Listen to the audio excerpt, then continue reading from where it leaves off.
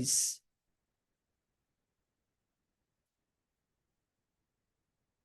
Instead of this, they use this gift for human indulgence that comes from the misguidance and that will bring a slap to humanity, a destruction to humanity at the end. If humanity, I'm interpreting his words, if humanity does not show thankfulness to these divine gifts, they will receive a punishment from the divine. Just as the extraordinary elements of civilization, Nursi continues, just as these extra elements of civilization are divine gifts, however, civilization did not use them with gratitude and proper actions and turned the divine blessing into destructions. It received such a slap that it lost all the happiness of life, and it lowered the people who are considered the most civilized to the level lower than the most primitive and savage people. Before going to hell, it makes them taste the torment of hell. And he's talking about the First and the Second World War. For example, airplanes were given to humanity to transport, for easy transportation, to make the life of people easier and more comfortable. But those airplanes were used to destroy themselves and others. And therefore that brought civilization into chaos. And that's what he says. Before going to hell, it makes them taste the torment of hell in this world. Dr. Sartoprak, 2 more minutes, okay? How many minutes? 2. 2, okay. I'm finishing then. Then he says, yes, radio, with regard to it being a comprehensive gift, requires a comprehensive gratitude. So this social media that we have, if we make this analogy of Nursi, it's a big gift from Allah. And it requires a comprehensive thankfulness.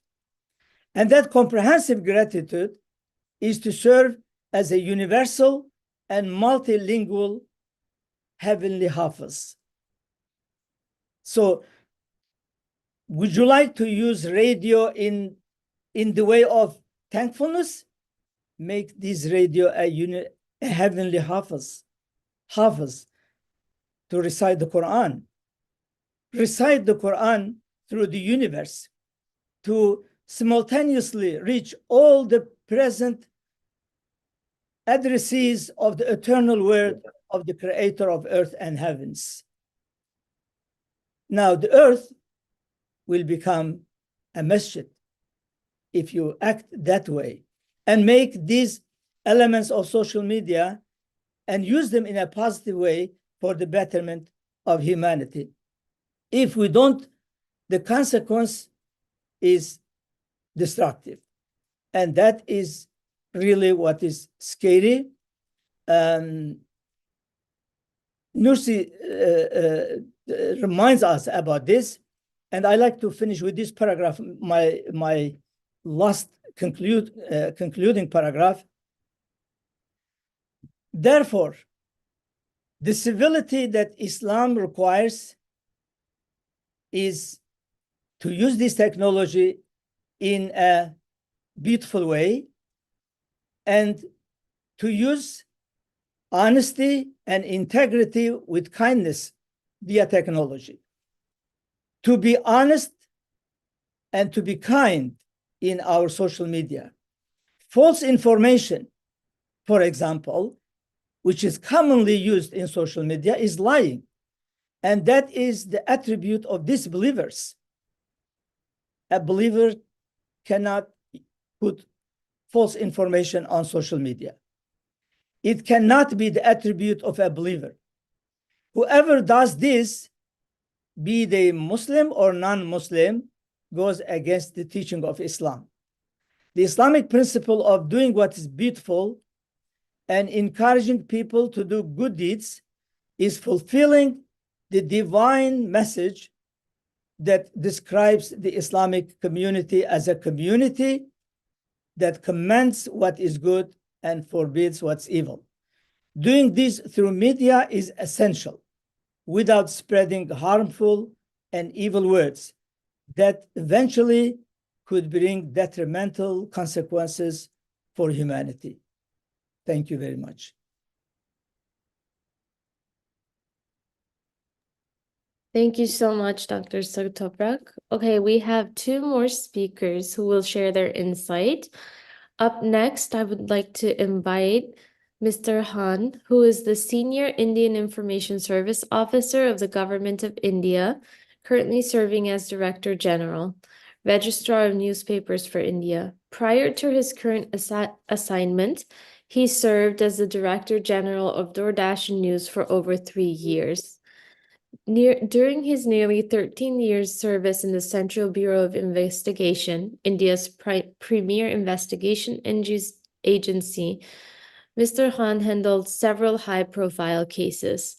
He has also served as Government of India's Director of Film Festival and represented India at the Cannes and Berlin Film Festivals. He is currently serving as the Press Registrar of India. Welcome and thank you for joining us. Thank you very much. Assalamu alaikum and good morning. Greetings to all the esteemed speakers, participants of this seminar. And I am grateful to the WISE Institute for inviting me to address this August gathering. The topic, religion, extremism, and the digital age, is a very important topic in the contemporary world. And though religion is a beautiful thing, but many people believe that lots of problems are created by religious intolerance.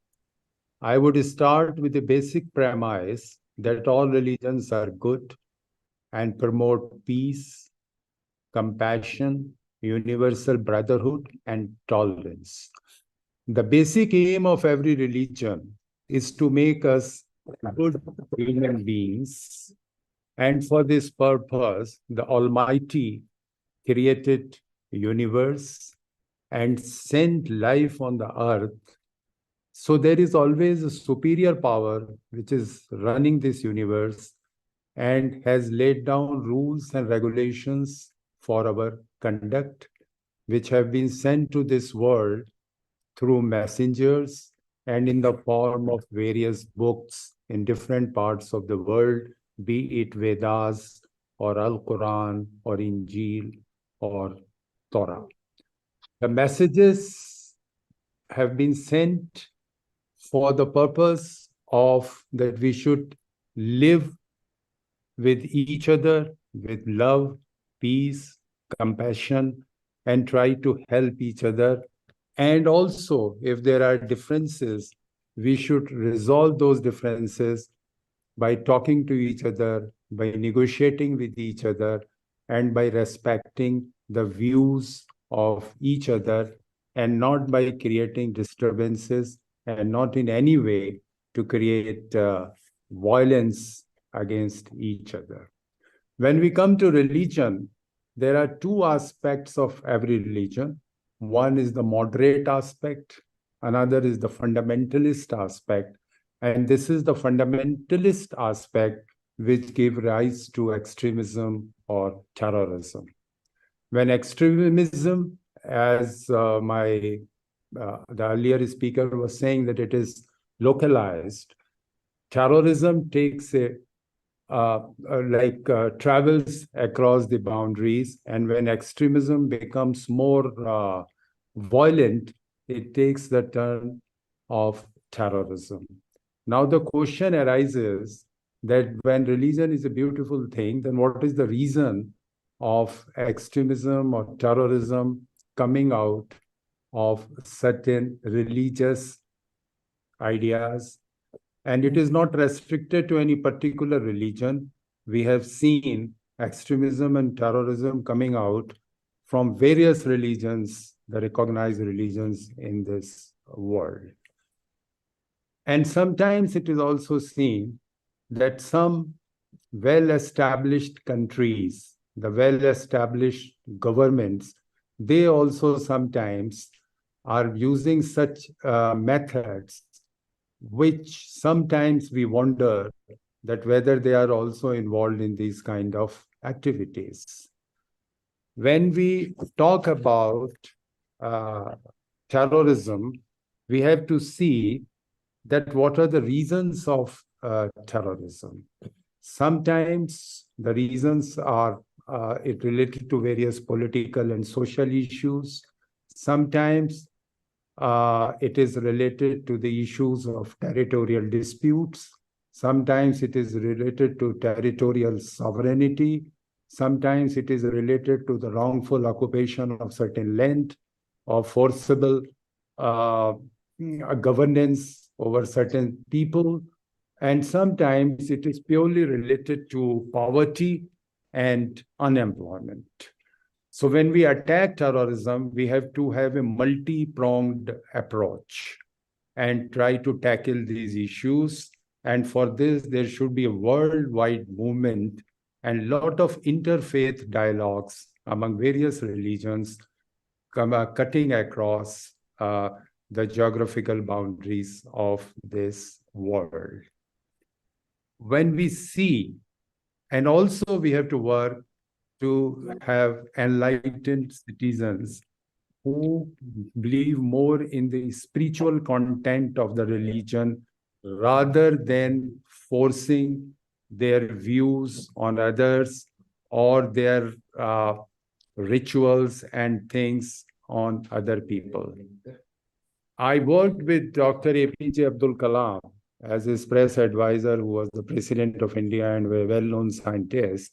He always used to say that the only solution to solve these problems is through dialogue, and particularly the interfaith dialogue among various religions. I come from India, and all the 6 major religions of the world exist in this country. So the effort is always that the people should mutually respect each other and try to understand the views of other people. Sometimes, as we see, a major conflict is going on in Middle East, and the recent thing started with the attack by an organization which is described by some people as terrorist organization, but for them, they are the freedom fighters and they are fighting for their land and against the forcible occupation of a country. And they took some action just against the civilians. But in what is happening the last 2 months after the first day of incident, which is highly condemnable by this organization, that a country, a well-established country, is flouting all the norms of international human behavior and is civilized behavior, and it is almost 2 months. So how these problems have to be solved? This is only through dialogue, only through somehow the United Nations is not able to do it, and they are trying their best, but a lot of people have to come forward from the civil society particularly, cutting across countries to ensure that these things don't happen in any part of the world. I remember in India, there was in ancient time, there was a Kalinga war, and after which the king Ashoka, he left this worldly pursuit, and he said that there is no trump in suffering. If you do victory and thousands of people have been killed, there is no use. Similarly, when Khalifa Umar reached Jerusalem, and he said, he is not going to force his way to anybody, because Allah created every human being as equal, and Allah is, as we say in Surah Al-Fatiha, Alhamdulillah Rabbil Alameen, Allah is for everybody in this universe. So now I come to the digital age. You see, sometimes what happens, the various means of media, whether it is traditional media or mass media or social media, and all these platforms of social media like WhatsApp or Instagram or other things, and Facebook, sometimes these tools are used, though they should be used for constructive purposes, but these tools are used for destructive purposes also. So we should also try to ensure that these tools are maximum used for constructive purposes, to spread the message of goodness, to spread the message of universal brotherhood and harmony, rather than issuing messages and creating posts which create disturbances in the society. And sometimes very wrong information is circulated. And once it is circulated, it goes within seconds throughout the world and create a lot of disturbance in the society. We have seen in our country that communal riots have taken place between different religious groups because of some old pictures and posts were circulated on the social media, and which resulted into killings of innocent people. Similarly, I will say that all religions, they give the same message, and ultimately we have to look towards the Almighty, whosoever, whatever name we may call, and try to create a good humanly society in which everybody is respected and everybody's views should be given respect.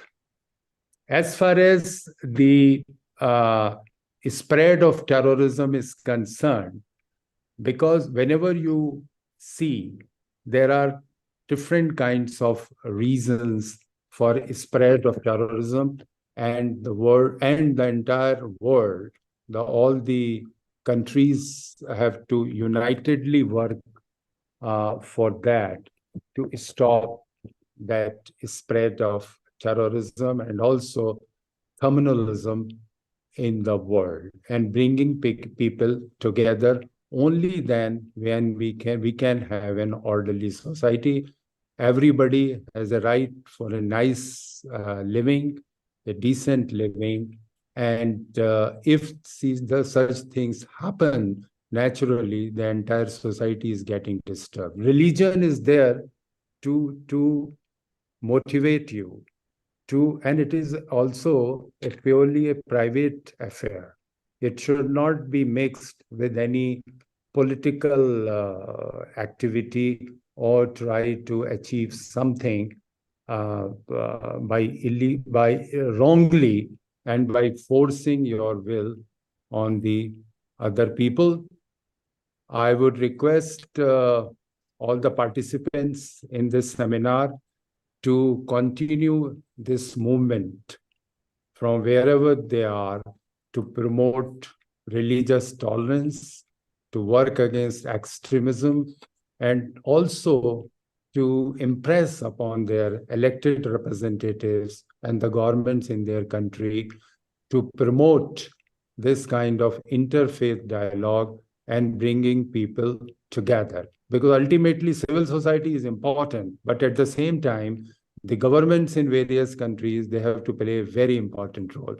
Recently, we have seen, particularly in the context of the present war which is going on in Middle East, as well as the other war which is going on in Ukraine, that number of times resolutions have come up in the United Nations General Assembly and Security Council, but they are either vetoed, or if they are passed, they are not obeyed. So this kind of, we have to start a movement about this, because ultimately we have an organization which is working for peaceful coexistence and for international peace and order. So that organization has to be respected. And particularly so when every country is there. There are about 193 countries who are the members of the UN. So if we ignore these kind of efforts of bringing peace and bringing religions together, and also controlling extremism and terrorism, then naturally our efforts are bound to fail. I would also request for the very constructive use of digital media, and particularly it should be used to control extremism and terrorism rather than to spread disharmony in the society or creating hatred in the society. Thank you very much for patient listening. I will not give an opportunity to the moderator to remind me that my time is finishing. I think I am almost covered the time allotted to me, and we have other distinguished speakers. And I hope that this movement, which has been started by the WISE Institute, will continue in future, because for this subject, we want continuous efforts. It is not going to be solved by one-time seminar or one-time conference. And now with the help of this, again, I will talk, the good use of technology and digital media, that we can talk to each other more frequently, can organize such kind of seminars without traveling from one part of the world to the other part of the world, and we can do it easily. Thank you very much. All the best. Thanks. Thank you so much, Mr. Han. Okay, and before I introduce our last speaker, I just want to say that in addition to people joining from America and India, we have many participants joining from the Philippines. So I want to extend our thanks to them because I know that time is very late there. So thank you for participating and joining and listening to us. So last but not least, we have Mr. Omar Siddiqui, who's the chairman and CEO and a global entrepreneur, social reformist, and educationalist. He is the managing director of Global Pact Holdings, which specializes in business and technology management. He has managed large software designs and development teams for some Fortune 500 companies. He is currently the president of the prestigious Anti-Corruption Academy and also founder of the think tank foundation named Idea of India. He is an outstanding public speaker and has been interviewed by many media such as BBC, CNN, and we are lucky to have him join us today. Thank you. Thank you, Madam Zainab. Thanks a lot. Assalamu alaikum wa rahmatullahi wa barakatuh. Namaskar, adab. Good evening to everyone who has joined from India, and good morning and good afternoon to our friends, brothers and sisters from Europe and United States. It's a privilege, it's a pleasure, and I'm thankful to WISE Institute, Dr. Unsal, and all our esteemed colleague, my dearest brother, Dr. Mufazzal, and all our esteemed colleagues and co-panelists here, that we all have gathered here for a very, very important, I should not say as a topic, it's, I think, the biggest issue in our life at the moment after our bread and butter. Because every day we get up, we find something on our mobile which is completely diluting our energy, our passion, our vision, our understanding, our brotherhood, and it is sucking our energy. And I think the biggest misuse of religion is happening at the moment in the world. And we all are responsible for it. We all are responsible for it.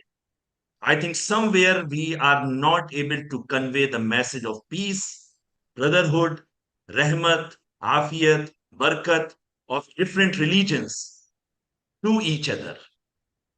I think we are not able to. We have failed as a society. We have failed as nations. We have failed as countries. We have failed as governments to bring peace and coexistence. And it is the time that if we want to live, as Mr. Satyamurthy mentioned, that if we want to make this world a beautiful place, we want to make this world a safer place, if we want to make this world a happy place, then as my dearest brother, Mr. S.M. Khan Sahab has just mentioned, that it has to be taken as a movement. It has to be taken as a mission.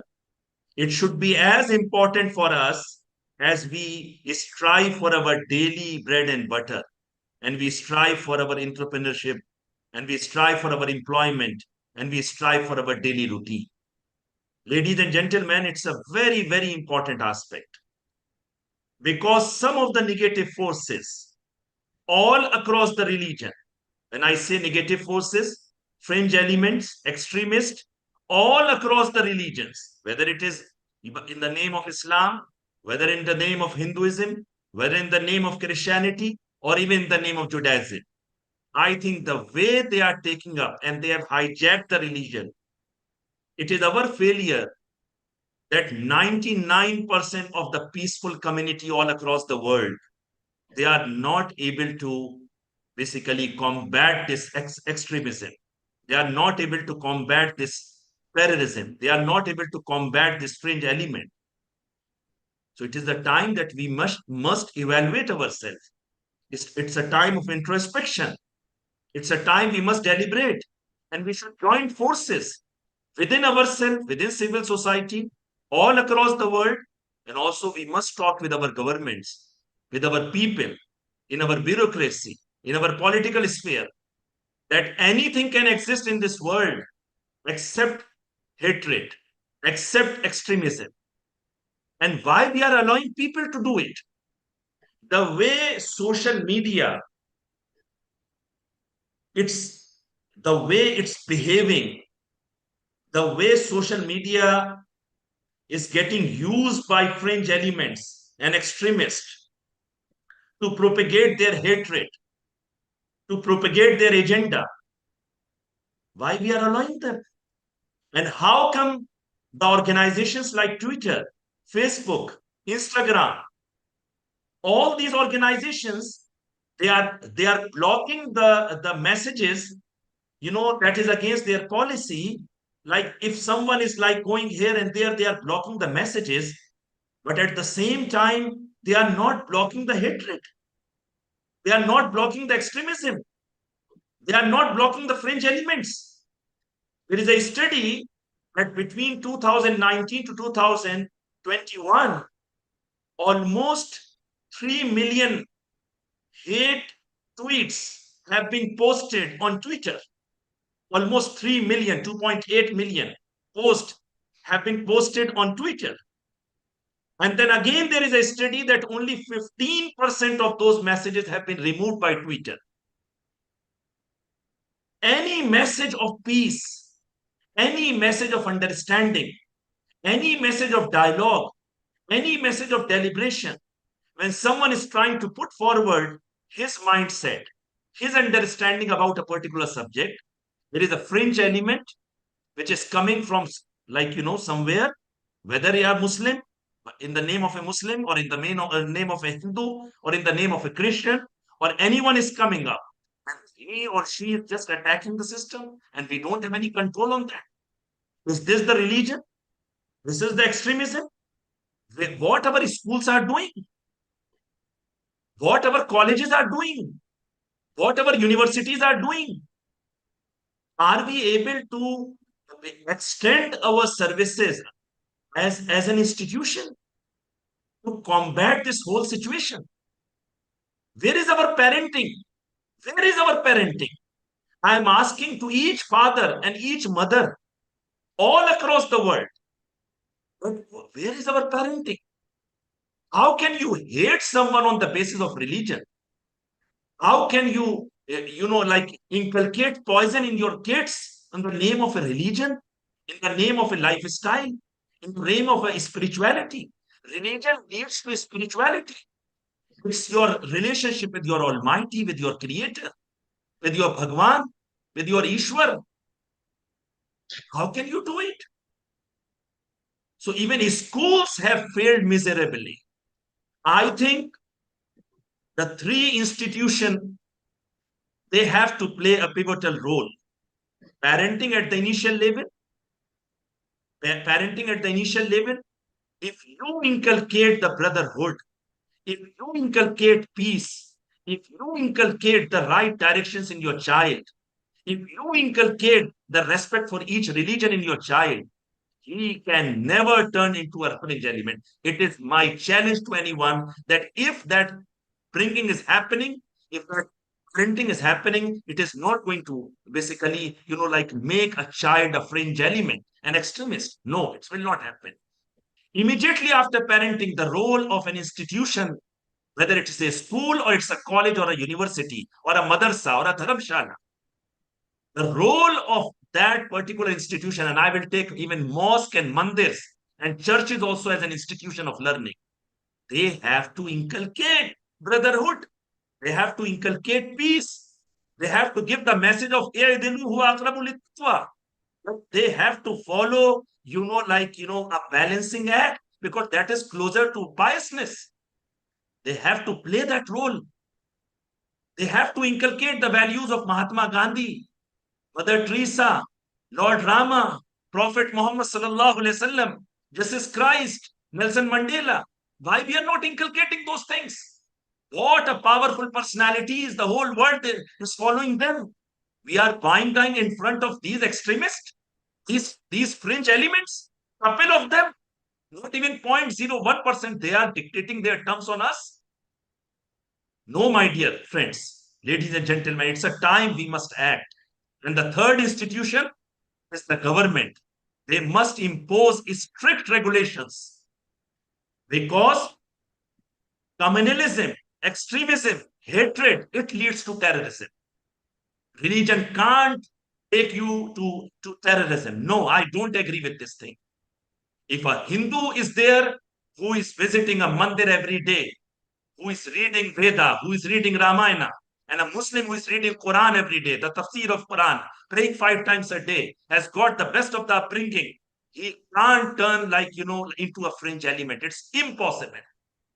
The whole thing which is happening, the ecosystem, what has been created by media, a section of the media, the digital, platforms, which has added fuel into this whole situation, that the time has come that the parenting, the institutional upbringing, the role of an institution and a school is very important. And the time has come when governments must realize that they can be here, they can be there, on irrespective of their ideologies. They have to act now to stop this entire hatred, fringe elements, and extremism through the digital media platform, through channels, through YouTube, through Insta, through all these things. And I think we are, on behalf of ID of India, I extend my all cooperation and support to WISE Institute and to other institutes all across the world and India, that we must basically take up this thing as a part of our life, as a duty of our life, and as a responsibility of our life. उनका जो फर्ज है वो अहले सियासत जाने. This is a famous couplet which I will explain. उनका जो फर्ज है वो अहले सियासत जाने, मेरा पैगाम मोहब्बत है जहां तक पहुंचे. Whatever responsibility and accountability a politician has, he should do that. My message is a message of peace and love, and it should go to all corners of the world. Thanks a lot, ladies and gentlemen. Okay, I would like to thank all of the speakers that joined us today for their wonderful introductory remarks. And Dr. Insal, unless you have anything to add, I think we're going to take a short break, and we will be joining the other rooms at 11 Eastern time. And then what time is it in India? I'm not so sure. Also, I would like to thank everybody, and especially in this part of the world, from the Philippines, India, and other countries. Thank you very much, Ms. Zeynep Çakmak. And inshallah, we will start the first sessions 11:05. Technical sessions. We will continue with technical sessions. And we have, I think, 5 speakers in first session. So thank you very much for everybody.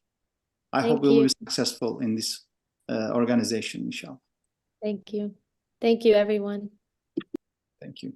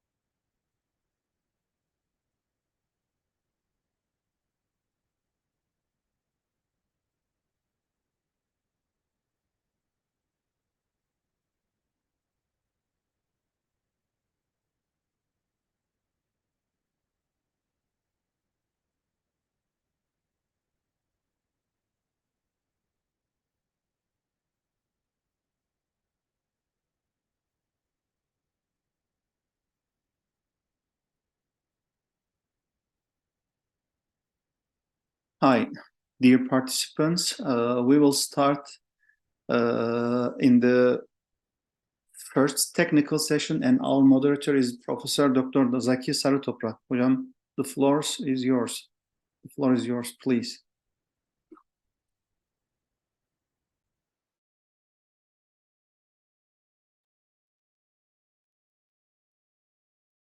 Hello, everyone.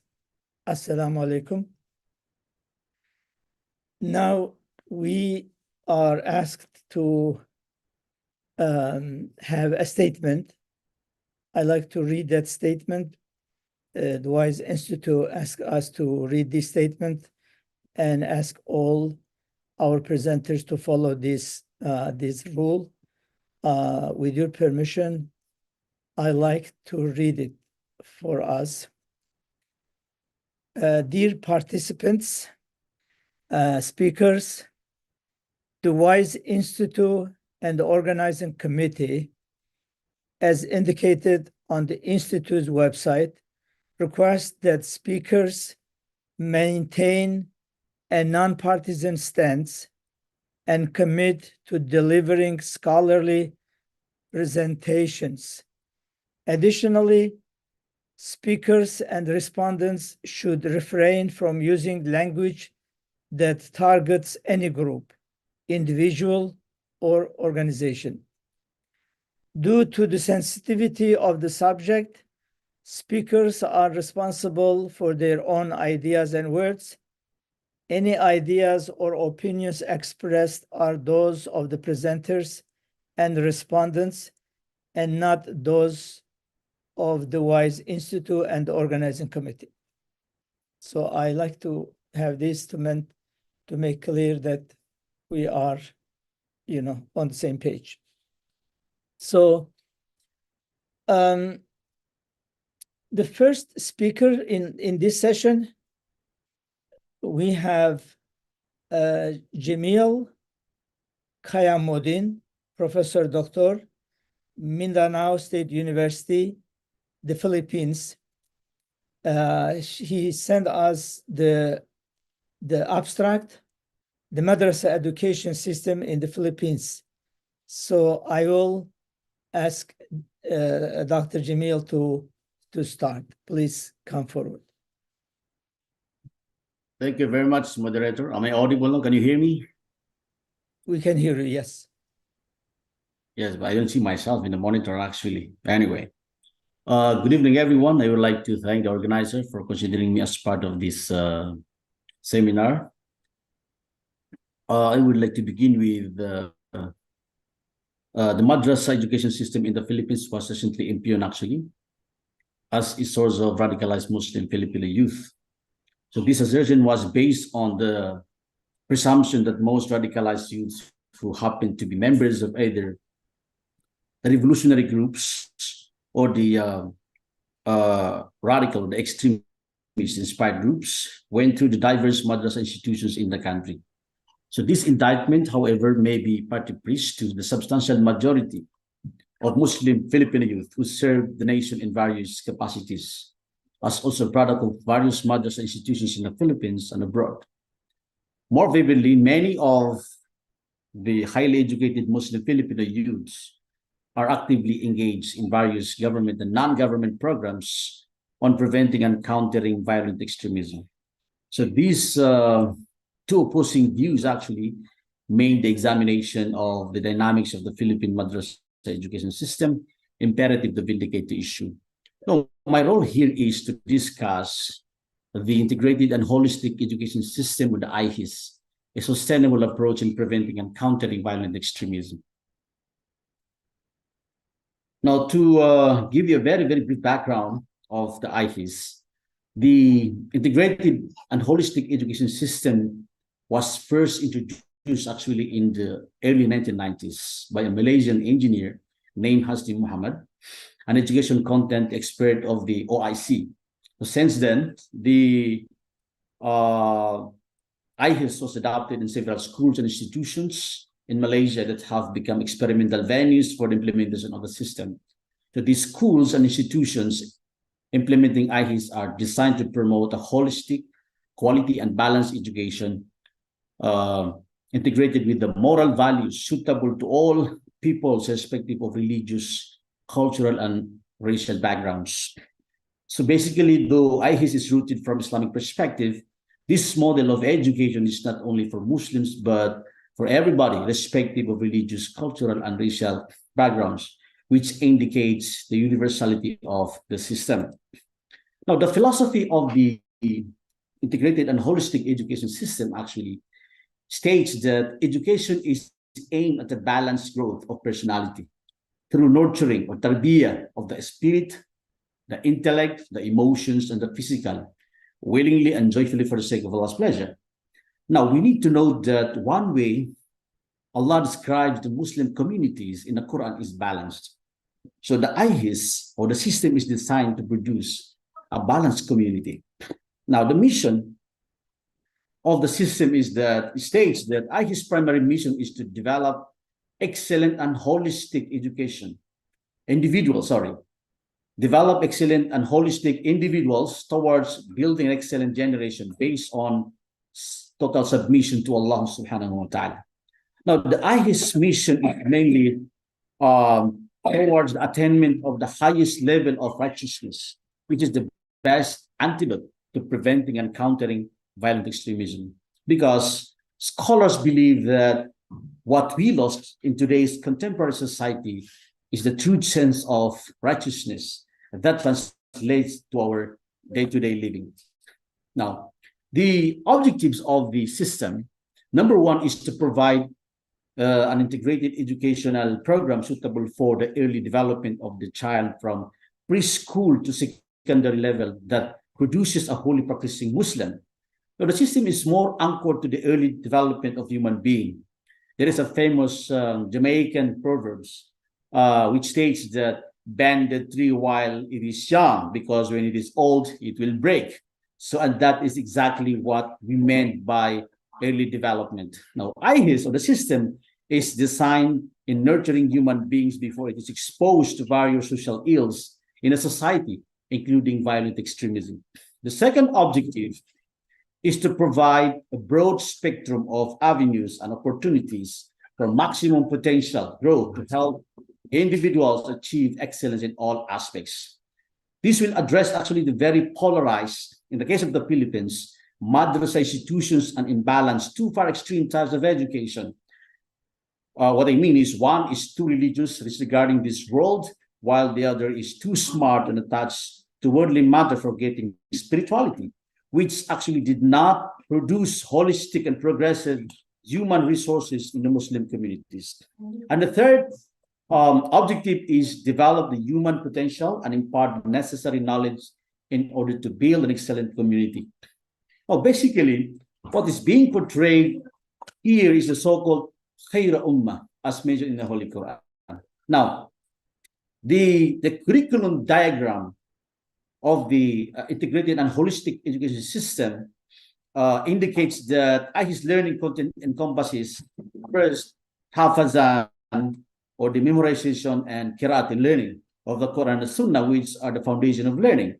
And it includes also the language development. In the case of Malaysia, being the home of this model, they develop Arabic, Malay, English, and Mandarin. In the case of the Philippines, we can probably develop Arabic, English, and Filipino, or maybe Malay, because we have universities or colleges offering Bahasa Malay. And also mathematics and the natural and applied sciences, basic arithmetic, information and communication technology, the arts and humanities. That's on the part of the profane.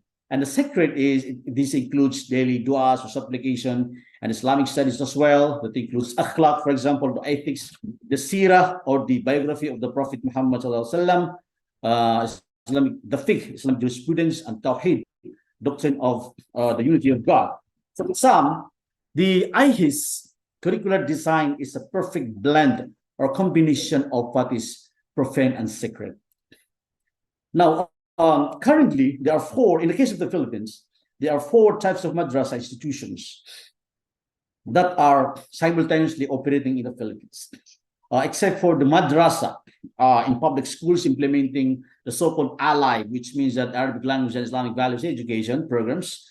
All of these madrasa institutions are managed by private organizations and or individuals. Now, there is a need to integrate curricula and learning contents from all types of madrasa, which will eventually make Muslim children, as well as Dr. Al-Atas actually is a living philosopher in Malaysia, when he referred to this kind of output as good man or insan adabi, or reach the state of being full human, insan kamil, as viewed by Fethullah Gulen, as a result of the holistic education. Now, in sum, the integrated and holistic education system focuses actually on the outcome-based learning, which aims to the immersion of knowledge, character building or akhlaq, academic achievement, and application in life. It indicates that the system encompasses all aspects of human life, with its various potentials to develop in different levels. Now, the issue of madrasa education system in the Philippines is vital in the progress and development of Muslim Filipino society. The very polarized nature of madrasa institutions undoubtedly slowed down the socioeconomic potentials of Muslim population for the past decades. Now, this dilemma has brought various long-term effects actually in the Muslim Filipino communities that remain until today without clear remedies at hand.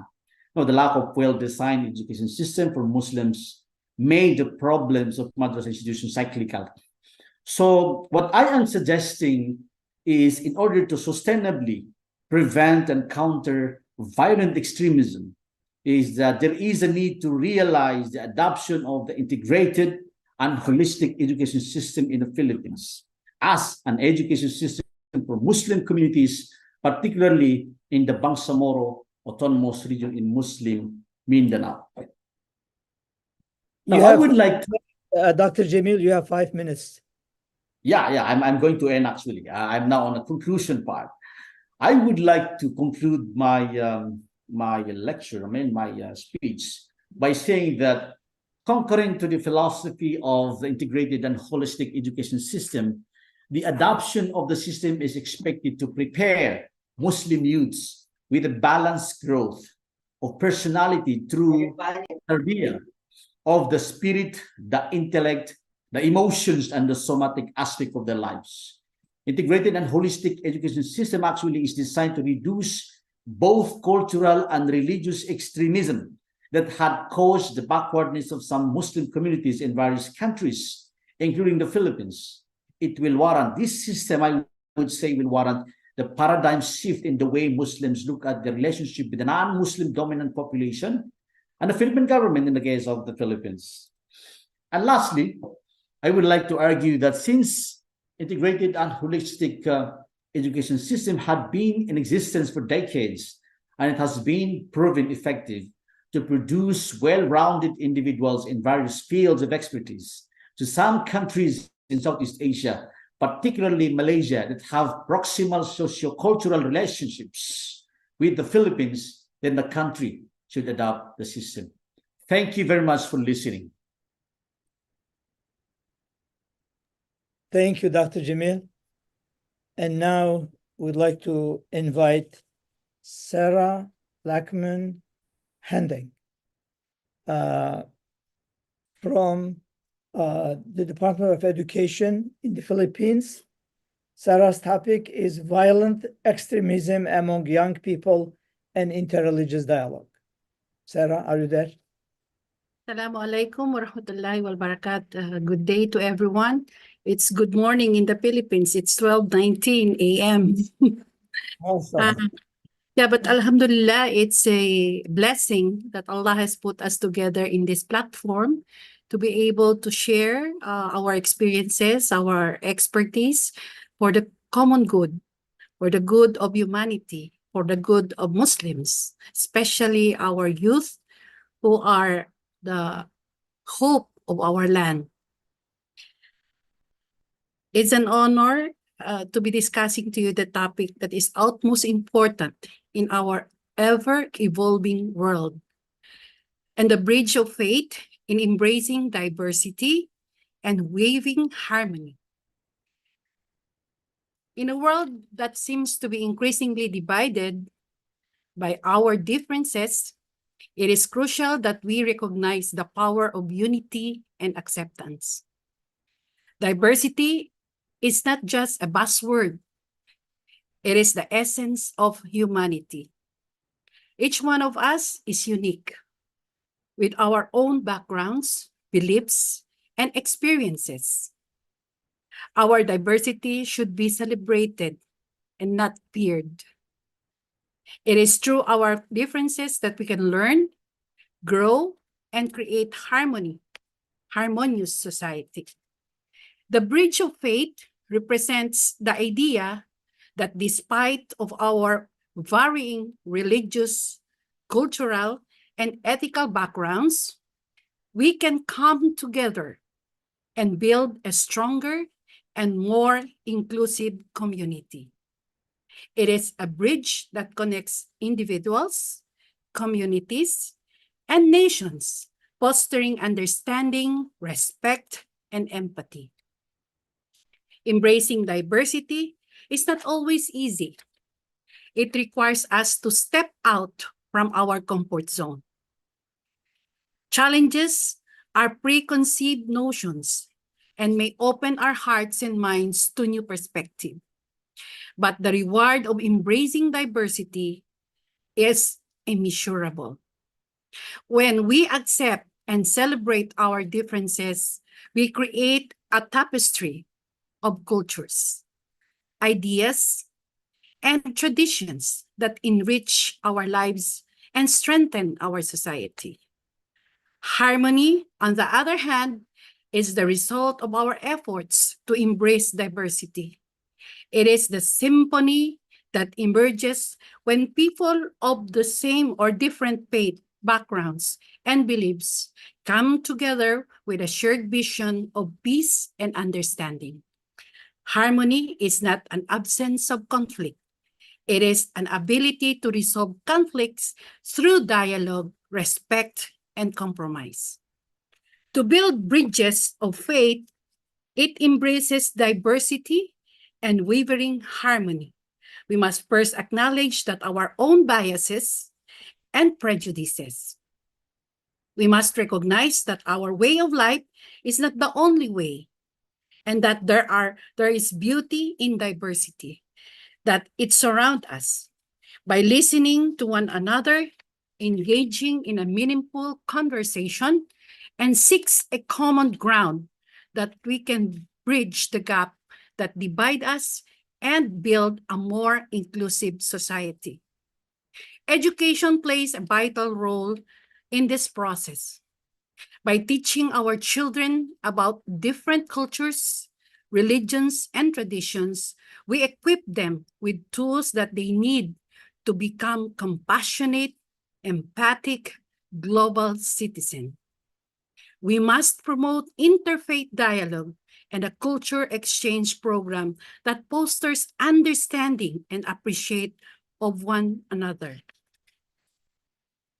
Furthermore, we must strive to create inclusive spaces where everyone feels valued and respected. This means breaking down barriers, whether they are physical, social, and psychological. We must challenge discriminatory practices and policies to ensure that opportunities are accessible to all, regardless of their backgrounds. In conclusion, the bridge of faith in embracing diversity and wavering harmony is not just a metamorphical structure.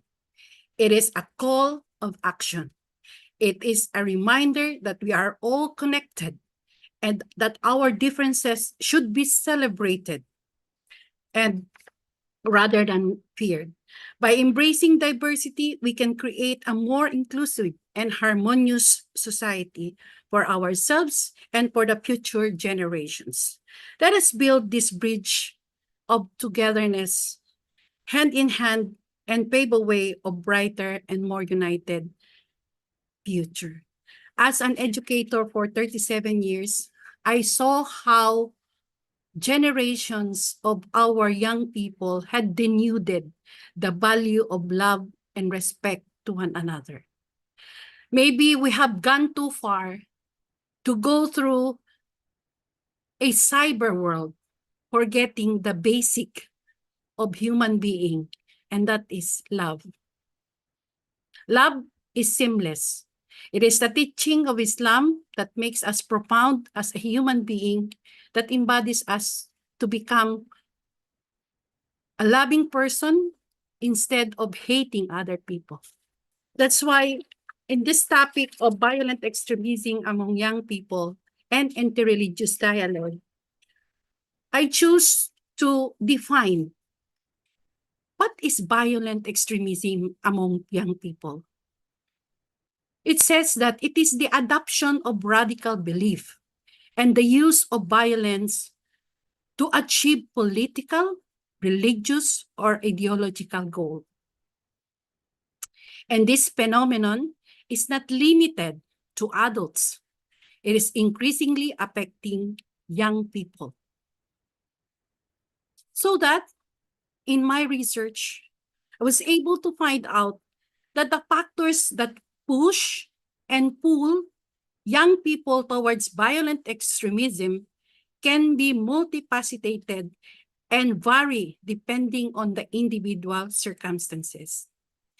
The push factors are enumerated as individual marginalization, lack of self-efficacy, social isolation, community marginalization and discrimination, Islam under attack, perception of employment prospects, human rights abuse, lack of rights, low satisfaction and trust in government, corruption, insecurity, satisfaction with public service, poverty, revenge, gun culture, social conflict, lack of living wage, and lack of opportunity.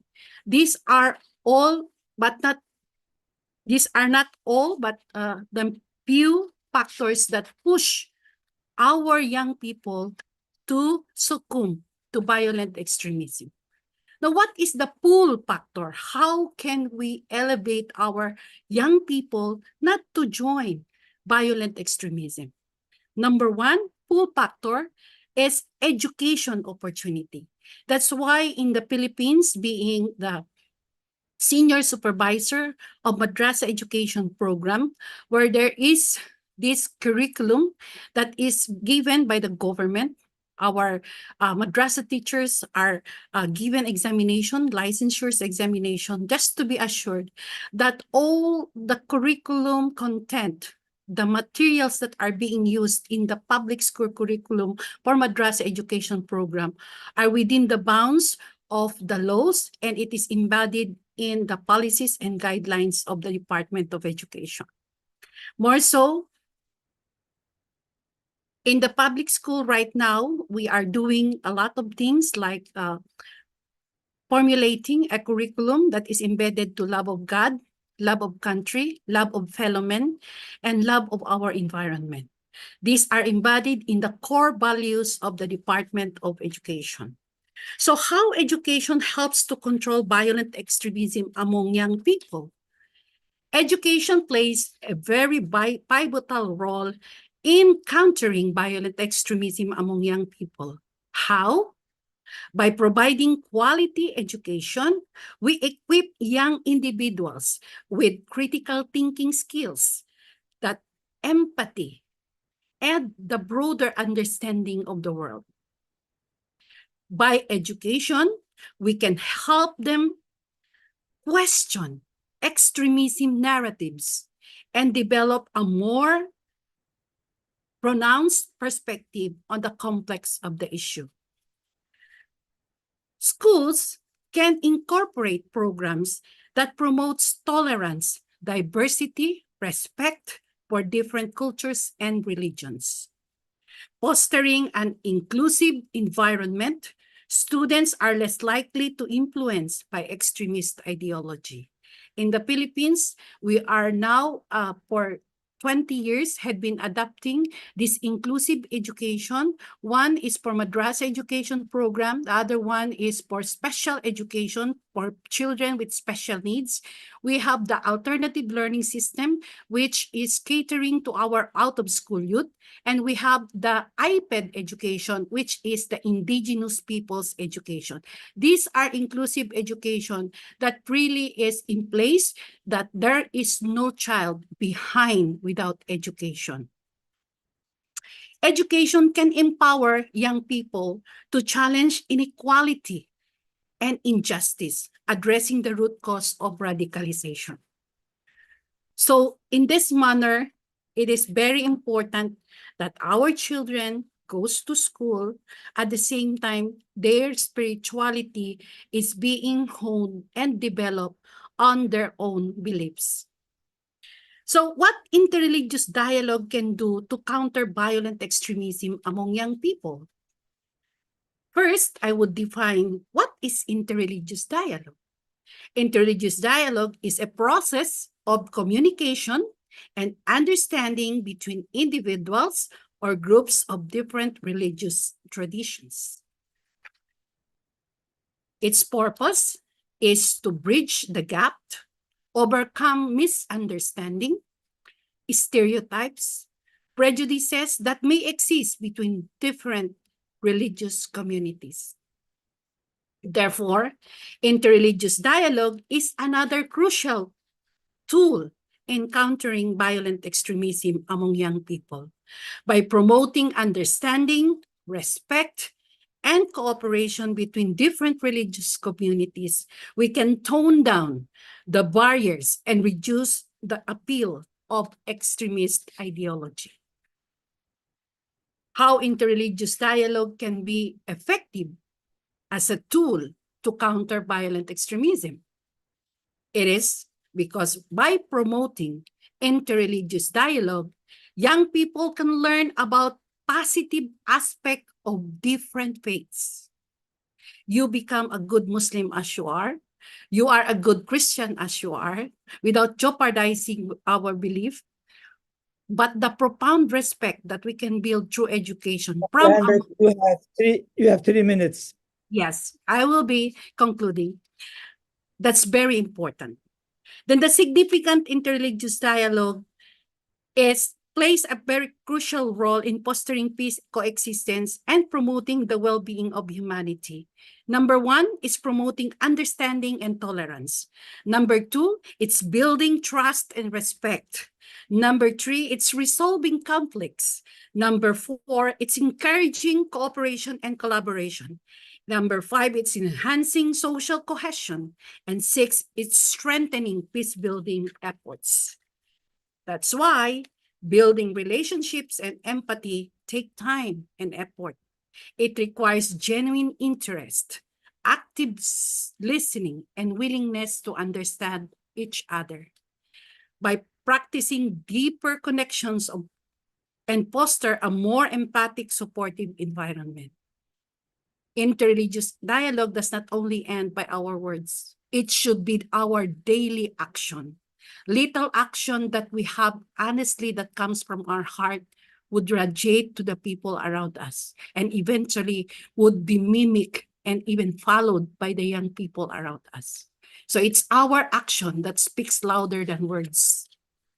Let me conclude that the issue of violent extremism among young people is a pressing concern that requires our attention. Education and interreligious dialogue are powerful tools in preventing and countering this phenomenon. By investing in quality education and promoting interfaith dialogue, we can have young individuals with knowledge, skills, understanding needed to reject ideologies that can build more peace and inclusive society. With that, I hope we will not stop. Let us continue to do these things, because war is not an answer to solve a problem. It's always peace and understanding that makes this world great, as Allah has given us the abode in this world. Thank you very much, and a pleasant day to everyone. Thank you, Dr. Hending. I would like now to invite Dr. Bolat Ahmed Kerimov, Associate Professor at Paragon International University, Cambodia. And the topic is innovative technology for peace. That's a very important topic. Dear ladies and gentlemen, good day. Are you being able to hear and see me? Yes. Thank you. It is a great pleasure to be able to join this panel and have the opportunity to share some thoughts, and maybe put forward more questions than providing answers. In my brief presentation on innovative technologies for peace, I will try to address the question why peace still is a rare commodity in the 21st century, and how can modern technology make peace maybe last a bit longer. So to the first part of my brief presentation, I will try to just emphasize some of the facts that I was able to find out in the open sources about why we think that peace still is a rare commodity. And unfortunately, evidence suggests that indeed peace remains a rare commodity on Earth. According to Deutsche Welle reporting, this year in 2023, conflict deaths are recorded to be higher than they have ever been in this century, over the past 2 decades. The total casualty exceeds 230,000 people in conflicts. Conflict deaths doubled comparing to previous years, and wars caused around 13% loss of global GDP, and that is the data provided by the Institute for Economics and Peace and their Global Peace Index. Average level of global peacefulness has sunk for the 9th year in a row. The previous high point was back in 2014, when we were witnessing Syrian civil conflict. Then erupted conflicts in Ethiopia, and now it's going on in Ukraine, Israel, Palestine, and so forth. As of today, it is almost just above 90 countries, depending on how you count them. Of the world's countries, 91 of them are now involved in some kind of conflict. The common feature probably of these wars is that they indeed are hard to win. We have to admit this. Just take a look at the conflicts in Yemen or Syria, which take over a decade now. The conflict in Yemen lasts for almost a decade. The conflict in Syria has been around 12 years now. And the price of these conflicts is getting higher and higher some rough estimates show us that almost $18 trillion, which accounts for about 13% of global GDP, was spent on those conflicts or war efforts.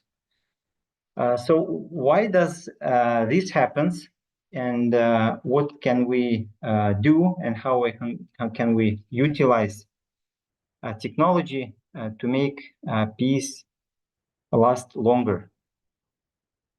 Well, when we mention technology, especially innovative technology, certainly many things may come to mind. We indeed believe that in that transformative impact of technology on societies and the potential to cultivate peace and prevent conflicts. Let me just give you a few examples of these technological innovative elements that we would call innovative technology that we might be utilizing as of today, and that somehow could be used to prolong the peace on Earth. In contrast to one of our one of the previous speakers in earlier session, I would suggest that social media actually may be used as a tool for peace. It may be a tool for peace education, at least. We may think of it as a facilitator of post-conflict reconciliation, or see it as a tool that would ensure accountability. So certainly it depends how we make use of and what we make out of it and how we use social media. But if we make right decisions, social media certainly may be a tool that we could utilize for peace by means of educations. Another element that I would like to mention is virtual reality, VR technology. Certainly that has a huge potential to at least increase our preparedness for disasters, and probably our preparedness to respond to some emergency situations. God forbid, we don't want these kind of things happen to us, but if these kind of troubles happen to take place, certainly virtual reality can help us faster and probably make it easier to overcome some of those problems. Just think of another example of satellites and drones that oftentimes are given in the context of warfare, but they can also help. They can help us prevent or mitigate the conflicts, mitigate the effects of war, and essentially be a response to conflict. They may foster post-conflict reconstruction or simply deliver humanitarian aid. That's also how we can make use of that technology. But I'd like to emphasize more on another point, and probably that would be the key element when we are talking about innovative technology and how we can make use of it to prolong peace, is artificial intelligence and machine learning. Well, we certainly know that today we are living in exceptional times when technologies such as artificial intelligence, some space-based technologies, are leading to reimagination of everything around us and are transforming our lives in many ways. we can make use of them in the way that they could help us actually analyze social media streams and help us analyze big data. And they can help us predict conflicts or improve mediation efforts. The question that we are probably asking here ourselves is, when we are writing a code, what is the logic of this code? How does it fit with our values?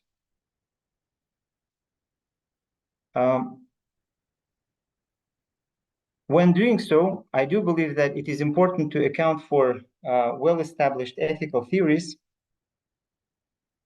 and our systems of morals, and probably some religious teachings as well, because as we conduct interdisciplinary research to address these kind of pressing issues such as ensuring peace, we want to make sure that our efforts contribute eventually to peace. Some of the well-known theories, ethical theories, those of us who are working with them know those, maybe some of them, just to mention relativism, for example, that might be subjective or cultural.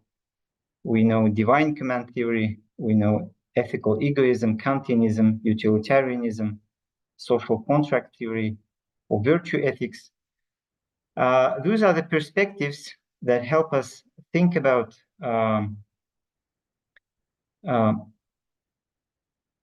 the decision-making process of machines and try to understand how consistent they can be in their choices.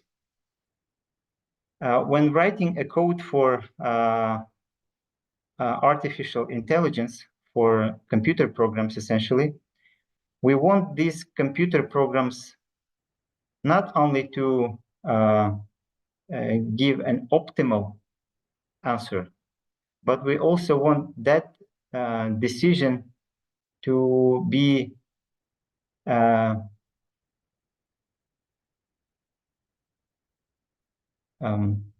consistent probably, and somehow reflect the set of values and morals that are important for us.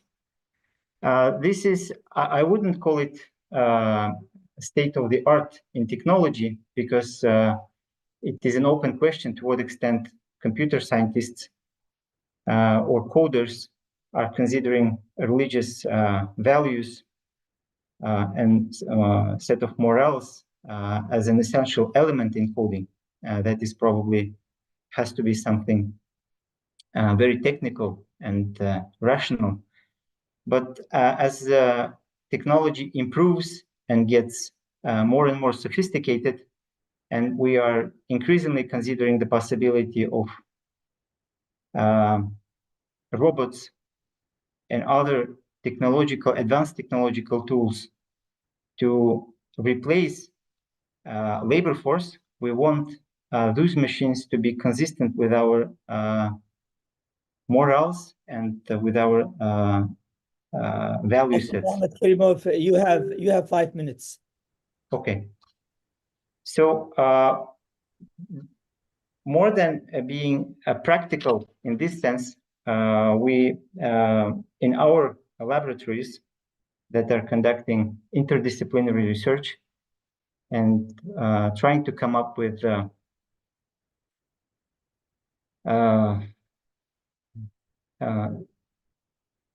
new instruments for analyzing big data. We want some of religious values also to be considered when coding specific software to analyze complex issues. This is what we are trying to do with our colleagues in computer science and international relations department, trying to answer IR questions, international relation questions. And when analyzing data from social media, from open sources, we want this software to account for certain keywords that would better account for context, that would better read the idea behind the stories. And when it proposes a specific summary that we would request for it, that it would somehow better reflect the system of morals that we consider important to ourselves. So it might sound a bit complicated, but this is what we find interesting and intriguing for ourselves when conducting our interdisciplinary research. Social scientists working together with engineers, trying to have our values better reflected in the software that analyzes big data. So to reiterate, certainly we are living in times when peace is a rare commodity, and if we are representing a generation that is contributing to the development of new technology, we want that technology to better reflect our values, ideas, and certain sensitivities. On that point, I will probably pause, and if there are any questions, certainly we'll be looking forward to a Q&A session. Thank you so much. Thank you very much, Dr. Ahmed Kerimov. And now I would like to invite Mohammed Jasim from Hidayah Dawa College, Darul Hidayah Dawa College. And the topic is digital coherence and extremism. Mohammed Jasim, please. Am I audible, sir? Am I audible? Yes.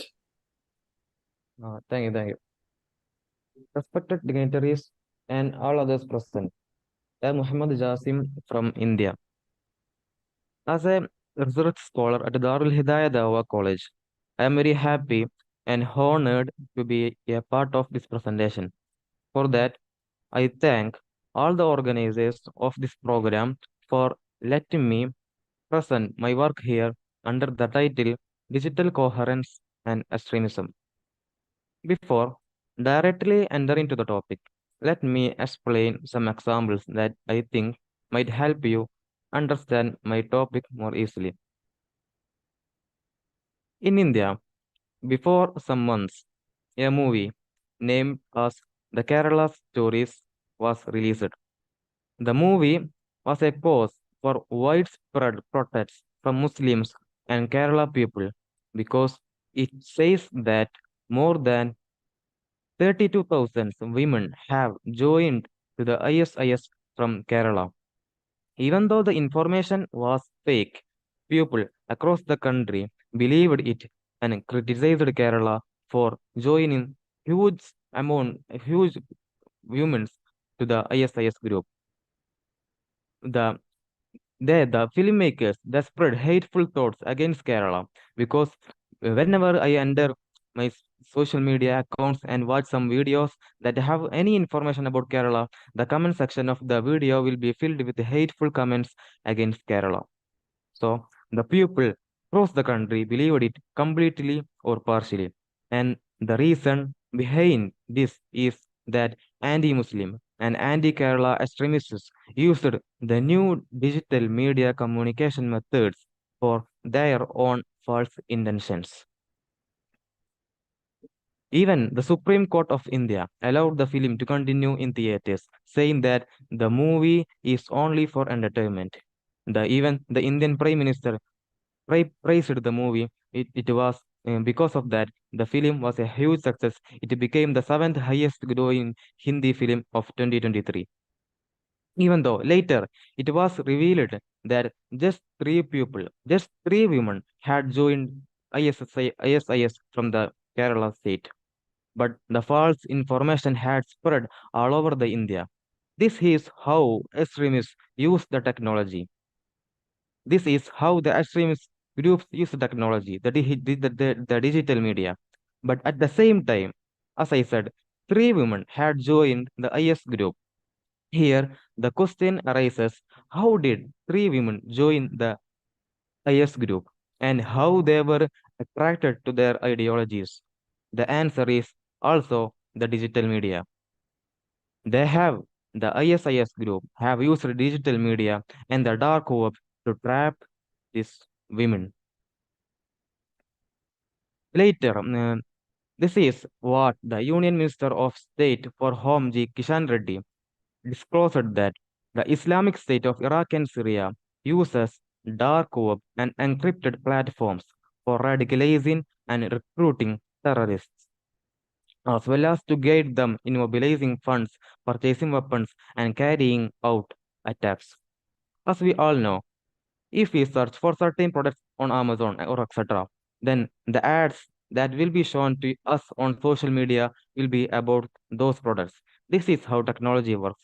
And so the terrorist groups use this opportunity, this algorithm method to trap people, especially by spreading false information. As I mentioned about the movie called Kerala Stories.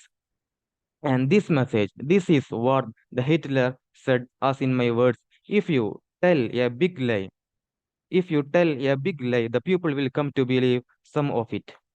The people will come to believe some of it. This is how as I said before, the Kerala Stories, the people said the 32,000 of women have joined the IS from the Kerala state only. And the people across the country believed that even the news is false, the sum of the news will be true. This is how the digital media works now, and the extremist group see is as a huge opportunity for them for this misleading information and spreadness of it.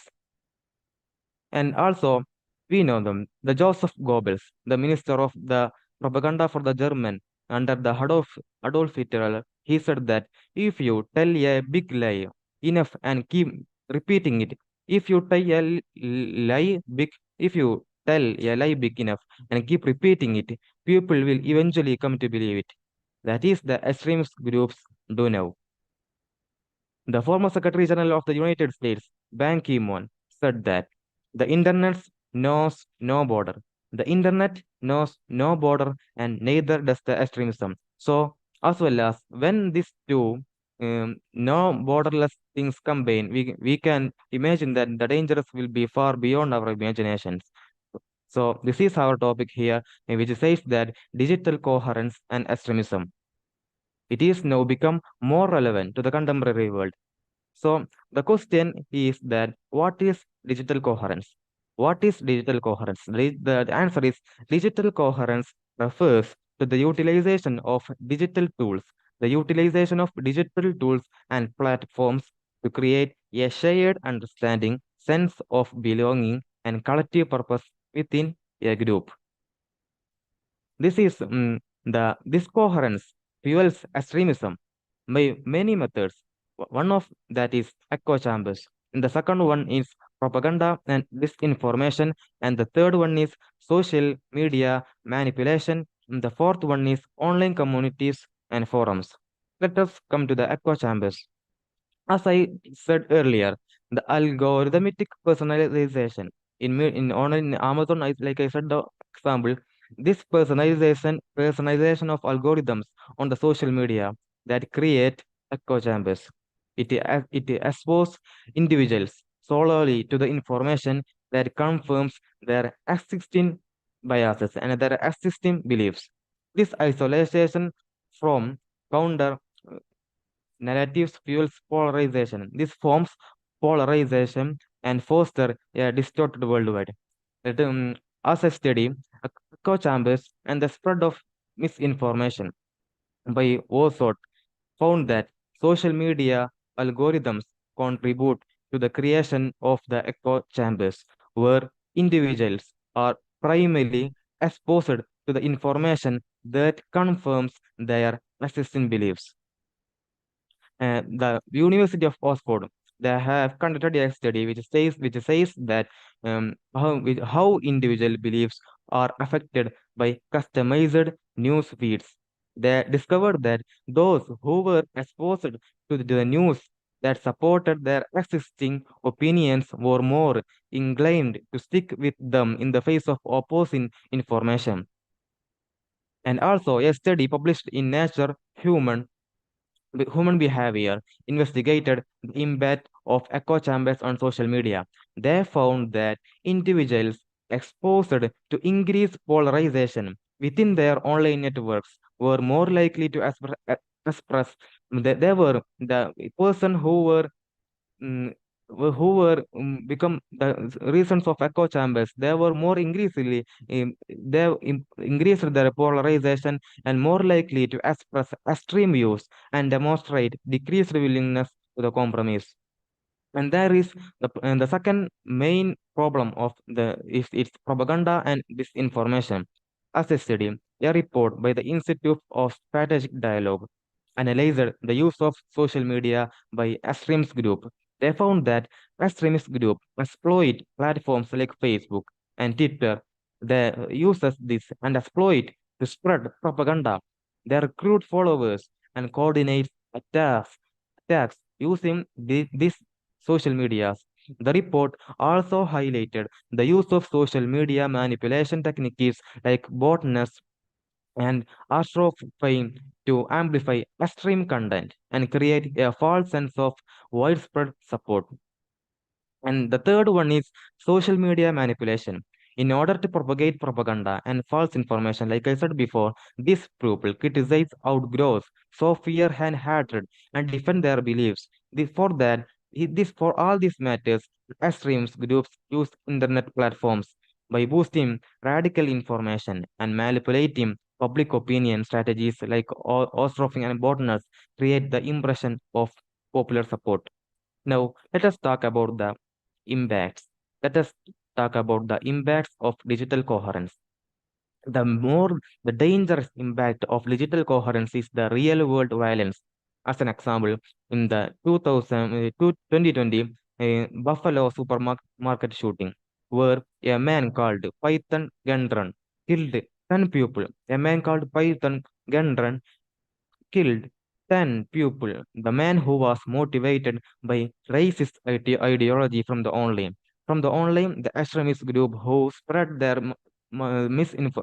false information for this man. And because of this technology, he fell to the algorithm and of the extremist group of their algorithm, and he had trapped, and because of his this influence he killed more than 10 people, and that is called the 2020 Buffalo supermarket. So there are many reports saying that the role of social media and the rise of the alt-right. It is a book by Marant. He highlights the alt-right's effective use of social media platform to spread its ideology and recruit members. And another book, QAnon and the Rise of Digital Conspiracies by Schaeffer. He examines the QAnon movement's reliance on social media and online communities to create a shared reality and a fuel conspiracy theories. And when we come to the report, You have 5 minutes left. okay, sir. Okay, sir. Let me conclude. A report by United Nations Office of Counter-Terrorism analyzed the role of social media in the rise of ISIS. They found that the ISIS they have utilized social media platform to spread its propaganda, recruit foreign fighters, and coordinate attacks. When we come to the before 2 days, the newspaper of India, the Hindu, was in the first page. The um, gave a news at least there was at least 13 people from who were arrested on the Saturday after the National Investigation Agencies of India conducted a raid across many states. They have arrested 13 people. They have tried to join the ISIS group before, because when the investigation agency says that the ISIS group have used its digital media, and it uses digital media for this people to be attracted in their methods. For that, we have many solutions. We can make our online medias we can save online medias from this by many methods. One of them is the media literacy education. Equipping individuals with the skills to critically evaluate information online is crucial to combat information and propaganda. We can we teach this people as our curriculum, and that how the social media have to be used, and what kind and how we can trust the social media. And in the evidence is that a meta-analysis by Paul and other men found that media literacy interventions led to a significant increase in students' ability to critically evaluate the information which they will see in the online media. And the other method is the tech company responsibilities. As we say, there are the tech companies like the Facebook and social media. The tech companies, they have the responsibilities. They have the responsibility to remove this false information and trap this people from using this kind of methods to for the um, harmful of this world. A study by Woolley at 2021 found that algorithmic changes implemented by social media platforms can significantly reduce the spread of information, the spread of misinformation. They said that the algorithmic changes implemented by social media platforms can significantly reduce the spread of misinformation. And we have another solution, that is the international cooperation. As the Global Internet Forum to Counter Terrorism demonstrated the effectiveness of international collaboration in addressing online terrorism. So, totally, uh, we have to know that uh, the digital coherence, the ASIS, and other there are other many extremist groups. Like I said, the Alt-Right in the US, and the other groups, they are using the digital media. They are using the digital media to for various their purposes. They have misleading the people of our world to many problems, so that the digital media problems can be solved by the solutions which I said here. So uh, let let me conclude my words here. Thank you, sir. Thank you all. Assalamu alaikum wa rahmatullah. Wa alaikum salam wa rahmatullahi wa barakatuh. Thank you, Muhammad Jassim. And thank you all the presenters, Dr. Jamal, Dr. Sarah, Dr. Bulat, and Muhammad Jassim. Thank you all. You shared very beautiful information with us. We have time for questions. Normally, we have about 10 minutes for questions, but if we have more questions, I will add 5 more minutes, so we have 15 minutes for questions. I see one question in the chat, and basically, let me see. This question is for Dr. Sarah Handang, and the question is, what is the role of psychological reasons and misinterpretation of religion as factors that push young people towards radicalism and terrorism? So, Dr. Sarah, could you please elaborate on this question? Come again, sir. Come again. What's the question? The question is, what is the role of psychological reasons and misinterpretation of religion as factors that push young people towards the radicalism and terrorism? The psychological effect of the things that our young people are seeing via internet has really something to do with the way they think. And it's very important for us as educator, as parents, to be able to control and see what kind of things that our children are viewing or seeing. It's important that parents should give time to their children, because leaving them of what they wanted to see is very dangerous, especially that they still do not know how to weigh things that are good or bad. Sometimes social media, as our previous speaker said, can be beneficial and can be detrimental. It's about how we use it. As you have said in your previous talk, that it is sometimes a platform for dawah. But then if our youngs are not properly guided, that what they see in the social media might be interpreted as right, even if it is wrong, without the guidance of the adult. So it's very important that whatever psychological effect that the child had in exposure to extremist idealism, is it because people, parents, teachers, educators must come together to educate our young.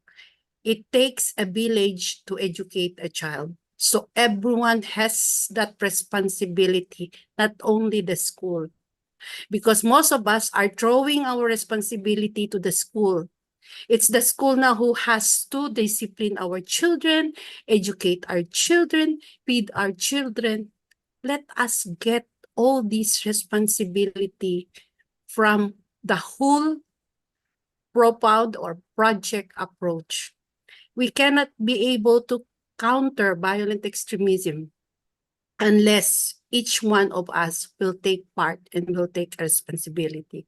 Owning the problem of this phenomenon is a great victory for all of us. That's all that I can say. Thank you very much. I think you mentioned very, very important things to control the sources of the information, to make sure that they receive the right information. I think these are very important for the young generation, especially the parents, families. That's very important. Any other question? Yes, Mufassal, sorry. First of all, let me express my thanks to all the distinguished speakers for your insightful presentations and ideas. And I have questions for two speakers from this session. My initial query is directed to Dr. Sarah. I seek her insights on effective strategies that parents, educators, or mentors can effectively utilize to identify the early signs of radicalization in young individuals, and intervene appropriately. And now, turning to Professor Bulal, with his expertise in innovative technologies for peace, I'd like him to reflect on how the virtual realities and are in the same breath, the augmented reality technologies contribute to the cultivation of empathy, understanding of diverse communities, and of course, ultimately, the fostering of peace. So these are two questions for two different speakers. I hope you may reflect on. Thank you. Wonderful. Maybe we can start with Dr. Sarah. Could you please elaborate on the question? Answering the question. It seems that my internet is slowing down. Can you please repeat again the question? Yep. Dr. Yes, ma'am. I actually want to seek your insights, your ideas, and how effective strategies that parents, educators, or the mentors can utilize to identify the early signs of radicalization in young minds, young individuals, and intervene appropriately and timely. Yeah, it's very important that educators will be trained, will be capacitated to detect early involvement or children exposed to extremist idealism. No? There are educators in the Philippines are having a lot of training This is an intergovernment agency programs that are embodied in our AO 70, which is our Executive Order number 70, that is encountering violent extremism in the community and involving various line agencies to be able to come together, educate only not the young people, but also the people in the community on how to protect themselves from advocacy of this Black propaganda and Black advocacy in the community. And so the approach is that it is coming from the different line agencies, be it government, be it private institutions that care for peace and harmony in the community. So that as an educator, as a parent, we have all the right to protect our children. Because one of the speakers said that there's this saying that if you will bend the tree that is already grown up, it will break. But if you will try to bend a plant, it can still follow. So it means if we educate our children, our young people at the young age, to be able to have that resilience in the ideology of violent extremism, they can protect themselves from propagandas, and sometimes the recruitment process that these children are exposed to. No? We do not know. We are looking into our children that are kept in the room. We're always happy that they are inside the house, but what do we know? What they are doing, what they are exposed to when they are using their phones, laptops, and everything, their gadgets inside the house. So what I'm saying here is that each one of us has to take a responsibility in detecting, protecting, and making an advocacy that will build a shield to every child at home, not to succumb to these extremist ideologies. That's all. Thank you. That's wonderful. Dr. Bulat. Yes, sure. Thank you so much for the question. As I could record it, it was on virtual and augmented reality. And we certainly realize that virtual reality is still an emerging technology, but researchers all over the world, and especially in developed countries, are exploring its possibilities in various areas, especially including in conflict zones. I mentioned in the example that I gave a variety of research that points to virtual reality's potential in disaster preparedness and in its ability probably to respond to post-disasters or emergency situations. But there is another thing that we could probably emphasize is virtual reality's ability and its ability to potentially to contribute to peace in the realm of rapid learning. Essentially, virtual reality might be a tool that would provide us with a certain set of skills that would help us eliminate some of the things that lead to conflict. They could, especially at times when artificial intelligence leaves people with out of their workplaces and leads to unemployment of certain areas. In certain areas, virtual reality might help build up necessary competencies to probably get prepared for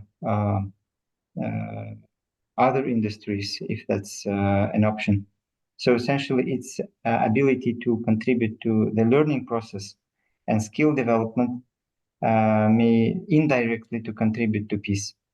In addition to the main one that I mentioned and that's something that stems from research, how it makes us more ready, prepared to emergency situations. But that's a starting point. Virtual reality certainly is something that it is an ongoing process, and what we make out of it leads us to this preliminary, probably, conclusions. But certainly, we do believe that prudent and wise use of this technology certainly would need to bring us to a noble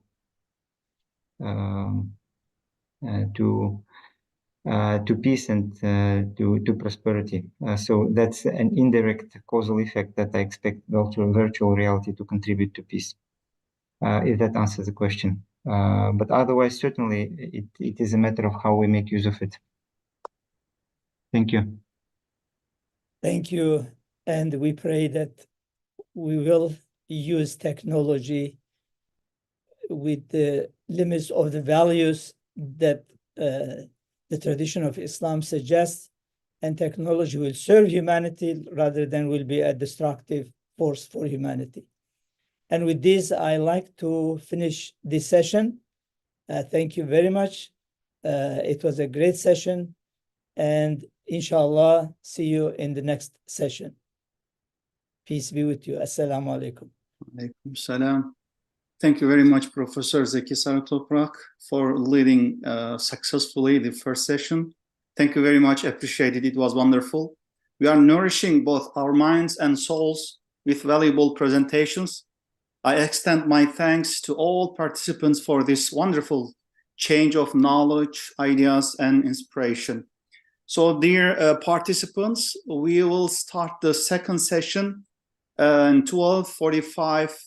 Means we have almost 25 minutes, 24 minutes, and we have break time now. Thank you very much. Thank you.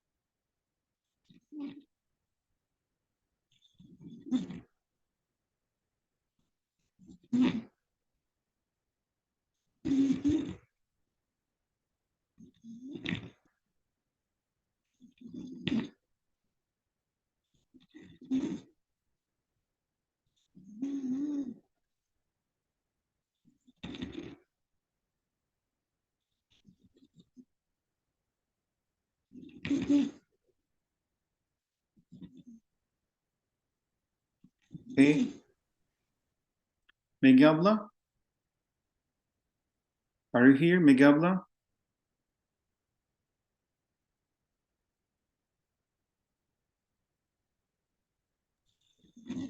One second, please.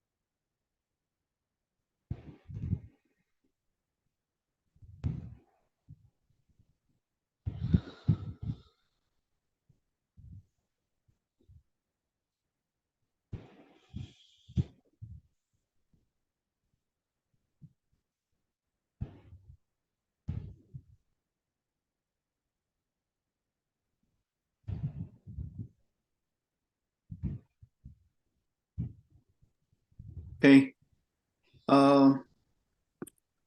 Dear participants, I think our second session's moderator has a problem. She couldn't answer me. So let's start it with a second session. If she comes, she can continue.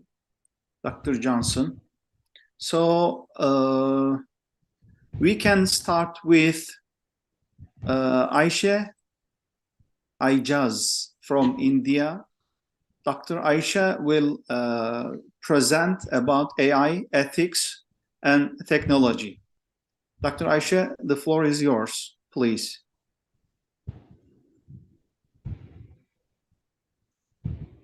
Hello. Yes. Hi, everyone. I just wanted to request, I think the timing has been mixed up. Because I was supposed to start at 12:15 according to the schedule. Is that correct?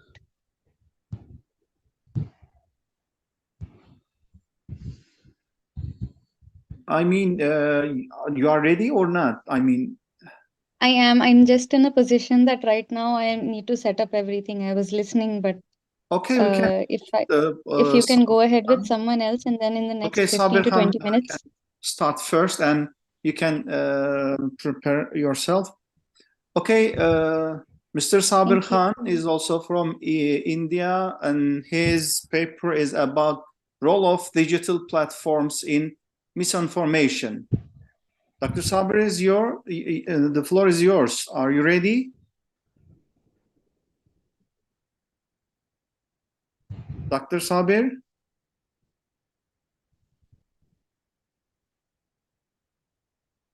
Sabir Khan? I know the time is really late over there. Okay.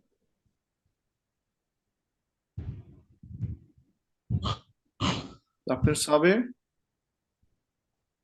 I saw him before, but I don't know what happened.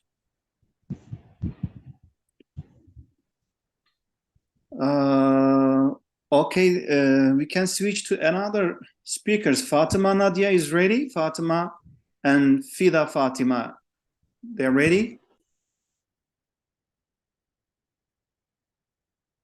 Hello? Can you hear me?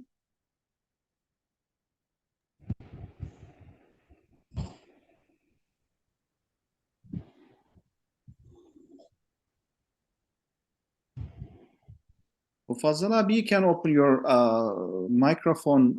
Do you know anything about them? Is there any problem, technical problem, or what's going on over there? We seems very late here in India, so probably Sabir Khan was there. He was continuously from the beginning to this session. He was here. Okay. But no, what happened to him, I'm not sure. But we can move on to another Margaret speaker. Abba, you came here. Margaret Abba, can you hear me? I think she came. Sorry, Dr. Mufazzal, what happened? Yeah. We can move on to another speaker. Lala Shahbaz is there, I think. Okay, we can continue with Lala Shahbaz. Dr. Muhammad Lala Shahbaz will present us about digital deception and extremism. Dr. Shahbaz, are you here ready?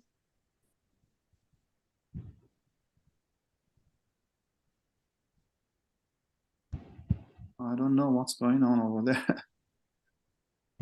Dr. Shahbaz is here.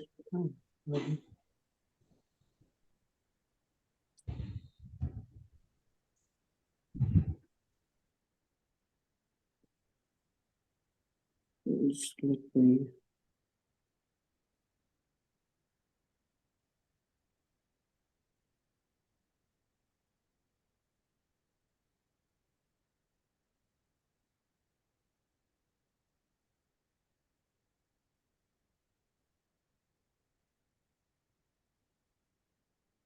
Okay. Margaret Allah, welcome. But we have some problems with participants in India. It's having some, speakers. I know what's going on over there.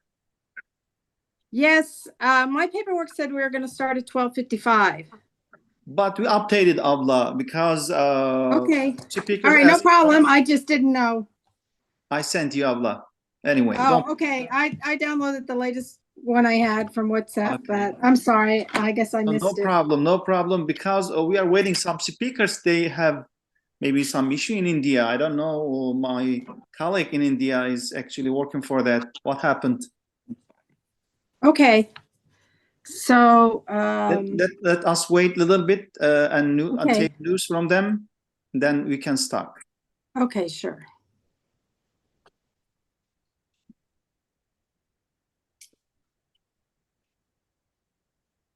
Anybody? Ayşe, Ayjaz, or Sabir Khan, or Fatima Nadia, or Muhammad Lala Shahbaz? Anybody is here?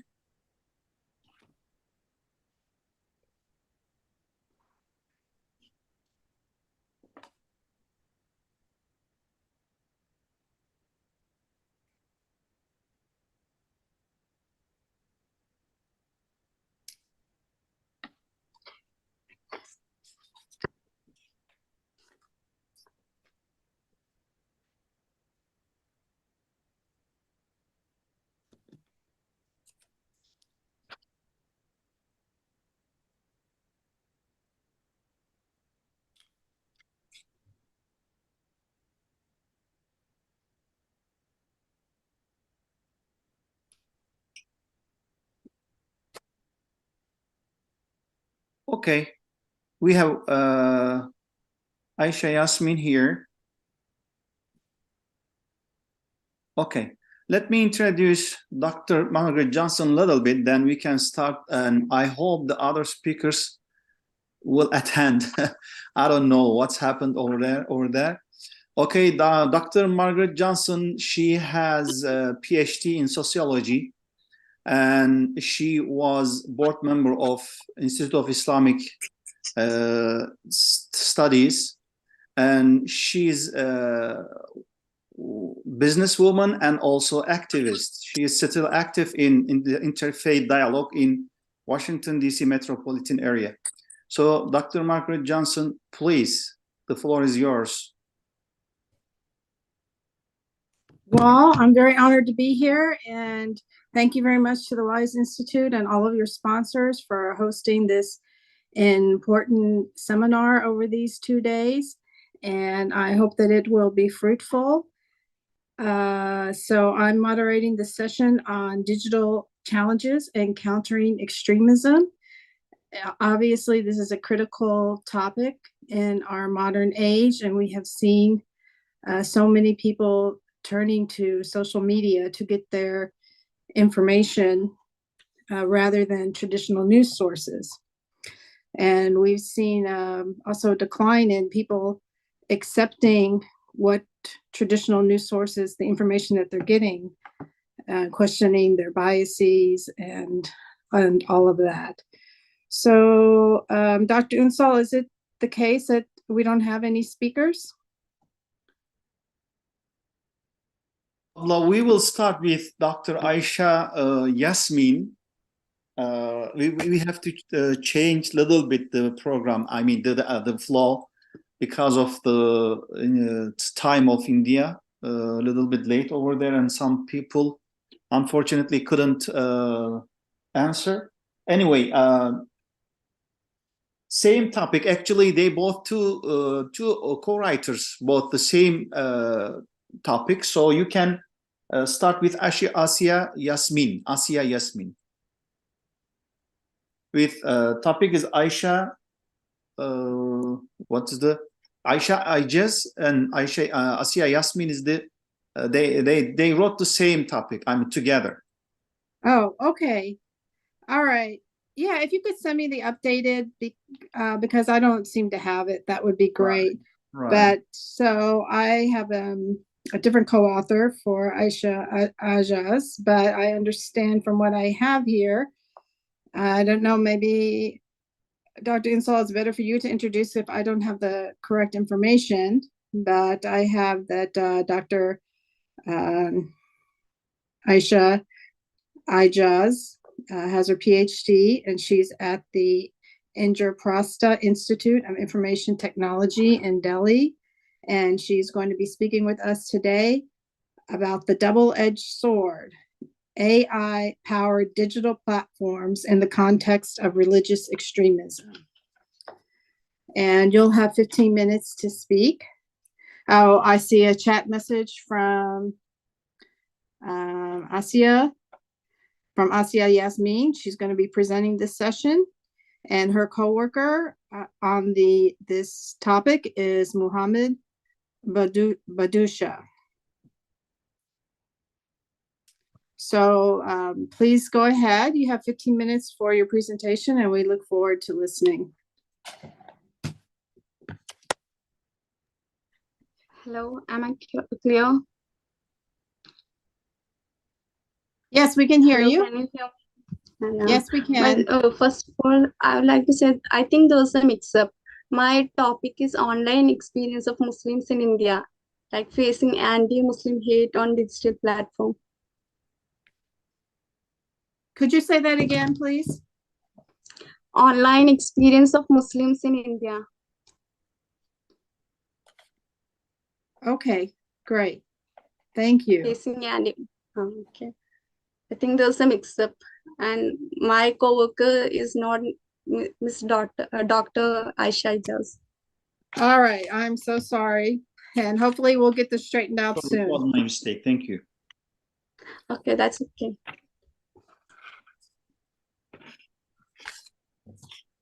So, can I start? Yes, please. Assalamu alaikum, and a very good day to all eminent dignitaries and scholars. And I am Asia Yasmin from India with Muhammad Badusha. And today we are presenting a paper on the topic online experience of Muslims in India facing anti-Muslim hate on digital platforms. Islamophobia has become a global phenomenon.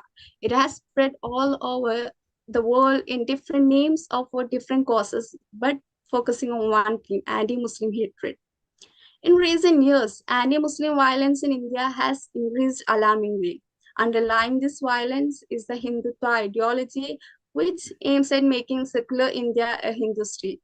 In India, the political ideology shaping the ruling Bharatiya Janata Party actively propagate hate through digital platforms. And since the Prime Minister Narendra Modi's election in 2014 and subsequent triumph in 2014, the digital hate within India and its diaspora has experienced a rapid and alarming surge. The hate content propelled by Hindutva primarily targets religious minorities such as Muslims and Christians, along with oppressed caste communities. Notably, severe forms of hate have been directed specifically at Muslims, including calls for genocide advocated by Hindutva ideologies. The rapid global expansion of digital media in the last 2 decades has fueled the rapid rise of online hate content. This poses a threat to social cohesion and democratic processes, simultaneously undermining the sense of security for those targeted by hate.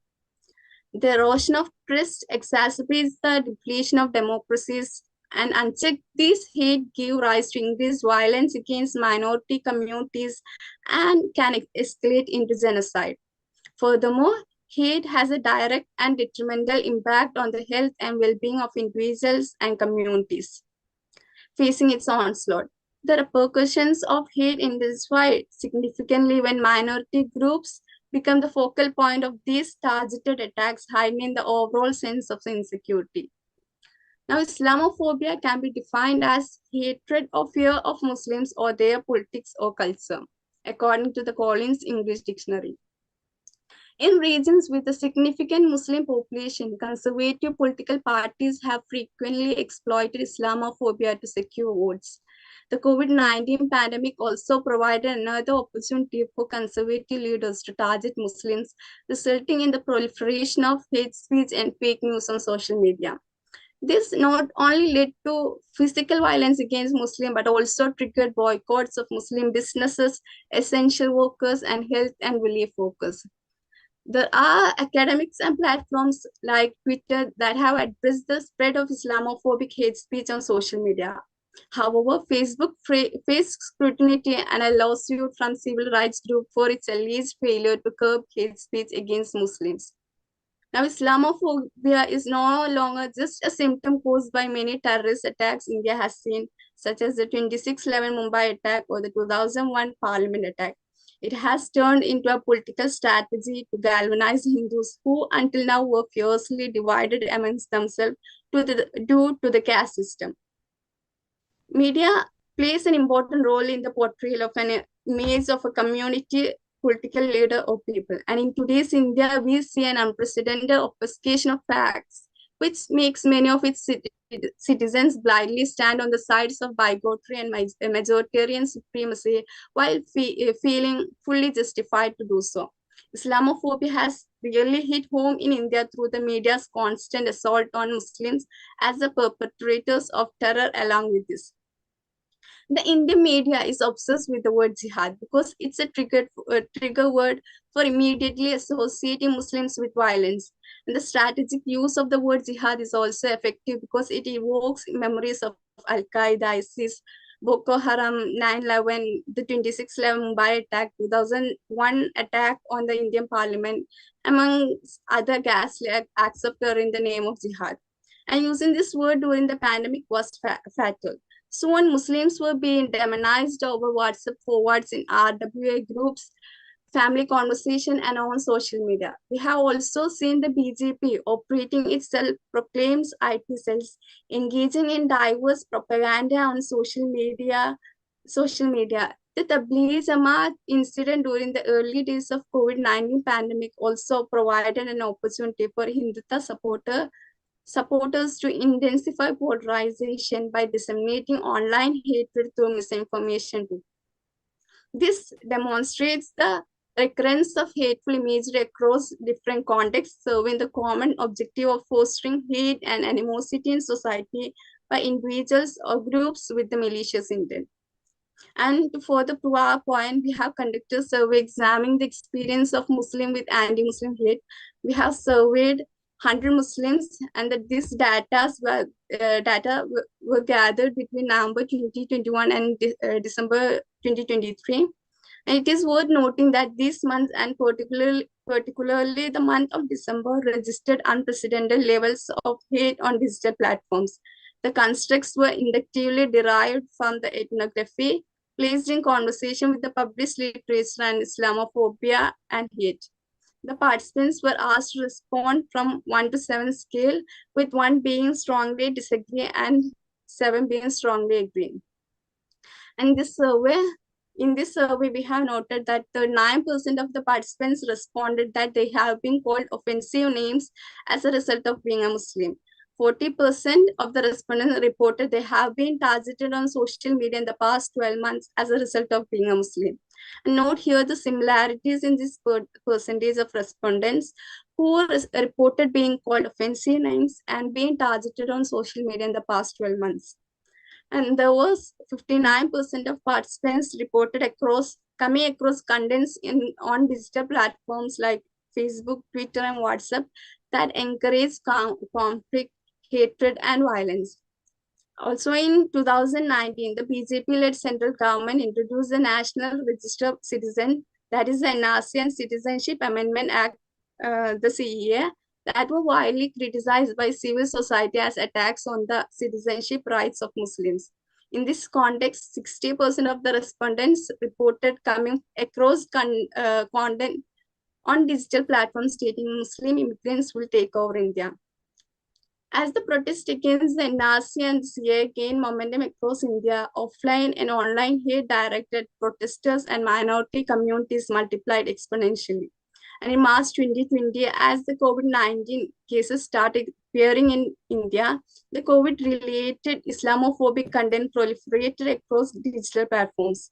The framing of questions around intention of the Tablighi Jamaat gathering in Delhi held prior to the announcement of lockdown fueled misinformation around Muslim plots to infect Hindus by spitting on food and infiltrating the respectable middle class spaces through their everyday jobs. And this disinformation fed and complemented with the hashtags such as Corona Jihad, Corona Terrorism, and Corona Bombs trending on the Twitter in India. and 64% of respondents in the survey reported coming across the content on digital platforms that blamed Muslims for the pandemic, in which 20.5% participants somewhat agreed and 21.5% mostly agreed and 22% strongly agreed with the statement. I have come across content on Facebook, Twitter, and WhatsApp that blames Muslims, suggesting that they are responsible for the spreading of pandemic. The disinformation portraying the Muslims as conspirators plays out in content that projects Muslim as targeting Hindu women for conversion through romance. And 58.9% of participants agreed that they had come across digital content stating Muslim targeted Hindu women for marriage, in which 17.7% of the participants somewhat agreed, 20.9% mostly agreed, and 20.3% strongly agreed with the statement. I have come across contents on Facebook, Twitter, and WhatsApp that states Muslims are targeting Hindu women for marriage. Finally, 59.7% of the participants agree with the statement. I've come across content on Facebook, Twitter, WhatsApp that incites violence against Muslims. This analysis drew on a survey with Muslims in India to document the actual exposure of hate content on digital platforms. One of the limitation of this report is the design and the distribution of the survey is in English, which limits its reach. And another limitation is the limited time frame within which the data was gathered. This fake news and targeting of Muslims is unstoppable. And what is worse is that it is going unpunished. None of these media outlets or journalists have been held accountable to date for propagating fake news leading to Islamophobia amongst Indians. In fact, the Indian media remains effective in painting a gory picture of perfidious Muslims. Majority of Muslims participating in this survey report being exposed to digital hate. This raises vital questions regarding the health, well-being, sense of security and safety felt by Muslims in India. And future scholarship ought to examine the effects of exposure to digital hate on life, health, and democratic participation, and also the ways to curb fake news and anti-Muslim sentiments. And with those words, I conclude. Thank you. Have a nice day.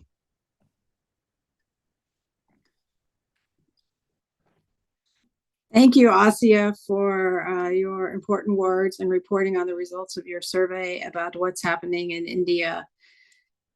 You stay within your time, so that's awesome.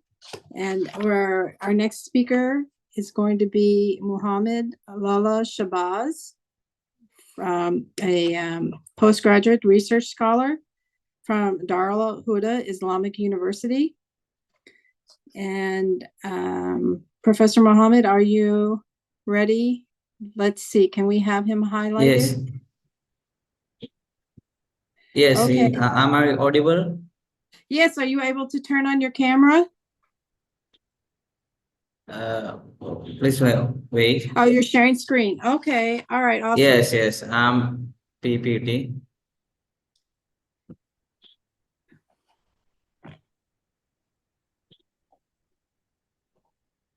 Okay, awesome. So you can go ahead and start. Can you make your slideshow big to fill the screen? Just a minute. There is some technical issues, I think.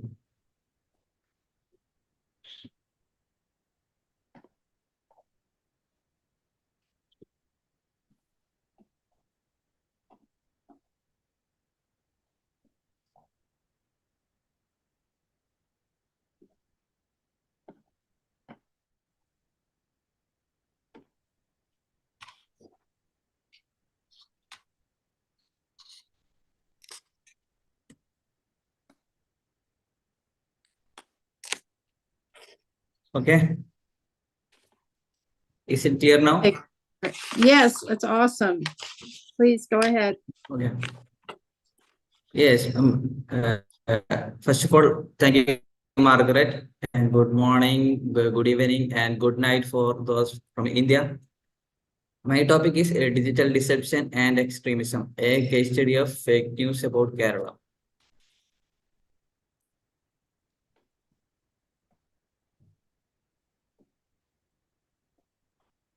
let's move on to introduction.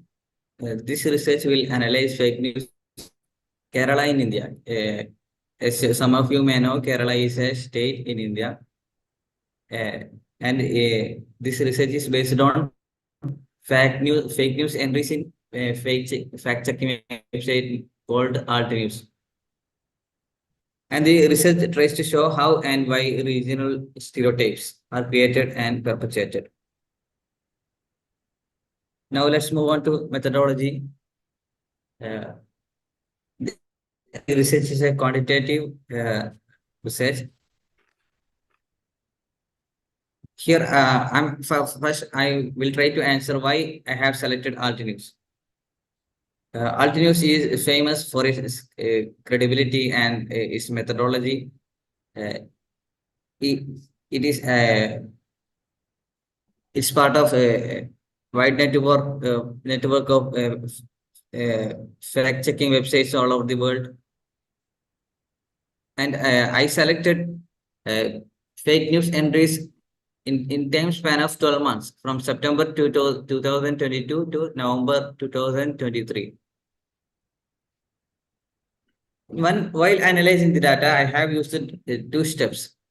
In the step one, I have collected data based on code names such as what, who, where, how, supplementary evidence, and hashtags used by the sources of fake news. By supplementary, I think what and who, what by the code name, what I mean the source or the claim of fake news. By who I mean the source of fake news. The where is where indicates in which platform, like in whether it is in Twitter or in online website. The how means the content format, like some fake news will be in text only, the other will be in video and text. In like this. Supplementary evidence is used to show the content of the text of content, the text of fake news. It means other secondary evidence that fake news sources uses to show or to claim that what they are saying is true. And hashtag is also studied in this study. By hashtag, because studying hashtag will help us understand better what the author or what this fake news source intends to show the public. But in this step one, in this step one, I have collected the names of sources. So I will not show the step one here in my presentation. I have used step two from as a development of step one. In step two, I have categorized these data from step one into 4 categories. First one is source based. Second one is a platform of fake news. Third one is content format. Fourth one, content text. In source based category, I will analyze who is the source of fake news, whether it is government official or media person or media. By media person, I mean it will also include ex-media person who had worked in media, but he is not currently working in media. By media, I mean it is famous medias or online websites, online the other code is online pages or Twitter user or unknown Twitter users. Another study related to the analysis related to the source is status of account, because you know the verification of verified status or verified accounts gives more prominence to the fake news. So I will analyze the whether Twitter users is verified or unverified. Then I will move on to a platform, then content, and the content text, which will include, as I explained already, supplementary evidence or hashtag used by the fake news source. I'm not moving into explain all of this because there is a very limited time. Now let's move on to literature review. as it is clear, fake news can be studied in broadly studied in two types. One is about fact checking, the methods to fact check or the ways or techniques to fact check. The another type is analysis of fake news entries, and I have used this second method. I will be I will analyze fake news entries that are found in a fake news debunking websites, namely alt news. If an analysis can be found based on cultural, linguistic, or geographical area, some will study as done by say in social media fake news India. He studied about fake news in India, but it is very general because he's taking every fake news, whether it is about sports, health, or anything like that, or politics.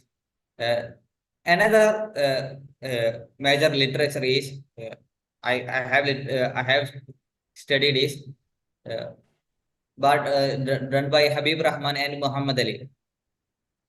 In his study, he analyzed fake news in Malayalam or in traditional language of in native language of local language of Kerala. So it is a linguistic. It is based on linguistic, limited or narrowed to a language only. Another type can be a type of literature. There is the topic or the study is narrowed on a certain theme like COVID coronavirus. And I also narrowed my topic to a specific theme, which is extremism, and also extremism about Kerala. Which means what the media is saying about extremism in Kerala. Then let's move on to scope of study.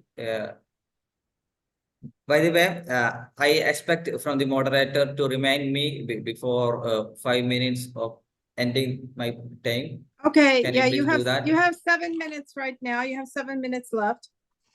Okay. Then I will speed up my this couple as I mentioned, fact check stories are based on extremism only. It will not include fake news in Malayalam language, but only what is found in Alt News website. Also, Alt News website provided sources in Twitter and website article. Mostly they do not discuss about fake Facebook. When they only say that these were there were sources in Facebook also, but they will not, they didn't or does not develop on it. So I will not indulge in discussing Facebook. So another scope is limited number of fact check articles. There is only limited number in 12 months. So moving on to my topic, we all have to have a just short idea about Kerala, because it will help us understand the depth or the depth and width of the fake news. Kerala is a southwestern strip of India. It is a state. As you know, India is a seventh largest country with many states, and Kerala is famous for its developments. What economists calls as Kerala model development. Another feature of Kerala, as reported by BBC, is that Kerala is praised for religious harmony. It is away from hard right-wing or Islamist or extremist. Kerala is known for its religious harmony. So this and if you look into the Human Development Index of UNO, for 5 or 6 years, I think Kerala has been in the first rank in among all other states of India. So that is the real Kerala. Now I will show you what the fake news are showing about Kerala. In my analysis, it provided that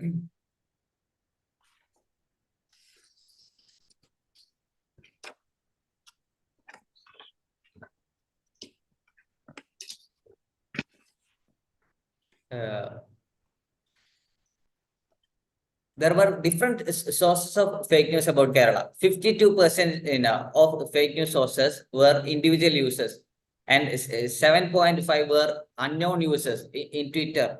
15.8 online media, which includes medias like Op India, Z News, and Outlook, the Statesman, and Creately.in, like that.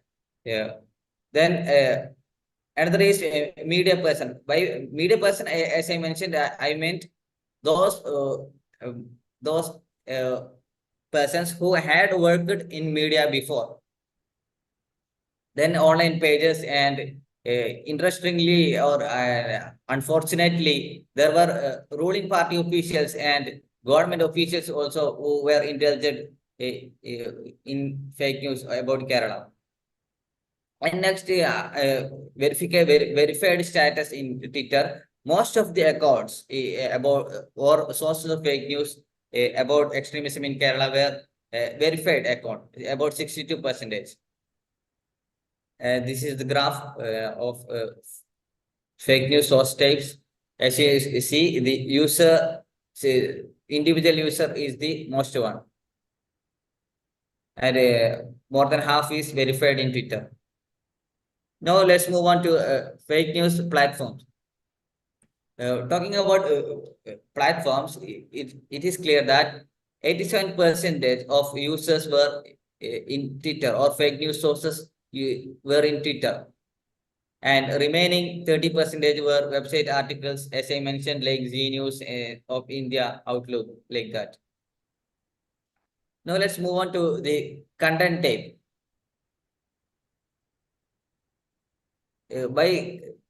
Most of the contents of fake news were a mixture of video and text. And the next one is photo and text. The third one is a combined use of photo, video, and text.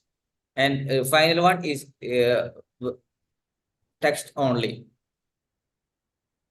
Now let's move on to the techniques of fake news content, because this will show us what the fake news source intended to show the public. Around 60% Professor, of you have 2 minutes. Just to let you know, you have 2 minutes left. Sorry for interrupting. Okay, thank you. About 60% of users used hashtags, and while talking about supplementary evidence, only 30% used supplementary evidence. I think the less number of supplementary evidence may be explained because providing supplementary evidence is sometimes difficult. But most users or fake news sources have used hashtags. And if you analyze the hashtags used by these sources, about most of the hashtags were related to the Kerala, like Kerala or Kerala story. About 10% mentioned terrorism or terror organizations like ISIS, etc. And 7% used jihad or related words. And this is the graph of supplementary evidence of hashtags.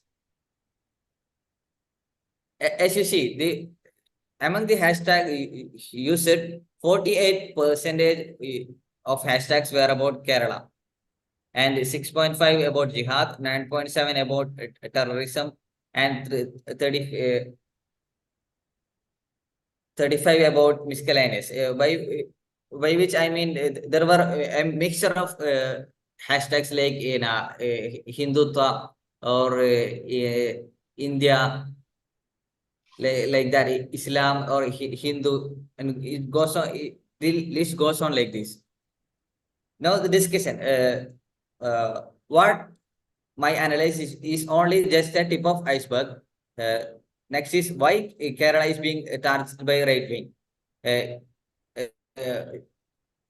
Associate Professor of University of Dalhousie, Nisim Manatukaran, has showed he this question by showcasing the ideological struggle between right wing and people in Kerala.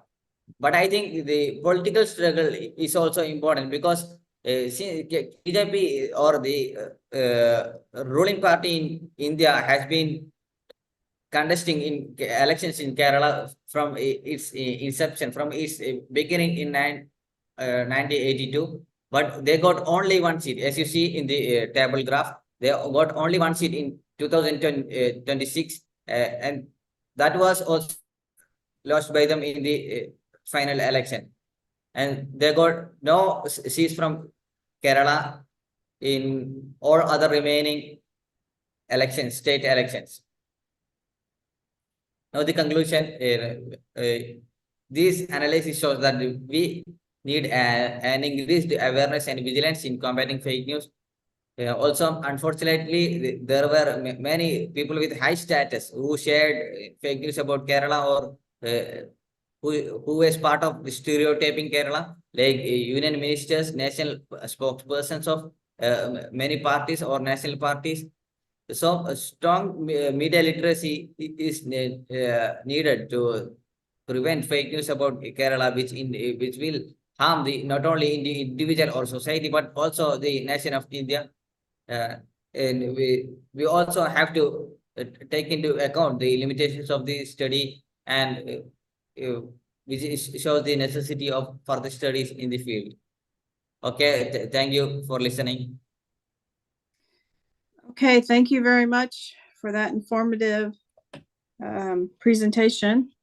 We really appreciate it. And we're ready to move on to Professor Sabir Khan, who is a postgraduate scholar. Yes, ma'am. Hello, welcome. Good to see you. Please turn on your camera if you can. And we're ready to hear from you. And Dr. Khan is a postgraduate scholar at Darul Huda Islamic University. And we'll be presenting on a critical study on the role of digital platforms in disseminating religious misinformation.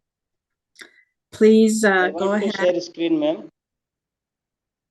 Sure. Okay. Yeah, so whoever's in charge of Zoom, please let him share screen. Thank you very much.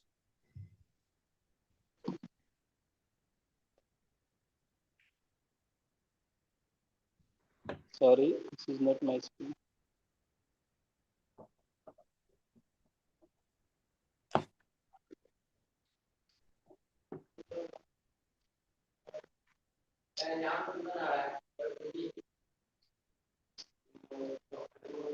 Hello.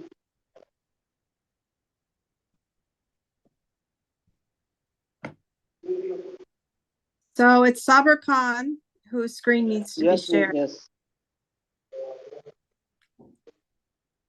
Okay. All right, great.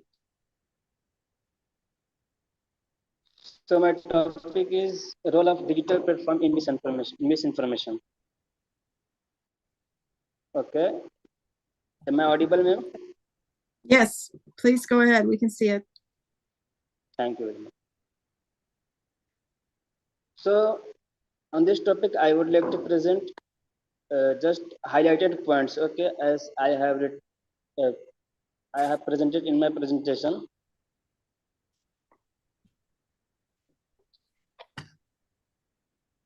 Then let me introduce what is digital platforms. A digital platform can be thought of as the sum total of a place for exchanges of information, goods, or services to occur between producers and consumers, as well as the community that interacts. Okay, nowadays the digital platforms has become essential parts of human life because in every times digital platforms become new for the human beings. There is different forms of digital platforms. Each and every one play a specific role in a society, in a human life. Okay, there is some successful examples and most used digital platforms. It can be classified into many types, but I have just classified into 4 types. the digital platforms. First one is social media platforms. Second, knowledge platforms. Third, service-oriented platforms. And fourth, media sharing platforms. In social media platforms, we can include the apps like Facebook, Instagram, Twitter, and LinkedIn, etc. And in knowledge platform, the platforms from which we can get knowledge, such like Stack Overflow, Quora, Yahoo, Answer, etc. And media sharing platforms we can include in this category Vimeo, Spotify, YouTube, and such like other platforms like. And fourth one is service-oriented platforms. Okay, here some apps like Grubhub, Airbnb, Uber. These are platforms, very major platforms which are commonly used in human lives from common people. There is some components of digital platforms which becomes essential for every platform, such like ease of use and immediate appeal for users. The app should be easy to use and comprehensive for every human being, every man and woman. Trustworthiness and security. Clear terms and conditions are necessary, as well as privacy protection and assurance for intellectual property and data ownership. Connectivity through the use of APIs that allow third parties to extend the ecosystem of the platform and its capabilities. Facilitation of exchange between users, producers, and consumers. These producers and consumers are basic receivers and the givers of information, providing values to the community and as a function of the size of the community. Ability to scale without causing performance degradations. Next, these are most digital platforms are used with some purpose for every person. Whoever use digital platforms, he has some purposes. Commonly, the purpose is for the purpose digital platform is being used, such as for connectivity, to connect two person or more than 2 or 3 person. From digital platforms, we can meet also, we can consult on any topics, etc. And for the purpose of versatile working also, digital platform is being used. And for speed communication, as we now in earlier times, there was very difficult to communicate with each other easily. So today's due to digital platforms, we can communicate speedily. And access to information, transportations, and automations also are the purpose for digital platforms. And as my topic is the role of digital platforms in misinformation. So let me introduce here about misinformations. What misinformation is in the meaning of disinformation or fake news also. Misinformation is can be defined as a false or inaccurate information, including rumors, insult, and pranks, etc. Disinformation is deliberate and include malicious content such as hoaxes, spear phrasing, and propaganda. It's also spread fear and suspicion among the population. In short, both are synonyms because elucidate negative meaning as opposite of accurate information in any kinds of field. Of late, basically, social medias and more digital platforms are used to transfer political, social, and financial informations, events, status, and other kinds of incidents, etc., to the people. These platforms are social media platforms or other digital platforms are being used for the different kinds of purposes. There is some types of misinformation and disinformations. I mean, digital platforms are being used to misinformation and to spread misinformation and disinformation, such like fabricated content. They are making the content by themselves without reality. Fabricated contents, certainly completely false contents. Fabricated contents become completely false content, not anything true in that content. And second one is manipulated content. It could be defined as the genius information or imagery that has been distorted. Example, a sensational headlines or populist clickbait, etc. Then imposter content, impersonations of genius sources. Example, using the branding of an establishment agency. Also, the misleading content is also a type of misinformation, because this mislead informations to the peoples.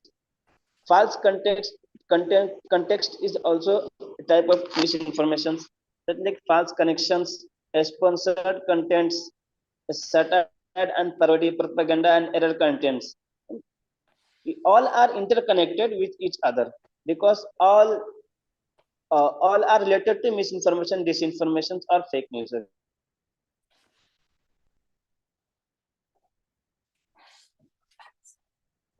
How misinformation is used in society. The information which is broadcasted or spread through using digital platforms affects very badly on the society people.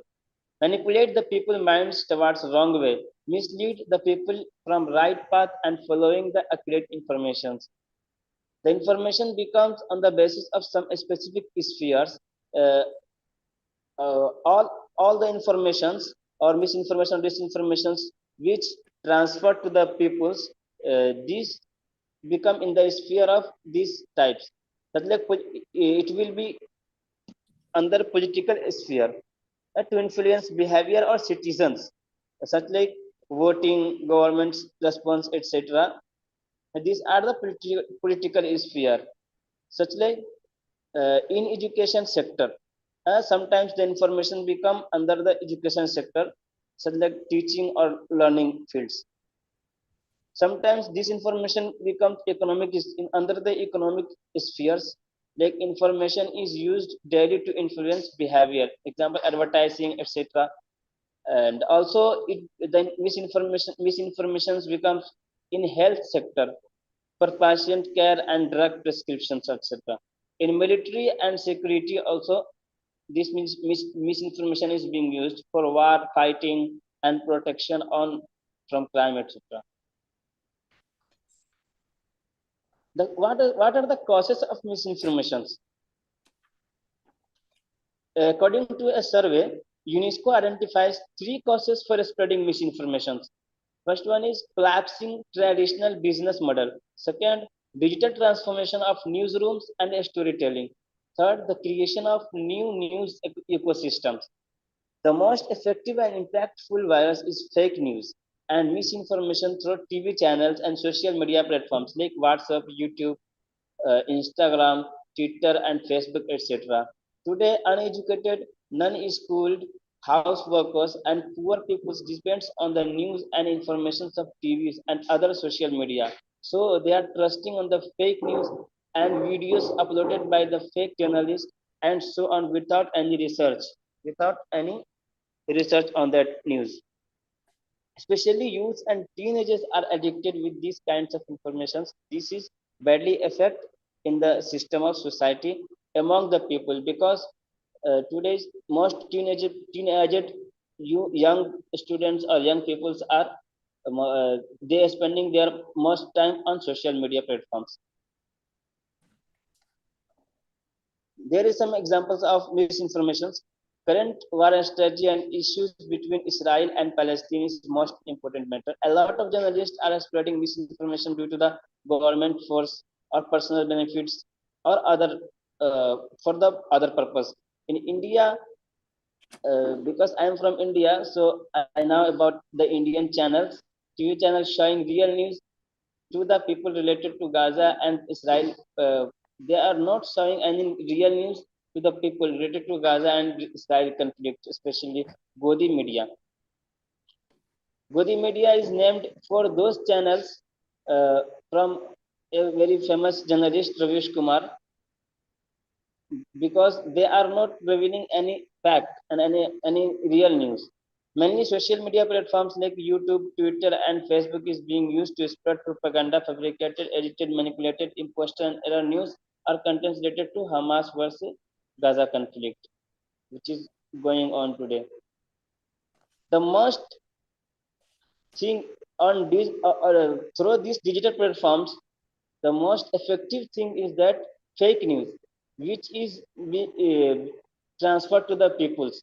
There is many types of misinformation and disinformation, but most dangerous is fake news, which manipulate the common people and youth minds from right to wrong. Some years ago, former American President Barack Obama had said that, and this is his quotations, and people, if they just repeat attack enough and outright hour and hour again, as long as it's on Facebook and people can see it, as long as it's social media, people start believing it, and it creates his just words and nonsense.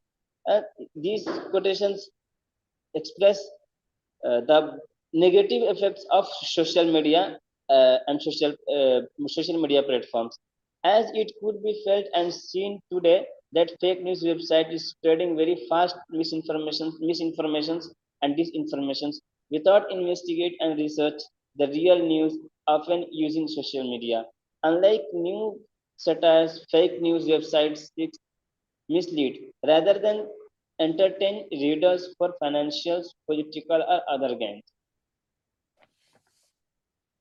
Then how we can now that if we are getting or someone getting some information from news channels or other social media platforms, then how we can analyze that this is the fake news or misinformation which is leading us to the wrong way. Then fake news refers to false informations or propaganda published under the guise of being authentic news. And bad news refers to the poorly reported news, which can be true but does not show the correct supported to verify it. Media based information that is unfair, unbalanced, or incomplete in its discussions of an issue. Editorial perspective, every reporter, editor, or published has a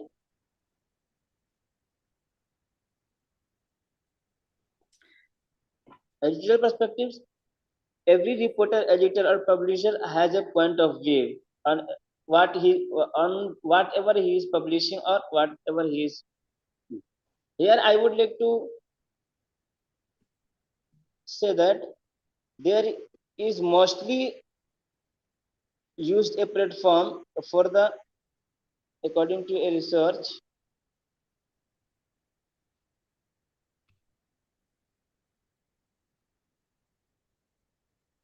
I would like to request moderator to inform me before time finish. Yes, your time is up. Thank you very much for that introduction about digital media and the problems of misinformation and disinformation. We really appreciate that. Giving me chance to present here my presentation. Thank you very much, and I conclude here. Sure, we'll have some Q&A at the end, so please stick around. We have one more presentation, which is going to be given by Dr.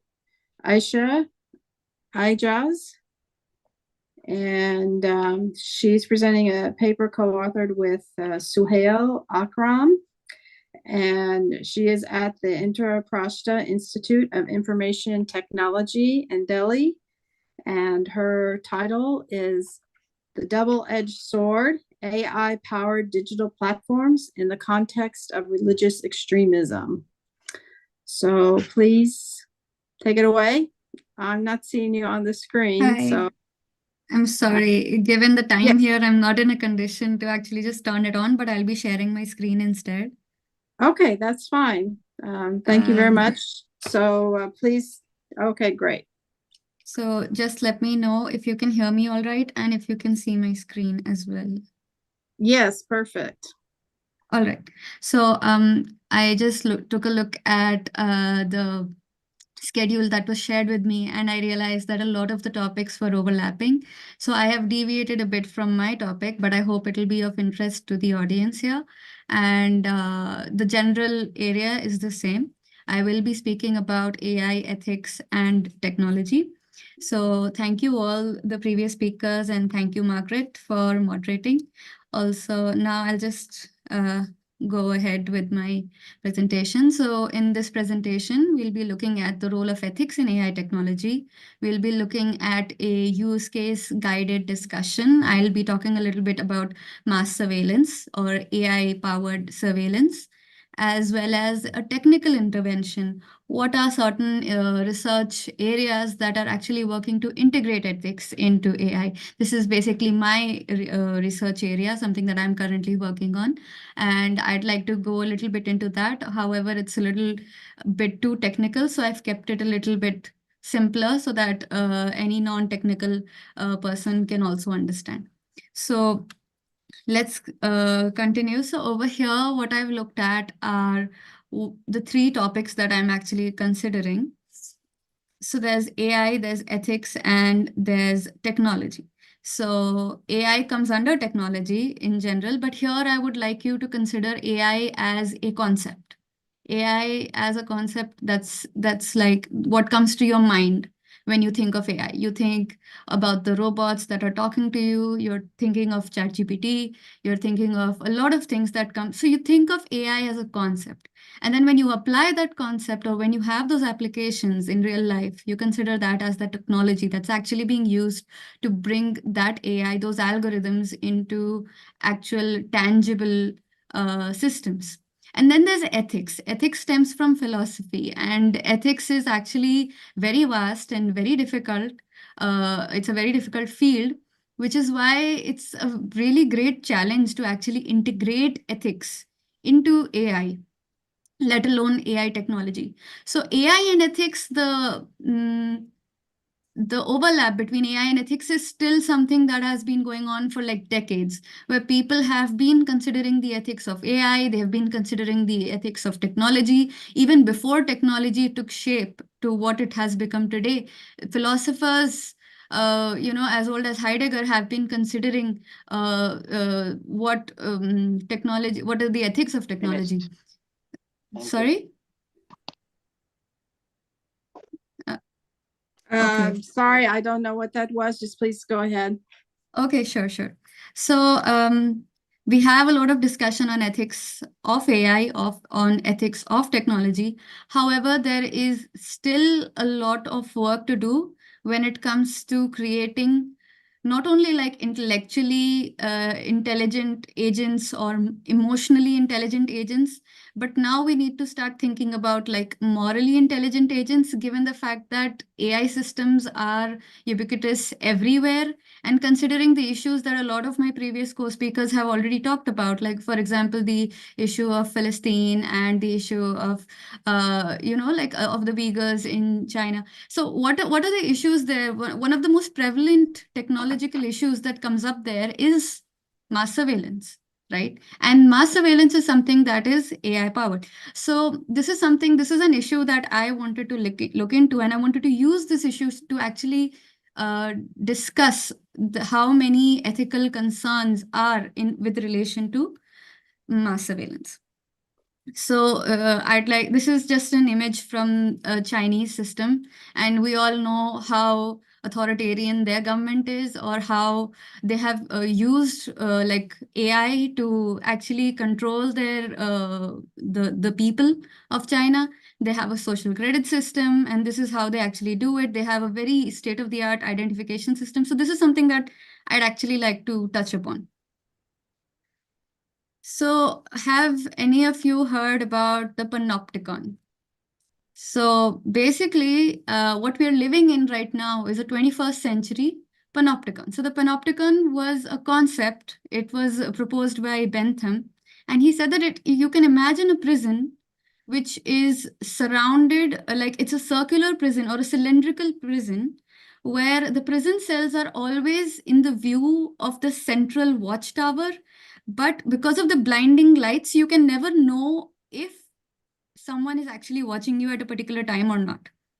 So you understand the concept. You can see in this image here that I've shared, you can see that there are prisons. These are the prison cells over here, all along in a circular building, in a cylindrical building, and the prison cell doors are open, and all they can see is this watchtower, but they don't know whether those people can actually watch them or not. So their actions will be dictated by the fact that they may or may not be watched. So this is actually an idea for a prison. But don't you think this relates to what we are living in right now? The phones that we use, the laptops that we have, like basically all the smart systems that we have, we do not know when or how they're actually listening to us. We talk about something and then we get an ad for it, right? What is all this? These are ways, these are actually methods to surveil us, our everyday activities, and not only just surveilling, it's also the mapping of our daily activities. We are like unbelievably predictable people, right? And that is something that you might not want to agree with, but we are. And computer systems, AI systems can actually map that, and they can use that information to, figure out if we're doing something which is sketchy or figure out something suspicious. So this is very far from what we would consider a free society. So mass surveillance at a top level is supposed to be considered, supposed to reduce hate crime. It should keep the police force in check, and it should increase the common perception of legal legitimacy. However, that is not actually the case. Because of mass surveillance, we, the regular people, are not able to be our true authentic selves. And this is like something that a lot of the previous speakers have also considered, that when we are maybe on a social media platform, or we are just going down the street, or perhaps we are watching, like, for example, a cricket match between India and Pakistan. So we are not even going to say something positive about the opponent team. We in case we face retaliation. And there are systems that can check your facial expressions to see if you are for or against the opponent team, right? So this is something that is actually a great or a grave ethical concern, right? So it can retain information about your daily habits, internet searches, preferences, all of these things that are what make you you. They are so predictable that they can find those patterns and then they could capture that information as well, right?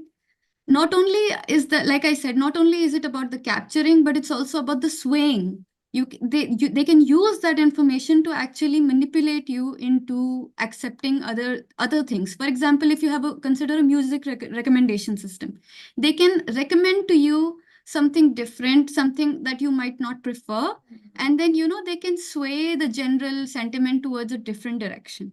So that is there as well. And then of course, what do these AI systems run on? They run on algorithms. And what do these algorithms need? They feed on data. Without data, they do not work. Machine learning systems, they require data to work, right? So you become like a small data point. You become a data point. You become a data entry into a profiled system. You become part of a large profile, and you may not be the same as a lot of people in that profile, but they will still put you in that profile. So that is another ethical concern, although an epistemic one, but it is still an ethical concern. Of course, mass surveillance, it is a technical solution to a social problem. This is a social problem. Why? Because hate crimes or religious hate crimes, they are committed under what?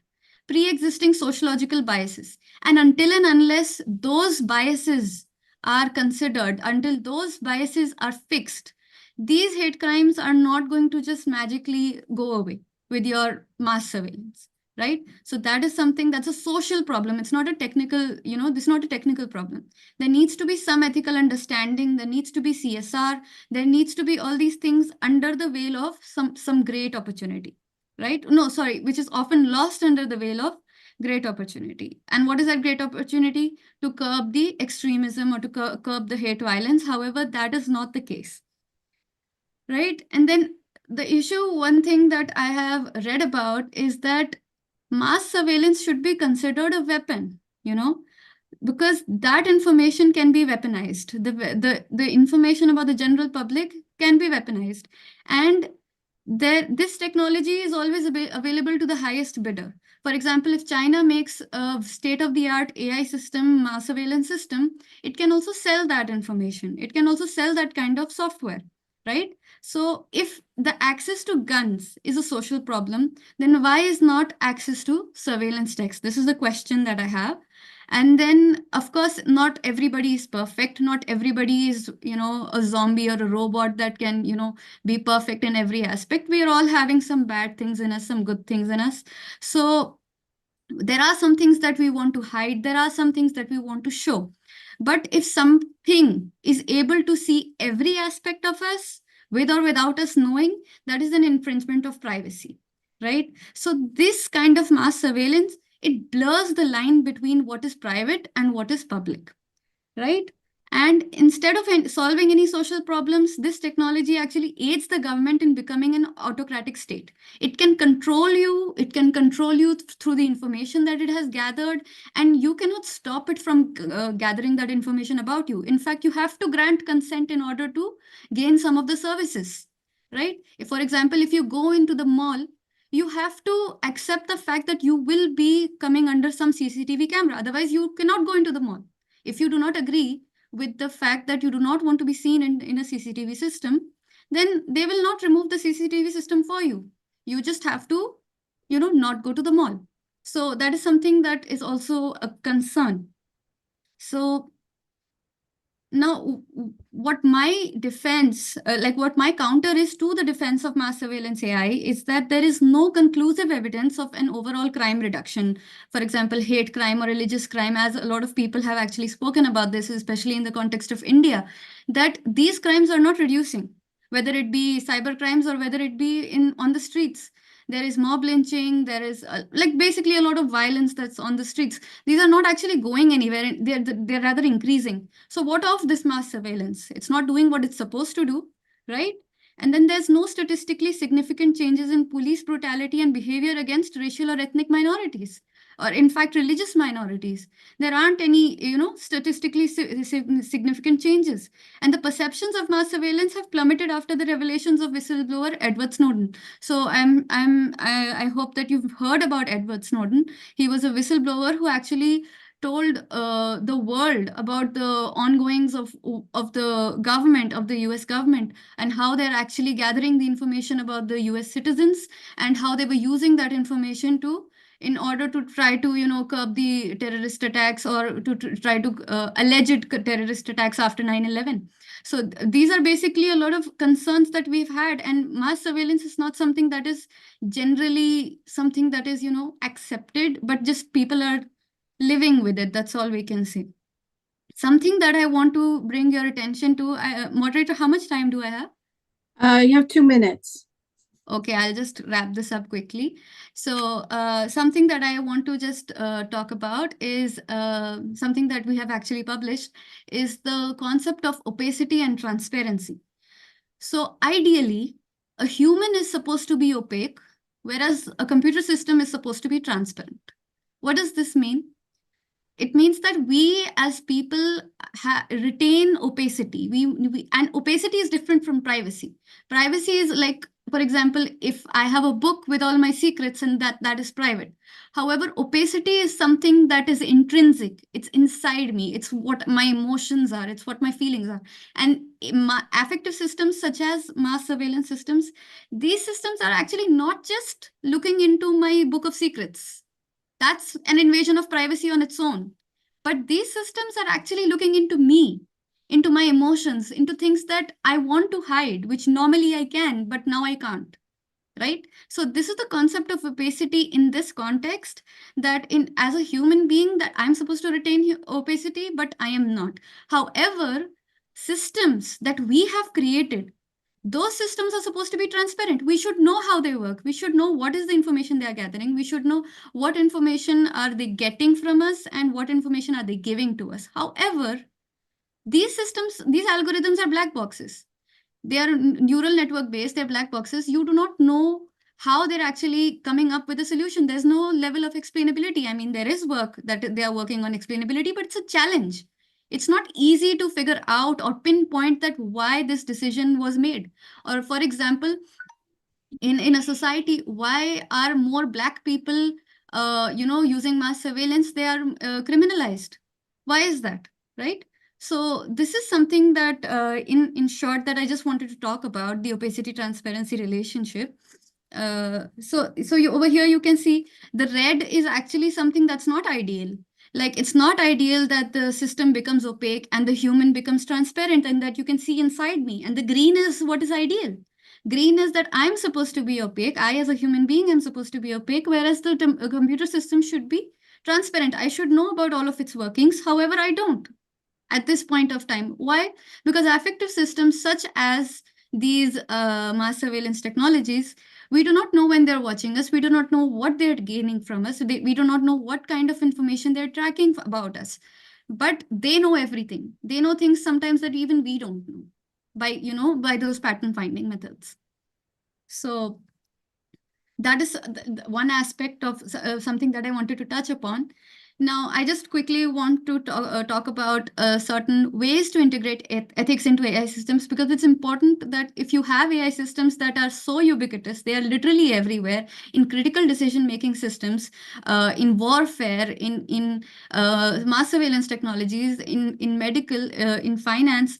So it's important that you can start to think about ethics in AI systems. So there are basically 3 techniques that are currently being used, although there aren't many, but they fall in these 3 broad categories. It's a little bit technical, but I'll try to simplify it. So the symbolic AI basically means that you can get an understanding of the relationships and the entities that are involved in a particular domain. For example, if we consider ethics, then you can see over here, if in an ethics, what are the things that are involved? There's an agent who is a moral agent, and there's a moral system. There's a moral event, which is a subclass of an event. There's a moral state, and there's a utility. Utility can be positive, that the outcome could be positive or negative, right, of an action, right? And then there's a moral value associated with that event, right, or with that state. So what is all these? These are entities that describe an ethical scenario, and they are connected through some relationships.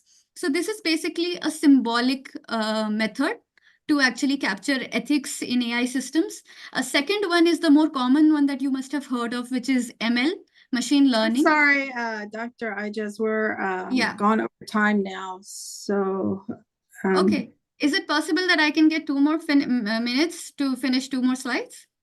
Well, you're already 3 minutes over. So all right, no problem. That's it. So basically, that's all I wanted to talk about. I just wanted to talk about the problem of mass surveillance today, and some technical methods to actually solve those problems. So thank you for listening. Thank you, Dr. Ijaz. That was a really important presentation and super appreciated.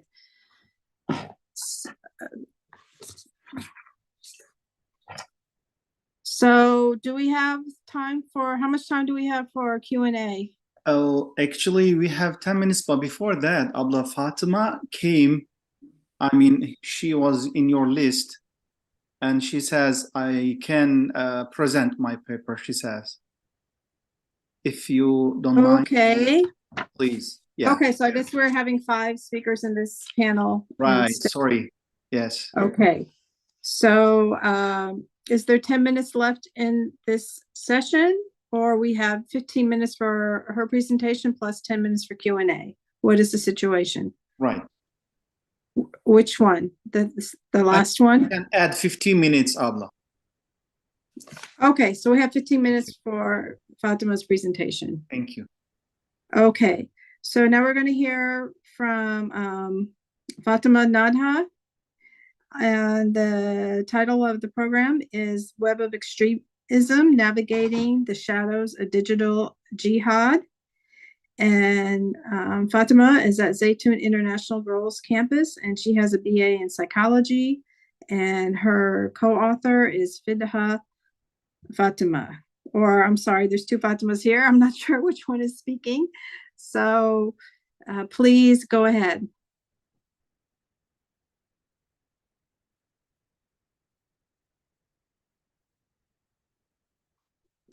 Let's see, Fatima, I don't see you on the screen. Can the Zoom person please spotlight her?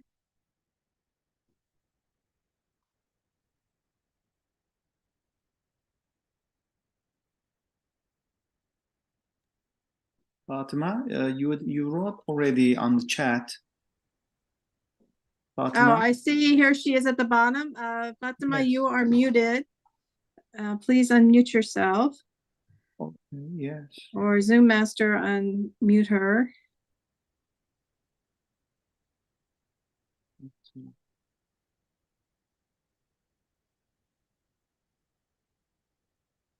Yeah, she can speak. Open. Okay, please start.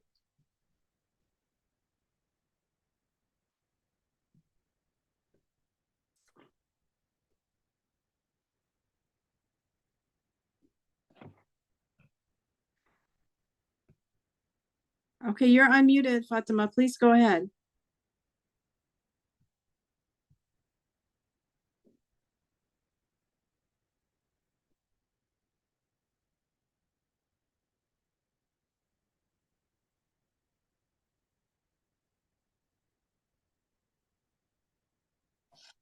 Okay, let me check the chat. I'm not sure what's going on.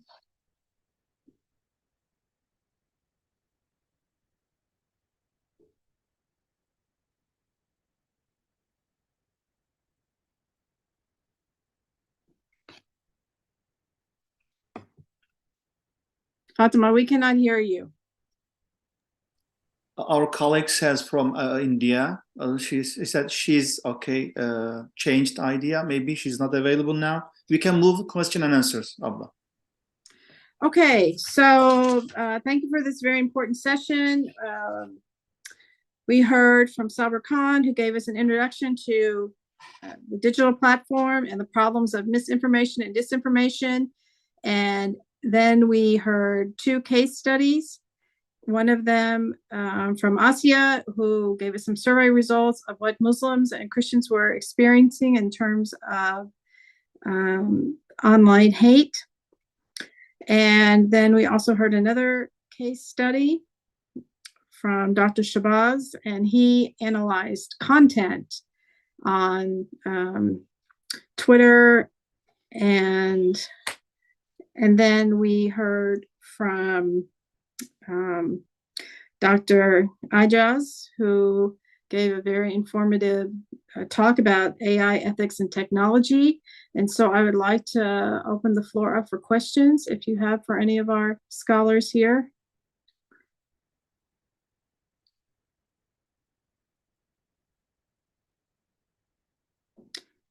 Please, you can raise your hand, or you can type in the chat.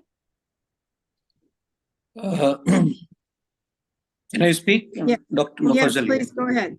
Go ahead. Okay, first of all, let me express my thanks and gratitude to all the speakers who expressed their views and presentations. And my question actually goes to Dr. Aisha Ejaz. My question is, what challenges do you foresee in maintaining the ethical standards as technology continues to advance, particularly in the field of artificial intelligence? Hi, My thank you for question your goes. question. Yeah. Yeah, can I respond? Yes, Margaret? please. Please.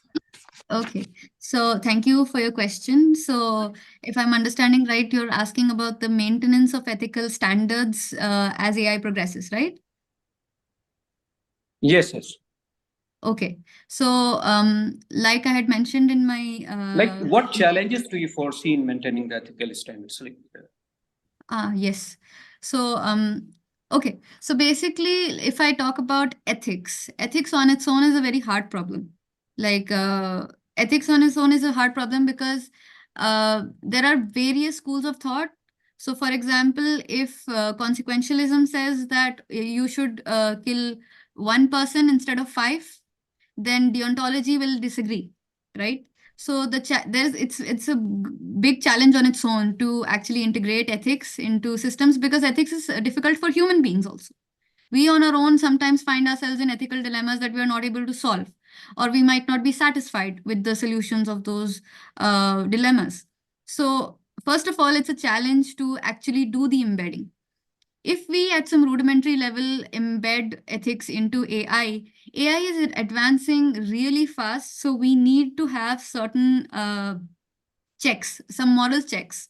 So given the speed with which, the exponential speed with which AI is actually progressing, what we need is some kind of checklist. Whenever somebody creates an AI system, they need to have some kind of checklist that, okay, are these moral considerations, taken into account, or are these not taken into account? The problems that we face actually are awareness, first of all. So people who know about ethics, they do not know about technology or AI systems at a technical level. And the people who are developing AI systems, they don't know about ethics, right? So, for example, you must have heard in the ChatGPT system or the OpenAI that's currently been in the news a lot. So, OpenAI basically they removed their entire ethics team. Why? We do not know. What was the reason they removed? Sam Altman? We do not know. So there is some sort of first of all, lack of moral awareness, and the second, an ignorance also. Even if you're aware, sometimes people try to circumvent those ethical challenges in order to gain some monetary benefit. So the challenge, the biggest challenge of actually embedding ethics into AI technology is this: ignorance as well as lack of awareness, right? So without some kind of awareness about how important or how imperative actually ethics is in AI, and what are going to be the repercussions of AI systems in the future society, we are not going to actually get the state of the art very soon. I hope that answers your question.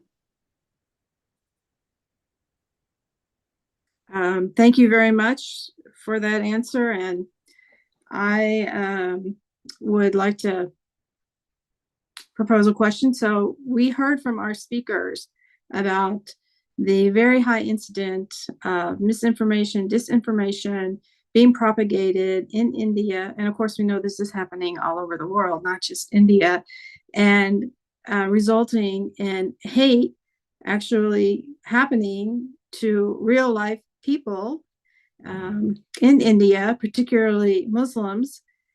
So we consider that this is the state of social media right now. And of course, we can see, I could talk about incidences in the US as well, but in the interest of time, I won't. And now we have, AI layered on top of that. So given this situation, what are the panelists' thoughts on where we're headed? How can we stop this propagation or counter this propagation of hate online that's causing, real life harm in the real world? And I know it's a very complicated question and complicated answer. There's many layers to that. There's the individual level, there's the corporate level, governmental level. But just if you have any thoughts, since you're researching in this area, that you want to share, like a key takeaway for our listeners today.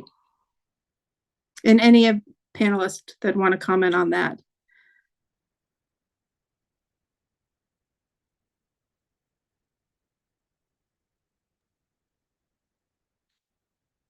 It would be great if the Zoom person could maybe spotlight the panelists so they can more easily respond. I can actually provide some technical insight. Sure. So there, like some researchers in our institute have been working on this topic specifically. So there are algorithms that actually work to curb hate speech, and the problem actually stems from the design of these systems. They actually encourage hate speech. I'm not sure if you are aware of this, but they encourage this for the sake of engagement.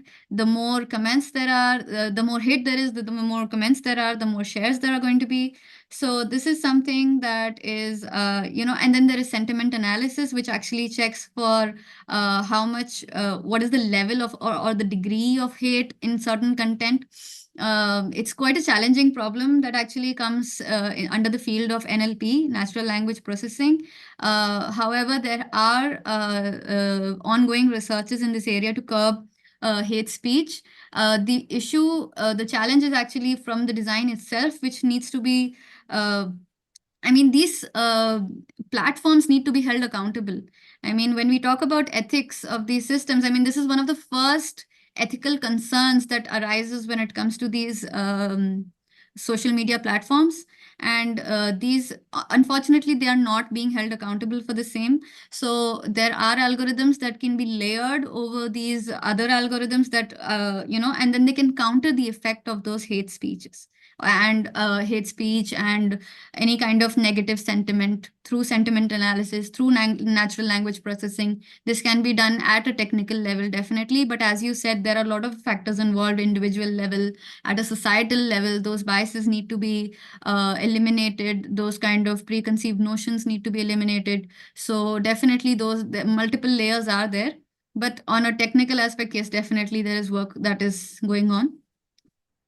Those are a few thoughts on this. Okay, thank you. Thank you very much. Yeah, we do see that in the 2020 election that Facebook was, certain companies used Facebook to try to manipulate the 2020 election in the US. Yes.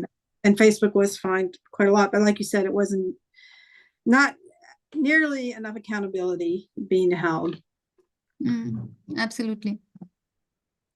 And we do see, I'm sure probably most of you have used ChatGPT, and you can see the evolution. If you asked about Muslims when it first came out versus what you ask now, you get different responses, and there is much more. ChatGPT does a lot more qualifying when it gives an answer now. So, Dr. Ijaz, are you overall optimistic or pessimistic?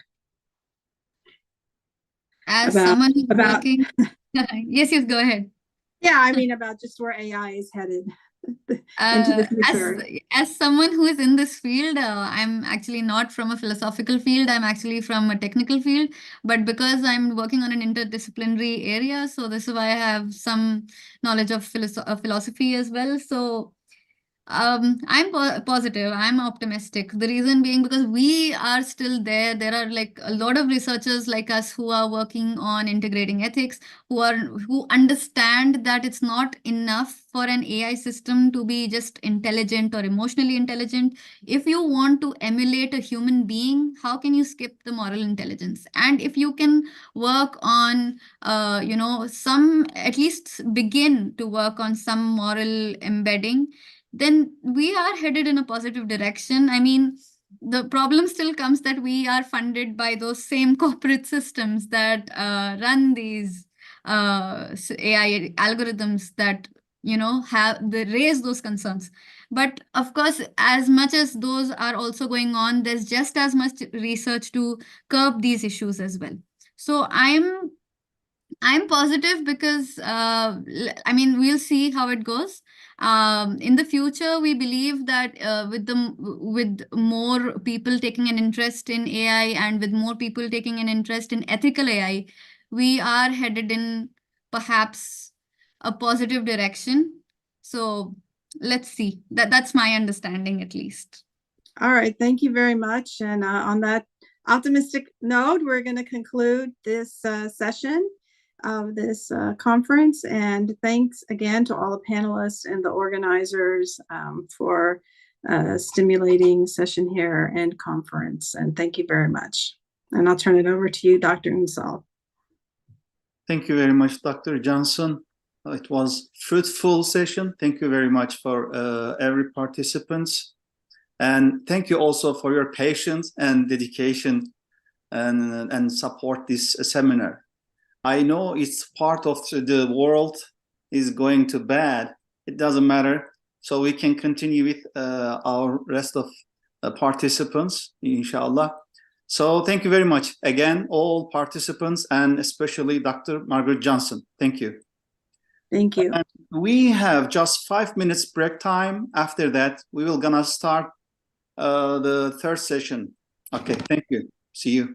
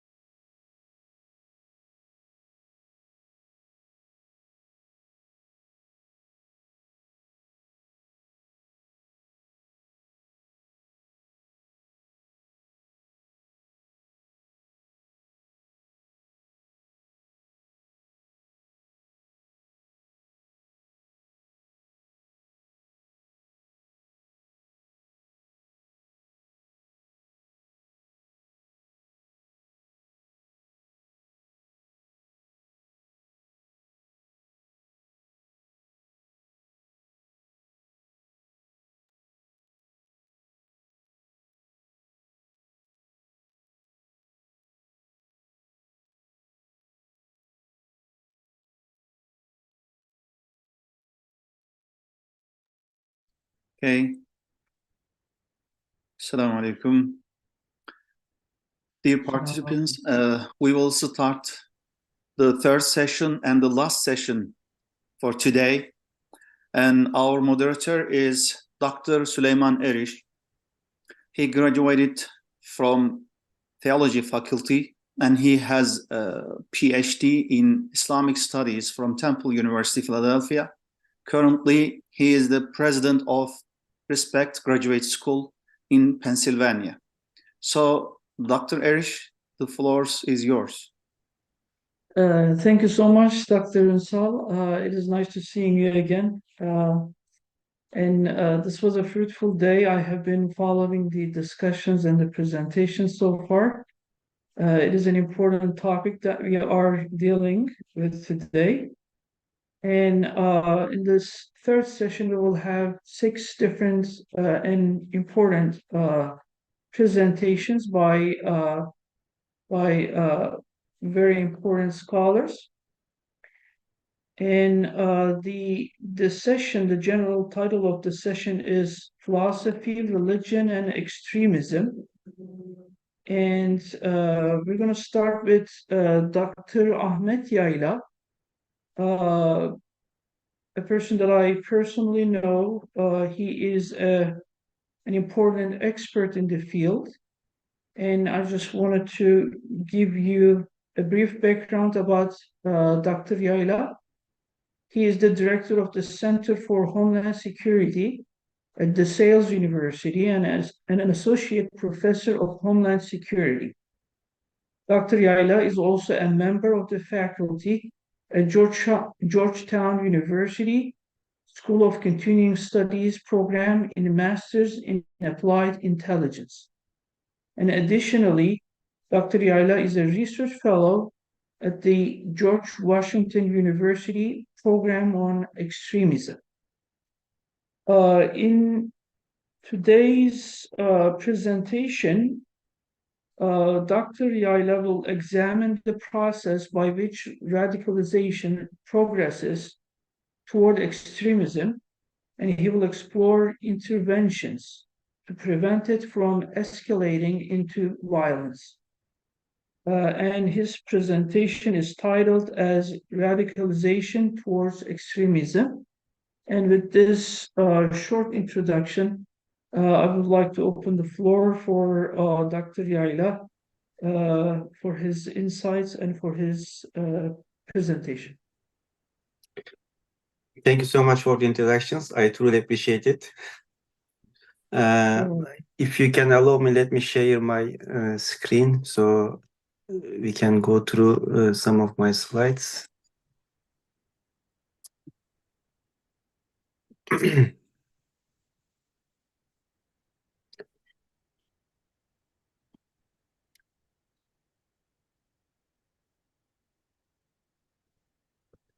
So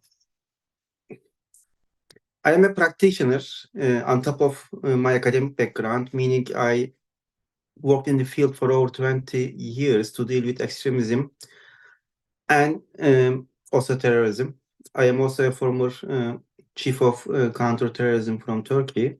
So my approach is going to be a little bit focusing on how we can prevent violence at the end of this circle of radicalization, because I consider violence as our red line. In a way, when we look at the concepts and definitions of radicalization and extremism, people can be ideologically extremists and radicals. However, they may not be violent. And when we look at the bigger picture, the majority of people who are considered as radicals, they are not violent.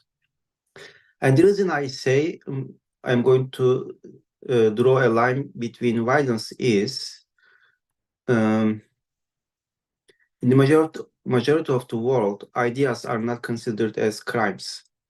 From this perspective, I am going to try to approach the radicalization issue from a perspective where we can look at it to prevent violent activities in the end. How many minutes do I have so that I can adjust myself accordingly? In total, you have 15 minutes. 15 minutes. Okay, thank you. I'm going to start with an excerpt from Ibn Rushd. He said, or he wrote, ignorance leads to fear, fear leads to hate, and hate leads to violence. And this is the equation. I think this is very critical. And he kind of established the formula from those times very well. And there are a lot of parallels when we look at fear and hate elements between today's world and the past. When I look at radicalization, I define it as a set of complex causal process in which multiple factors work together to produce extremist outcomes. But oftentimes, hold on please, I am trying to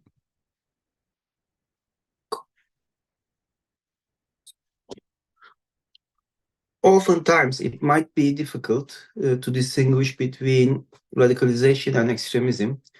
To better understand that, I'm going to present a model, a process where extremist organizations, terrorist organizations adapt to recruit people, which also includes radicalization among that model. So I'm not going to spend too much time on definitions. One aspect I would like to mention when we look at the ongoing process of radicalization around the world, it almost became a vicious cycle when we look at how people are radicalized constantly through the social media and regular media networks. Propaganda and recruitment are two critical elements of extremist organizations. Without recruitment, they cannot stay alive. And basically, they need a constant blood supply of new recruits, new people to stay alive in the long run. But oftentimes, they either lack the tools or finances for their advertisement or propaganda. Two critical factors allow them to have an opportunity to advertise their activities and ideologies or their existence freely. The first is nowadays the social media, but through the past, if you look at it, the early days of the 50s and 60s, the TV networks. However, of course, these two tools do not become automatically available to them. They need to carry out some extreme activities, either like violent terrorist activities or something that would be picked up by the media so that that can be covered. Oftentimes, these are terrorist attacks. So when there are terrorist attacks or violent activities, media companies cover them, and that becomes a free advertisement for these organizations. Once it's on the media, or if people see what's happening and they start to share it on their social media platforms, it's also widely shared because of the nature of these activities. So that becomes a huge tool and an impressive tool for these organizations to carry out propaganda activities. Once they can maintain this existence in the social media, particularly nowadays, they can recruit more people. And the more people they can recruit, the more activities they can carry out. And therefore, this becomes a vicious cycle. And my aim is somehow to interrupt this cycle at different stages to decrease the level of radicalization and finally recruitment.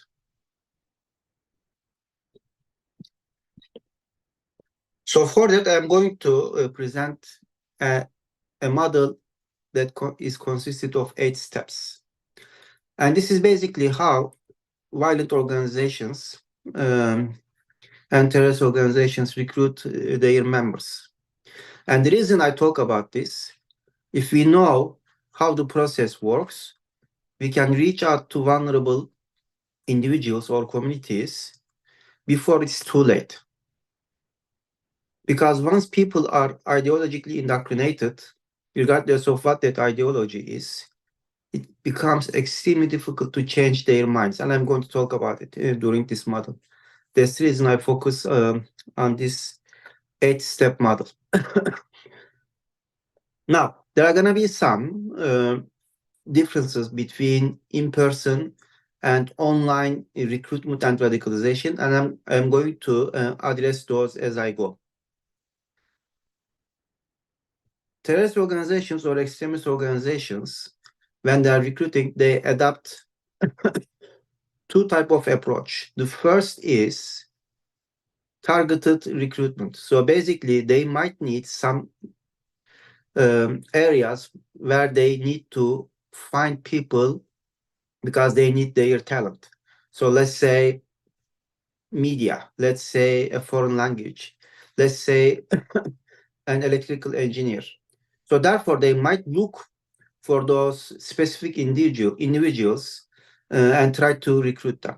But this is very rare, but there has been examples of that.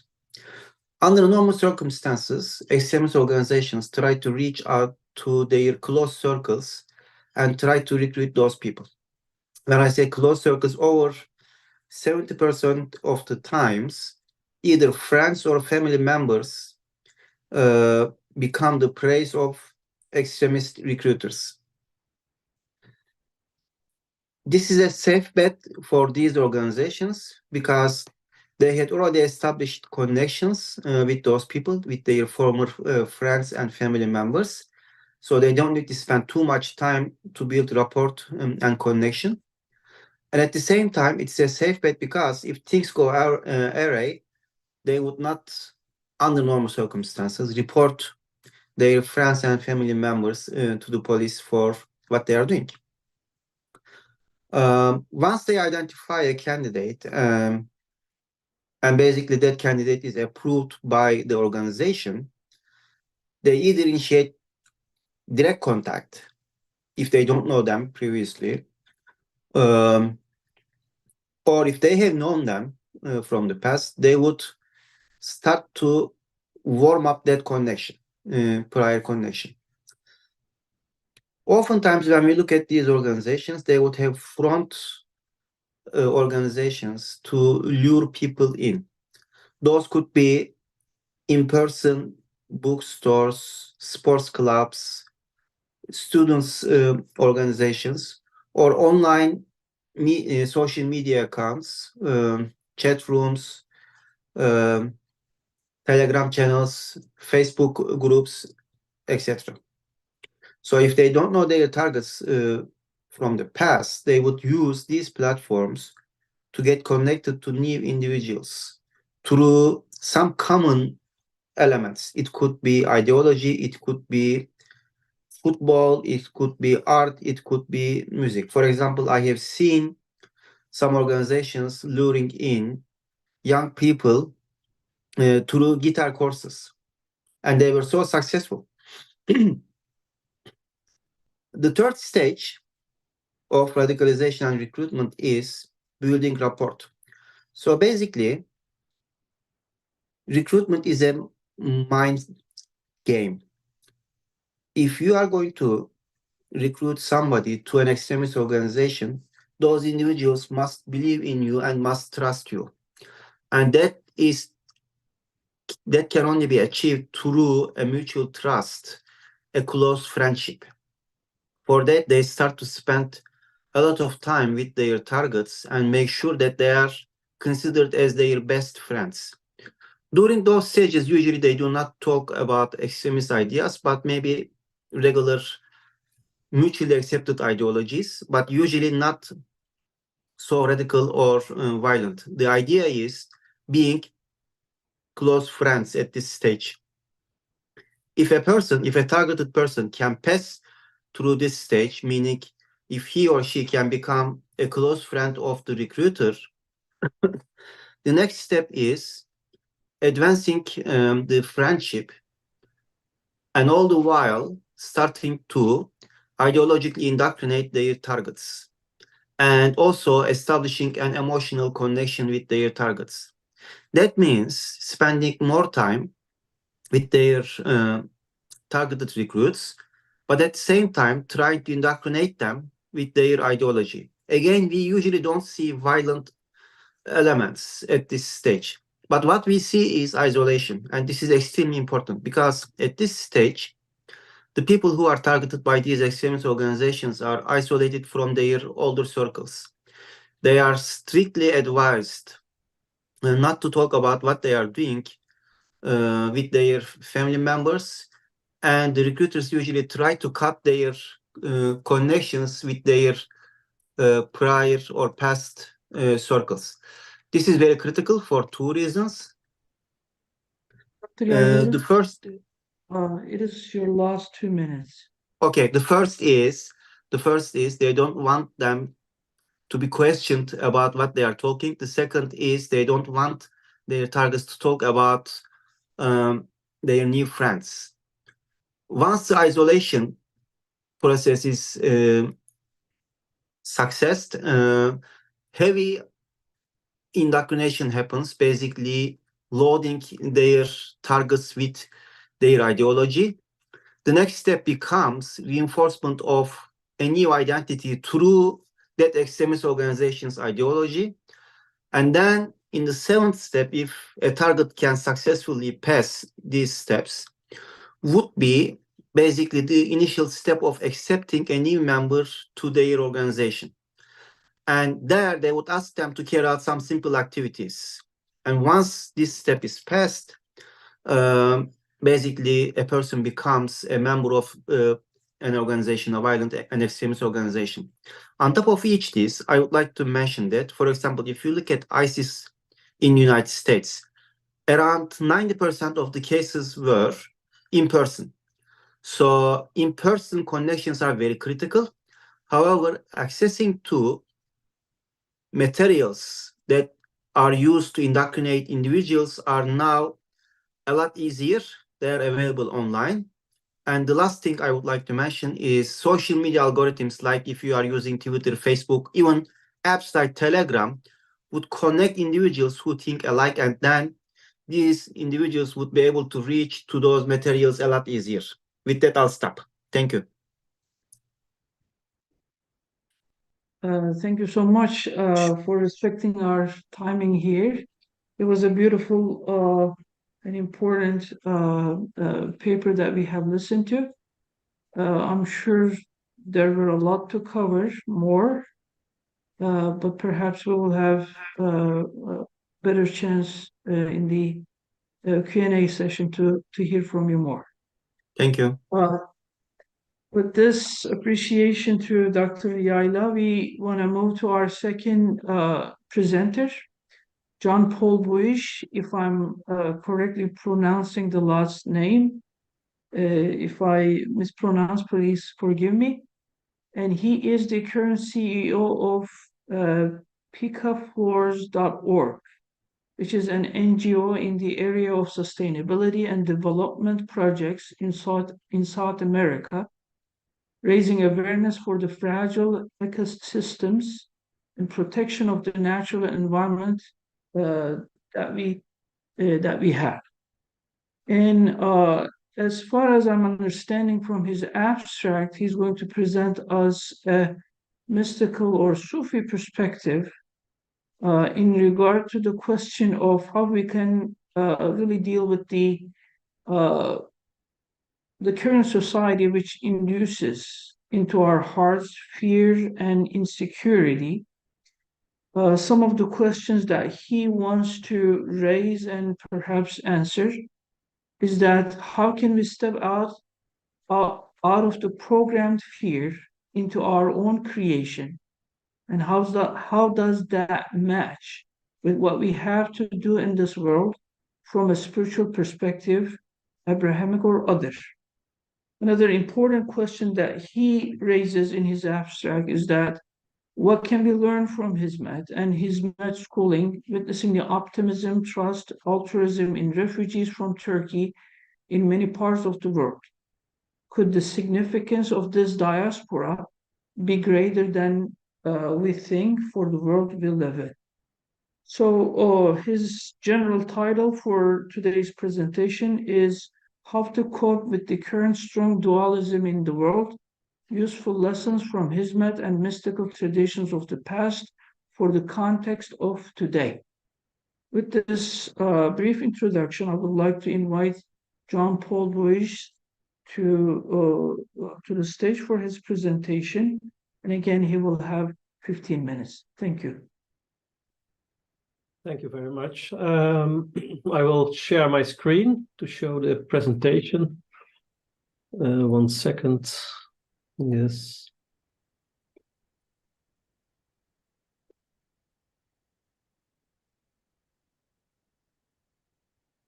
Okay. So yes, part of my background is also in technology and in the little remote past also in artificial intelligence. And I was also very, very thrilled to hear the presentation of Aicha about her perspective of the current situation and challenges. I'm also secretary of a Sufi platform here in Belgium. So yes, the context and a lot of things have been said about that, and I meet a lot of people who have big problems with this context and the uncertainty of information, etc. So I want to say something from my perspective in 3 slides about this context. The first thing I want to address is the decline of democracies in the world. That is already mentioned by the economists in different years. And also countries that were considered democracies, albeit flawed but still even full democracies like Australia, Canada, part of Europe, as well as the EU as a whole. They show totalitarian tendencies in recent years. And increasingly so. And it was also indirectly addressed in the challenges around artificial intelligence and the mass surveillance society that we move to. You also see that governance power, we dominantly live in the idea that we have countries that may be more or less democratic in nature and more or less repressive in nature towards their peoples. But what you actually see is that the power of individual countries, governments, diminishes towards global bodies, large corporates, large investment companies that, if you analyze the ownership construction, actually own all the competitors that are active in a certain branch. Also global platforms like the World Economic Forum and UN bodies like the World Health Organization, they got a lot of power in recent years. And there's a lot of discussion going on about that. Some consider the global economic conflict that we live in of the last decades already as the end of the what they call the Atlantic era. So the dominance of this Anglo-Saxon American system of around the Atlantic. And of course, we have a human history in which many empires came up and fell down. And they say, well, it might be a time like that we had the Dutch Empire, we had the English Empire, we had in the past the Portuguese, the French, the Spanish, we had the Mongolian empires, we had the Arabic Empire, and now the Turkish, and now it's the end of the Atlantic Empire as we see it, and it might move to China as the largest economy in the world. It might move to something else in the light of artificial intelligence, changing the whole game. So that is something about this context. And the second aspect I'd like to mention that has already been covered a lot, but I'll go briefly through it. That is the war on information in this digital era we live in, that is going on simultaneously. Parties accusing each other of false information, misinformation. Information and propaganda have been part of war strategies in all times, from the ideas of Sun Tzu in The Art of War, the newspapers that were first used in that scale by Napoleon and the French, Nazi propaganda minister Joseph Goebbels, who said after World War II that indoctrinating the whole German population with propaganda was actually the easy thing to do, in his perspective. So we are apparently as people programmable with propaganda, with repeating news in a certain area. And we know the communist media control, and we know many other examples, of course. Now, what I also see is that the idea of a free, independent press in Western democracies, as opposed to all these totalitarian ways of communicating, that we maybe believed in for a long time as a fourth democratic power, has also been proven flawed in recent years. And there are many dialogues also going on in Europe, also in philosophy work groups I'm in, on things being emphasized in mainstream media or even completely ignored in mainstream media. Like for me, personally, I work a lot with Turkish refugees, and the fact that the situation around that and the fact that 800 babies are still in prison in Turkey, we've never seen news about that in Europe. And you'd say it's significant. But somehow it's a NATO partner. It's important from strategic reasons not to mention that. And so it is, mainstream media is controlled by governments, is controlled by a limited number of global investment companies after years of consolidation in that field. And freedom of speech also in alternative media has also been strongly limited. And there's a lot of framing around it from all sides. So our attention is led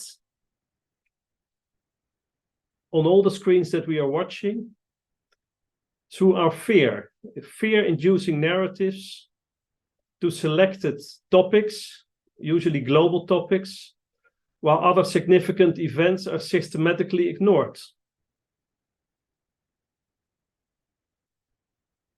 So a third aspect, and we mentioned that already, that is the tech AI challenging in geopolitical rules, developments in AI, in relation also in other fields like quantum computing, nanotechnology, robotics, gene technology, pharmacology, in which AI is also used as a helping technology to advancements in those fields. And we've seen those growing exponentially, and it will probably even increase the speed of development with the help of AI. Expectations are also that more than 95% of administrative jobs, but also other jobs, can be replaced by technology in the near future. And that poses big philosophical questions like, where does that position humans? Is that like in the Greek civilization where they had their slaves and they could spend their time on science and poetry and arts. So the computers could be our new slaves, and we could dedicate ourselves to arts and other things? Or are humans like waste in this? If you look at the Industrial Revolution and the way humans were treated in those times, it could go different ways. There's something to think about. Artificial intelligence has been referred to as a super weapon, also mentioned in one of the previous presentations, and has already demonstrated substantial efficacy in its ability to target voters in a political context. And also the product of big tech, we think that we are customers of Google or Facebook. No, our changed behavior, our changed ideas, that's the product that they sell to the highest bidder. So there is an information battle going on, and what determines the power center of the future? Will it be a global center like Mongolia, England, United States? Will it be the bipolar world they're talking about? Will it be a dicentral world, or will it be an AI-based totalitarian regime? So there are different possible outcomes. And anyway, we live in transformational times. And what can we do? So if we look at the mystics of the past, and some mostly Sufi mystics that I mentioned, but it could also be Buddhists or Christian or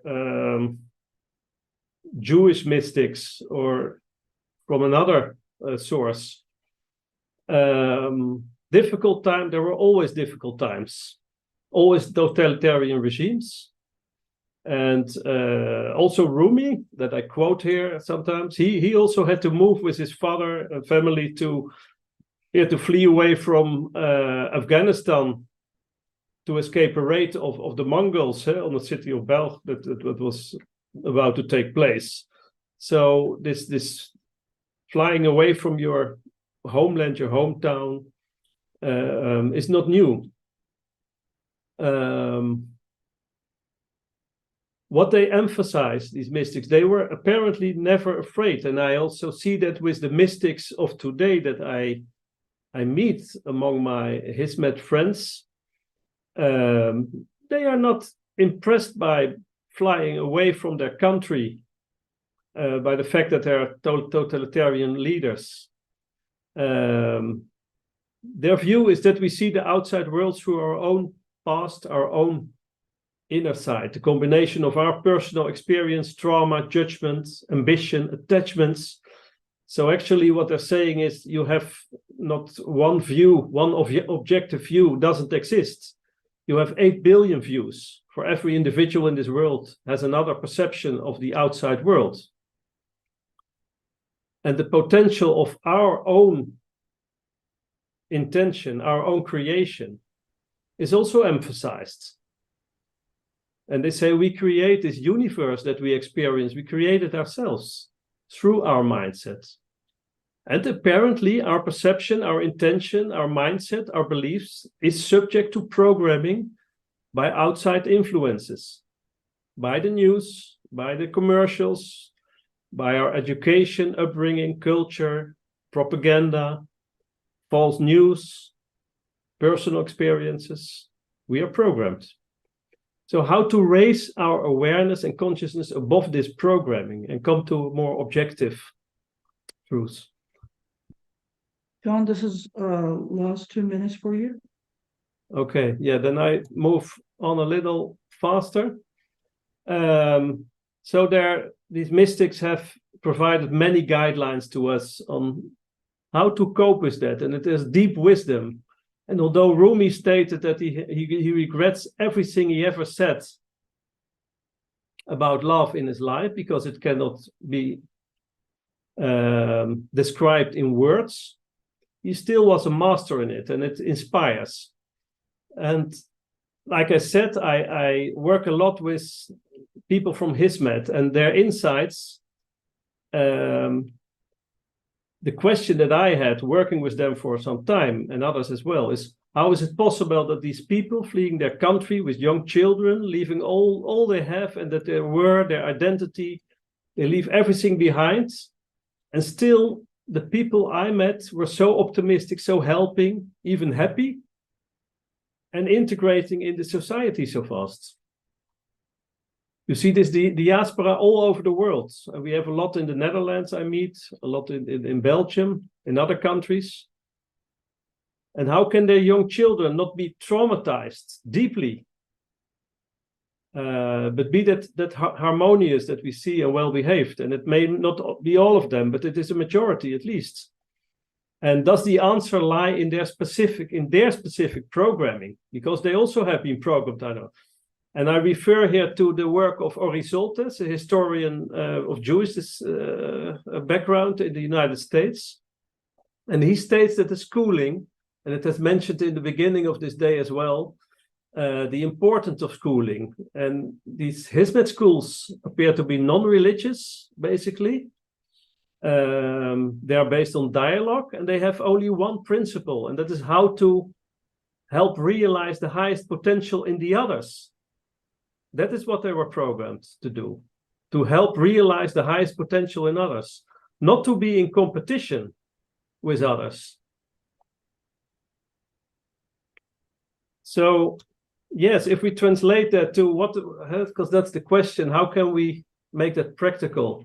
And I'd say avoid screen time for yourself and for your children. What you see in screens, it can be TV, news, social media, whatever. It is not reality. It is always subjective. It's always virtual.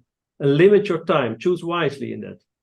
Development of mild discipline in your children and yourself, in spending more time in nature, in learning, in creation, is an antidote for those screens and addictions. It can be creating art projects. It can be in helping others. And show the example of non-judgment, non-duality, non-judgment in your surroundings and towards your children. Like Mandela was able to escape this huge dualistic system in South Africa, one of the biggest examples we know in our world, through non-judgmental. And one other is become conscious of your fears and follow these fears to know exactly where to work in yourself is to be done. Because our fears lead us the way to where we have to go. And then lastly, and thank you for the extended time, be deeply grateful and thank God, thank Allah for everything you get, even if you do not believe it directly.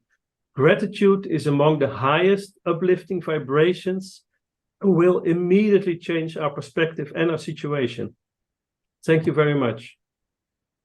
Thank you, John, for this beautiful presentation. Probably I was merciful to you in terms of the time, because I really needed to hear these very positive and hopeful perspectives, especially after, reading in your presentation that because of AI, possibly 95% of the administrative people may have no job in the future. I'm an administrative person. So really, we are living in a fear-inducing world, unfortunately. We have a diverse group of speakers today for this session. We started with an academic as well as a practitioner, Dr. Yayla, who is coming from the field of extremism. And then we moved on to John Paul. His expertise seems in the area of technology, but he brought us beautiful perspectives from our Sufi traditions. And now we are moving to our third speaker, who is a theologian, Dr. Atakan Derelioğlu. He has completed his PhD at Marmara University in Istanbul, 2014.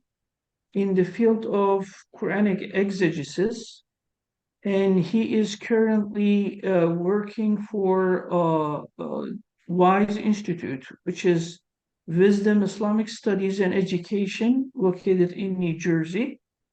And Dr. Dereli Oğlu, he is bringing a topic to us, mostly embedded in the Quranic and prophetic studies. His title today is An Islamic Appraisal on Respect for the Sacred, Insights from the Quran and the Sunnah. And he briefly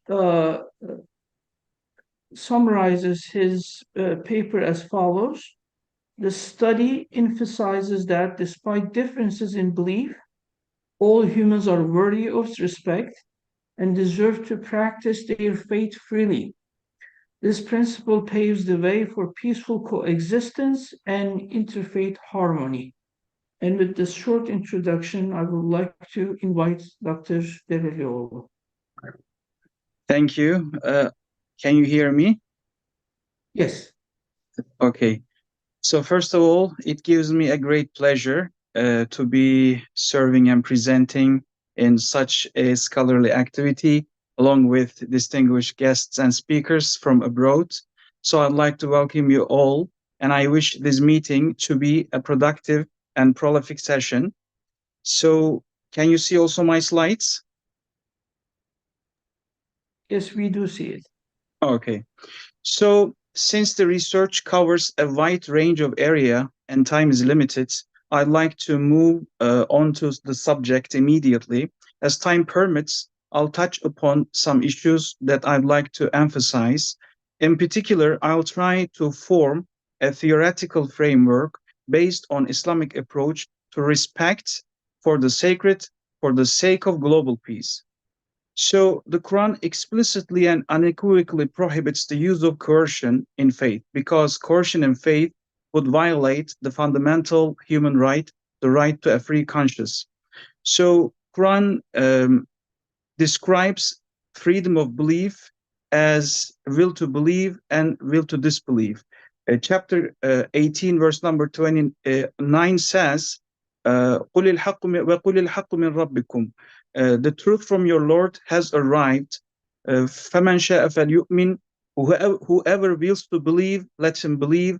وَمَنْ شَاءَ فَلْيَكْفُرْ. Whoever wills to disbelieve, let him disbelieve. So violence and cruelty are not in the spirit of the Quran, nor are they found in the life of the Prophet, nor in the lives of such saintly Muslim scholars, such as Rumi, Niyaz Misri, Yunus Emre, Ahmet Yesevi, Hacı Bektaş Veli, Bediüzzaman, and in our modern time, Mr. Fethullah Gülen. So, for example, Yunus Emre expressed a philosophy of tolerance and pluralism rooted in his Islamic teaching as of loving the created for the sake of the creator, for the peaceful coexistence of different cultures.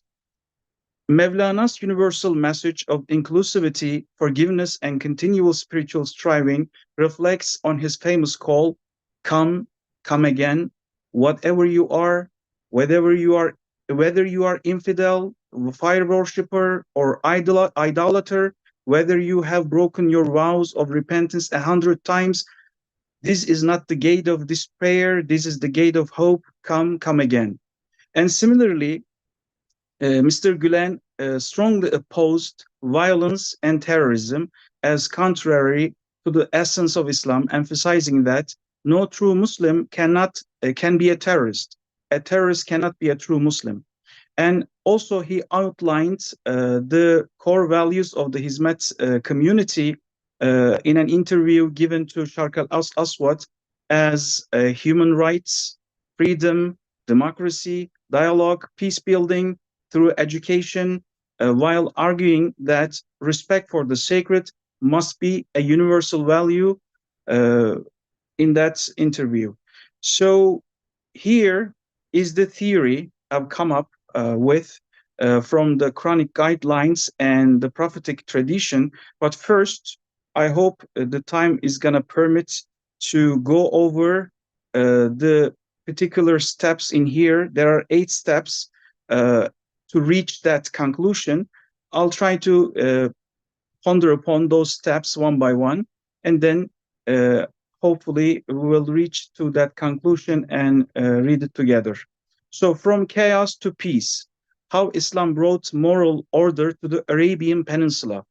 Before Islam, the Arab world lacked a clear set of moral guidelines. Right and wrong were determined by whoever held the most power. Islam introduced a new way of thinking about morality. It provided a clear set of values based on the teachings of the Quran and the Sunnah. These values emphasized justice, compassion, and respect for all people. Islam also established a legal system that helped to maintain order and to prevent violence. As a result of these changes, Islam brought much needed peace and stability to the Arab world. This environment of peace allowed for the development of art, science, and culture in history. The second step is sha'air, sacred symbols set up by God and moral consciousness. Islam aims to present an ideal moral society model through the concept of sha'air, sacred symbols. The reverence, ta'zim, shown to sacred symbols is actually a manifestation of the consciousness of God, taqwa, in people's hearts.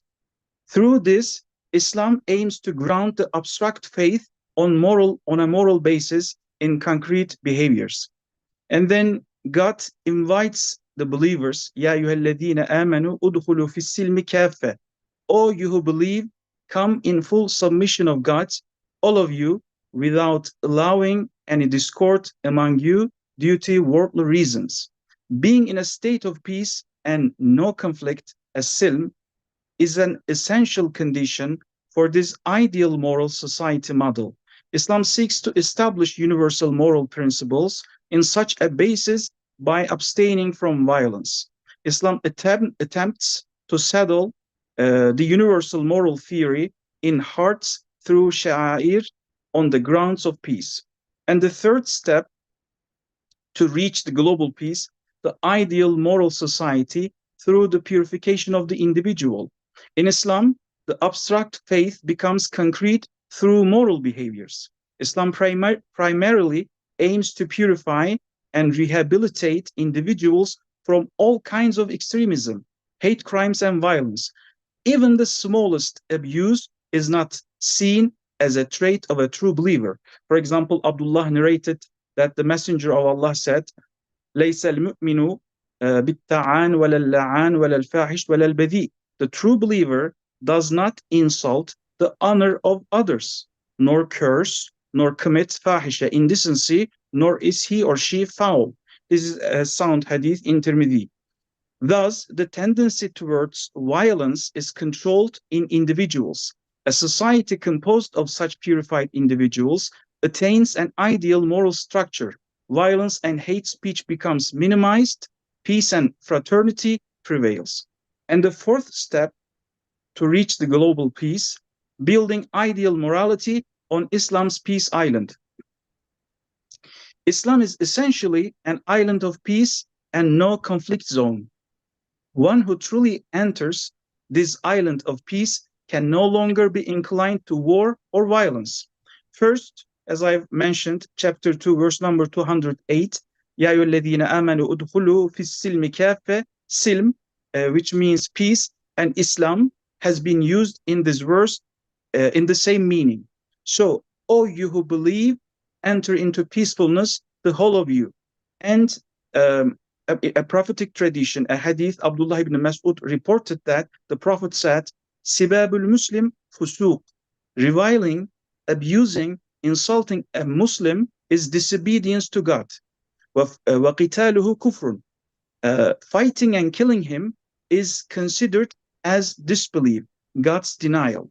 So one who enters in the island of peace must refrain from all kinds of behaviors leading to extremism, hate, and violence against Muslims. Declaring fighting against a Muslim as disbelief relates to handling the issue within a sacred framework. Here, the faith functions to eliminate violence and all kinds of extremism resulting from violence. And the fifth step is human dignity. So, recognition of the inherent human dignity of mankind is seen as the foundation of freedom, justice, and peace in the world.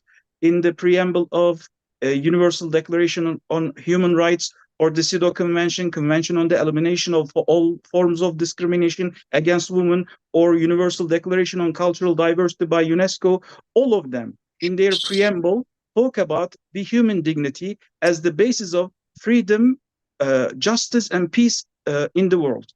The human dignity is mentioned in the Quran with concise and precise brevity.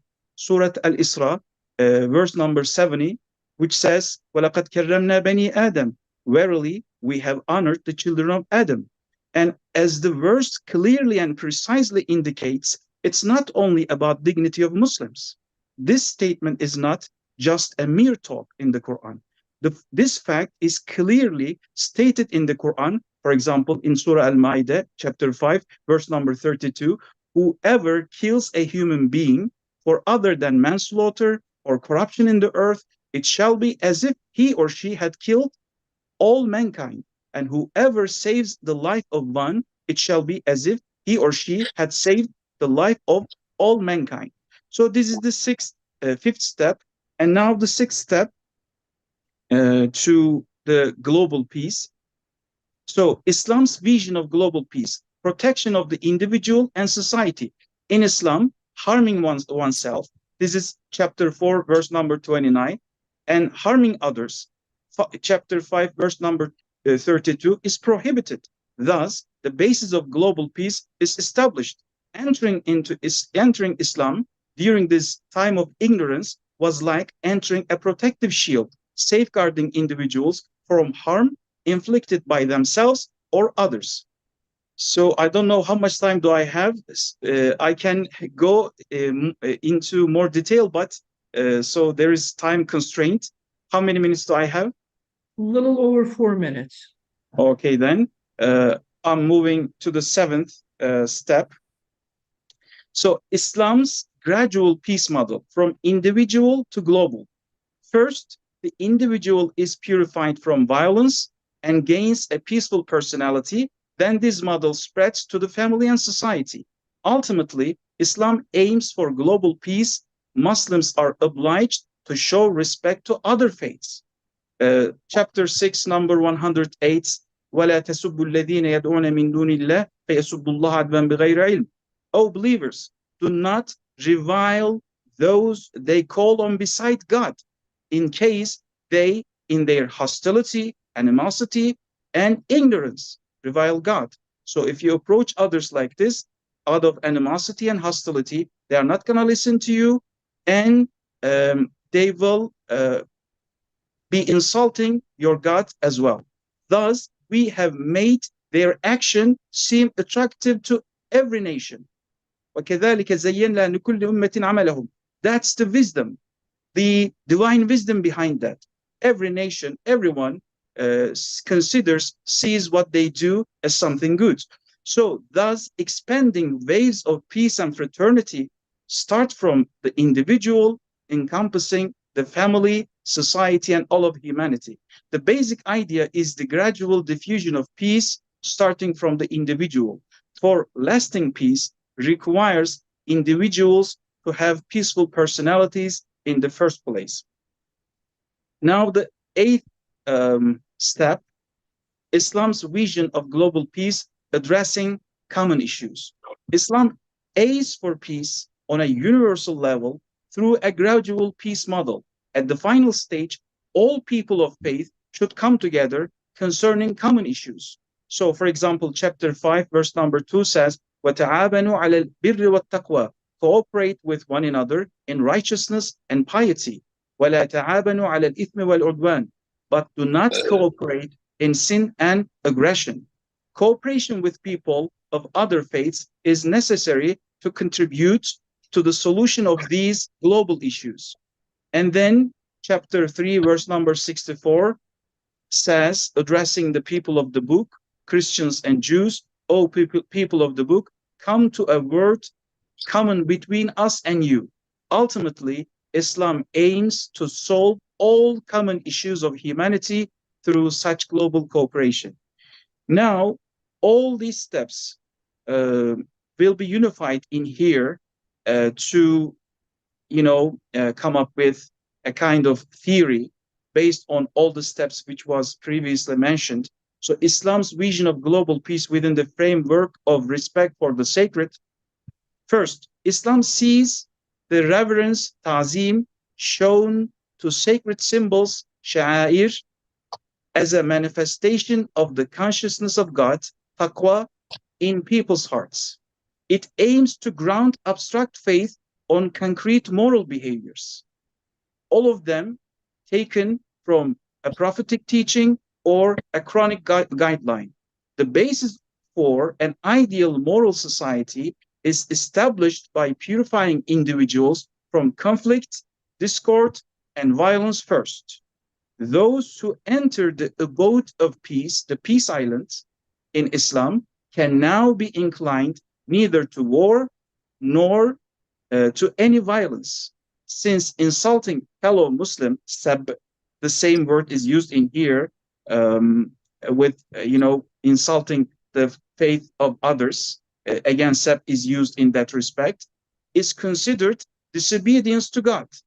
And Muslims fighting each other is regarded as God's denial, kufr, in the hadith, sibab al-Muslim, fiskun wa qitaluhu kufrun.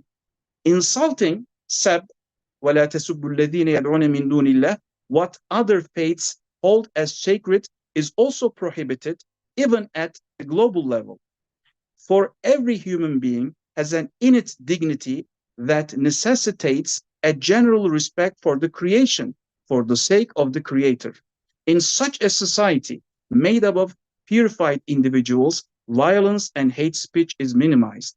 Based on this ideal moral ground, waves of peace start spreading first to individuals, then to families, to society, and ultimately to all humanity. In the final phase, all people of different faiths come together around common issues to establish universal peace. So that's my final markings. Thank you so much, Dr. Delilo. This was a very important reminder for all of us. And it was a beautiful construction in terms of addressing the foundational perspectives regarding to the concept of respect from Islamic perspective.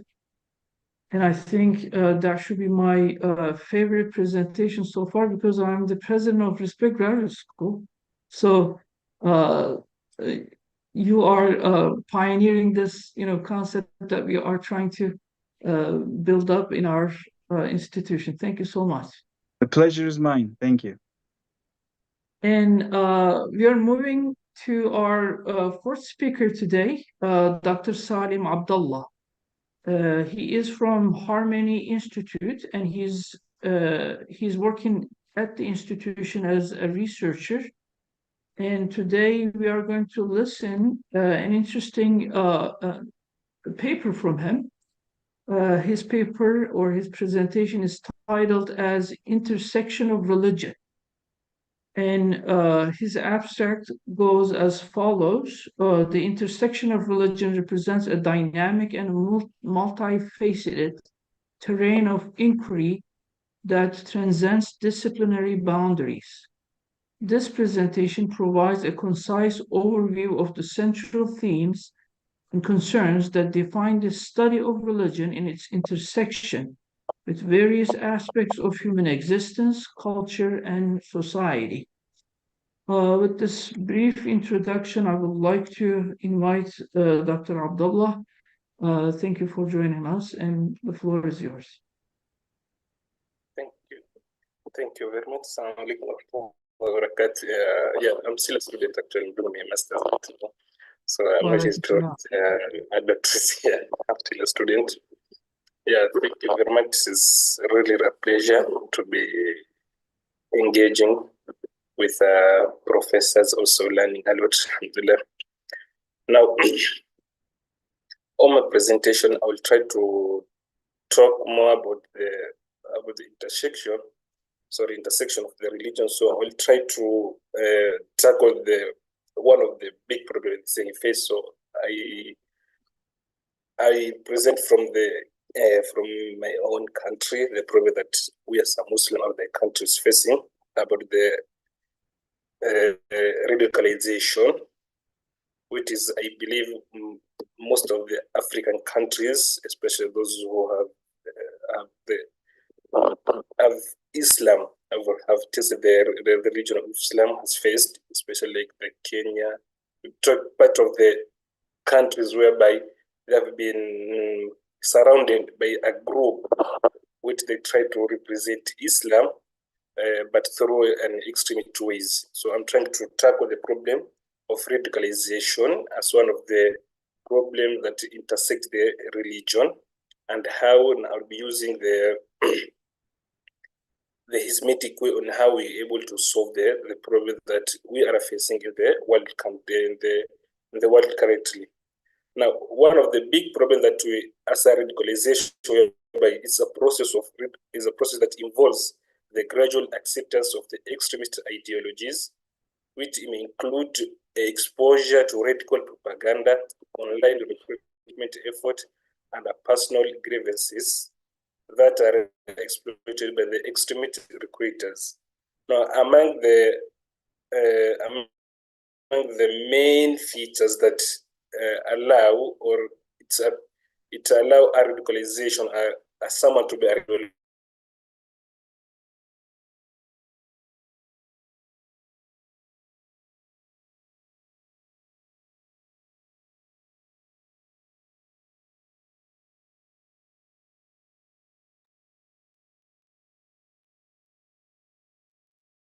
Perhaps there's a internet connection problem. Tolerance and understanding between.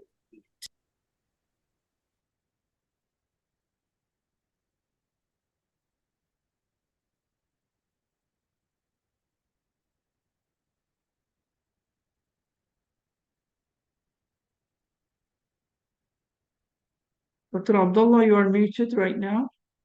Sir, I'm sorry, I think there's a technical problem, but yeah, thank you. So, as I was saying about the radicalization, one about the main features are having a sectarian and intolerance among the society, especially if you look about the social condition, socio-economic condition that are affecting our countries, let's say Kenyan. Now, people have been tried to be radicalized instead of focusing in much of the religion. Some of them have been focused more about to be radicalized. Now, whereby we have a division of religion instead of coming together. So we see a division whereby people now they try to separate instead of coming together, live in a mutual understanding. People they try to now. This is due to some of the political ambition, or some of the sectarian Muslim community, which is a very minor, where they try to recruit some of the members to come together. They try to represent in Islam in an extremist way.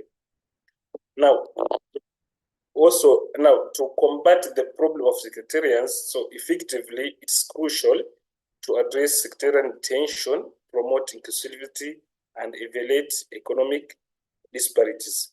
Now, I think the second one is about on how we can be able to counter the problem. So I'll try to just summarize the features of the problem, so that due to the time. Now, on how we'll be able to countering radical interpretation of the religious text, promoting more moderate understanding through educational and awareness campaign that highlights values of tolerance and coexistence. Now, I like the way how, as we as Harmony Institute we are doing in Kenya, we try to have adapted in trying to collect people to come together. We try to explain what our religion is saying, because not lacking awareness in terms of understanding a religion, it contributes some of the people who are outsiders try to to be convinced that the religion is like this, of which it should not be like that. So now we as a Harmon here, we have adapted actually having a scripture reasoning monthly, whereby we try to invite people to come together as a way of countering the radical interpretation of the religious text. We come together, we discuss the problem that as a community, as a society, we are facing them. Now, also, the extremist leaders, actually, they play a big role in radicalizing by manipulating vulnerable individuals through emotional manipulation and distortion of reality.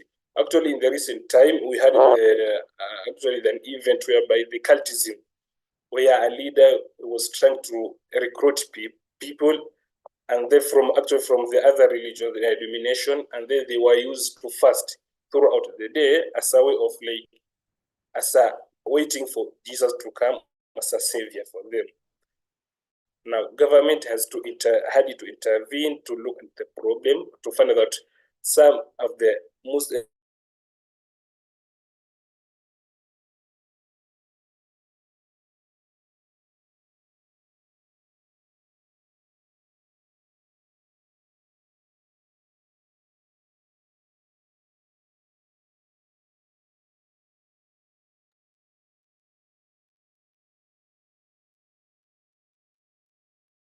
Seems that we have internet problem there.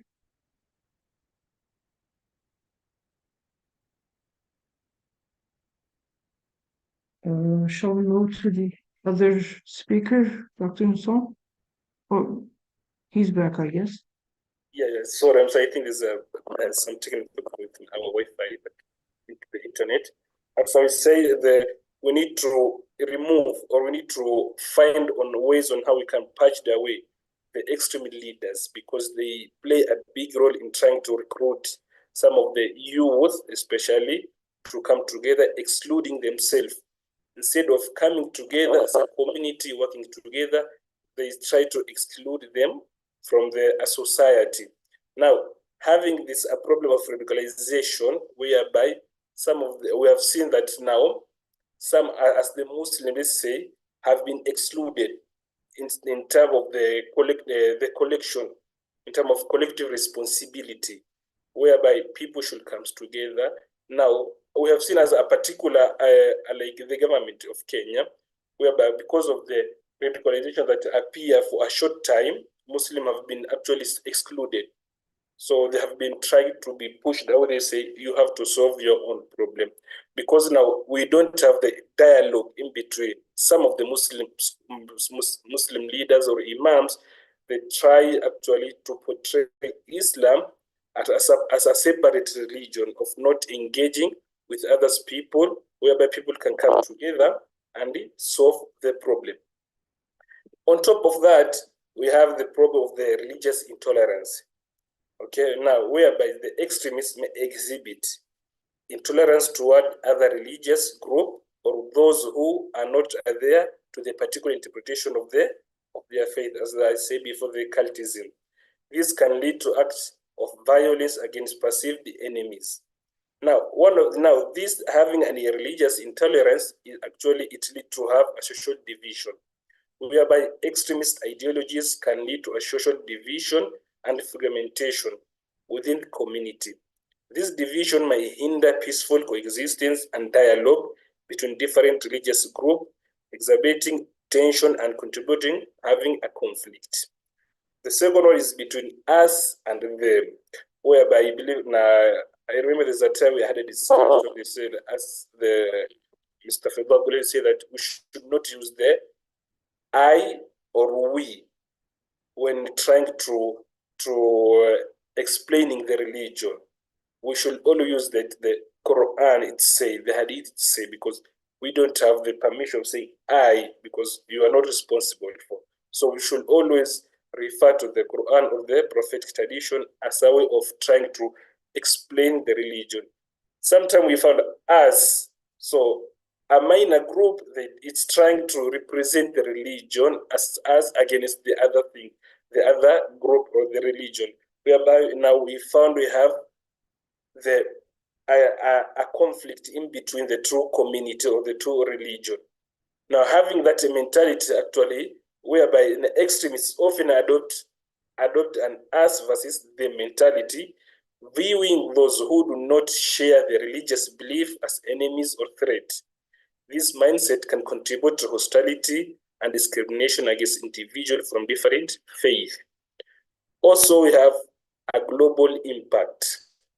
Religious intolerance and extremism can have a global impact, contributing to regional conflict and instability. A good example whereby a small group from our neighboring country try to represent Islam, and then they try actually to they migrated to our own country, trying to recruit other small community, whereby the government from their own actually from their own government, they were not recognized as a Muslim community because of the way of the extremist things they were doing. They came to our own country. They try also portray the message.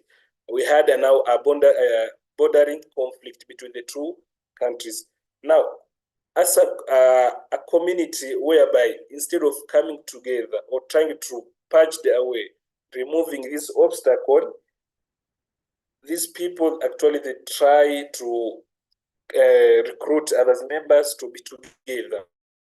Now, having the religious intolerance, whereby, as the Quran it says, and I believe, if I can remember very well, there's another presenter where he said that, as the Mr. Fawwa Gulani say, a Muslim cannot be a terrorist, and a terrorist cannot be a Muslim. It is because even Quran support that killing a person is like you have killed a whole humanity. Also, serving or protecting a single soul is like you have protected a whole the whole world. It's very now people should be taught how to be tolerant to each other instead of having to be an intolerant. Now, ways on how we can solve this problem. Now, one of them is having an inclusive society. A society become more diverse, promoting inclusivity and understanding, which is very, very crucial. Which now it will encourage having a respect for different religious tradition, which will help to build a harmonious and tolerant community. Another way, because we have seen the issue of the intolerance, religious intolerance and radicalization, we should have a curriculum development whereby in school, because this it affects most the youth, because they are trying to receive information from the Muslim leaders and or other, maybe there's a people who are trying to encourage them. Now, we should have an inclusiveness of a program that is very tolerant to the people. Sometimes we may go to a place, it's only an Islamic religion that is being taught there. Or we may go another place, it's only Christianity that is being taught there. Now, because we don't have a diversity of people living together, so some of the teachers or some of the leaders, they may only try to remain within the religious teaching which has been taught there, instead of coming together. Now, having a curriculum integration, I believe it may encourage, because that actually promote a critical thinking and having a tolerance and understanding about diverse cultures and religion into school curriculum.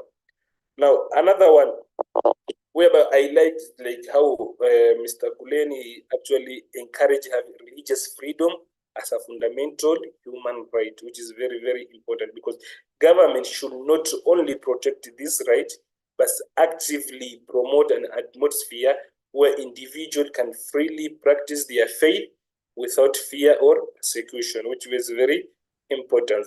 And now another one, the last one, is about having a bridge building initiative, having an interfaith, whereby we call people to come together, we share the problem that we have, find ways on how we can solve our problem. Because a dialogue is about having mutual understanding. It's not about explaining what is right in your own religion. Because the moment that I say my religion is right and yours is wrong, we may not have a mutual understanding. But a dialogue should collect people, come together, we share the grievances together, we find ways on how we can live together. And now, having a dialogue, it will really now, because you are dealing with an extremist group, which most of the time they try to recruit the youth. Now, having a dialogue, which will also have a youth engagement.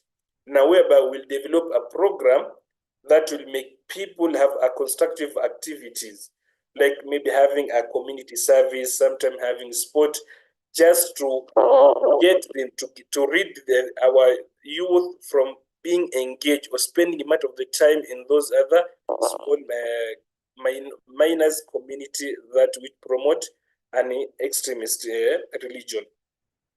Now, last minute. Okay, thank you. The last one is about now. Mr. Gulen actually he emphasized the significance of dialogue as a means to bridge gap between different religious tradition. So I really thank you. I really appreciate it because the first time actually I engage an international seminar, but it's a real experience. I wish having more in future, so I will learn more. Thank you. Dr. Aghlawi, thank you for participating this session. It was fruitful discussion and perspectives that you brought. Happily, I was in Kenya for this summer. You have a beautiful country, and you brought very living examples from your own country regarding the topic. Thank you so much. And right now we're moving our fifth speaker, Dr. Recep Doğan, and his presentation is titled as Global Terrorism and Islamic Radicalization, an analysis from Fethullah Gülen's perspective. Please, Dr. Doğan, if you're available, take your time and start. Thank you.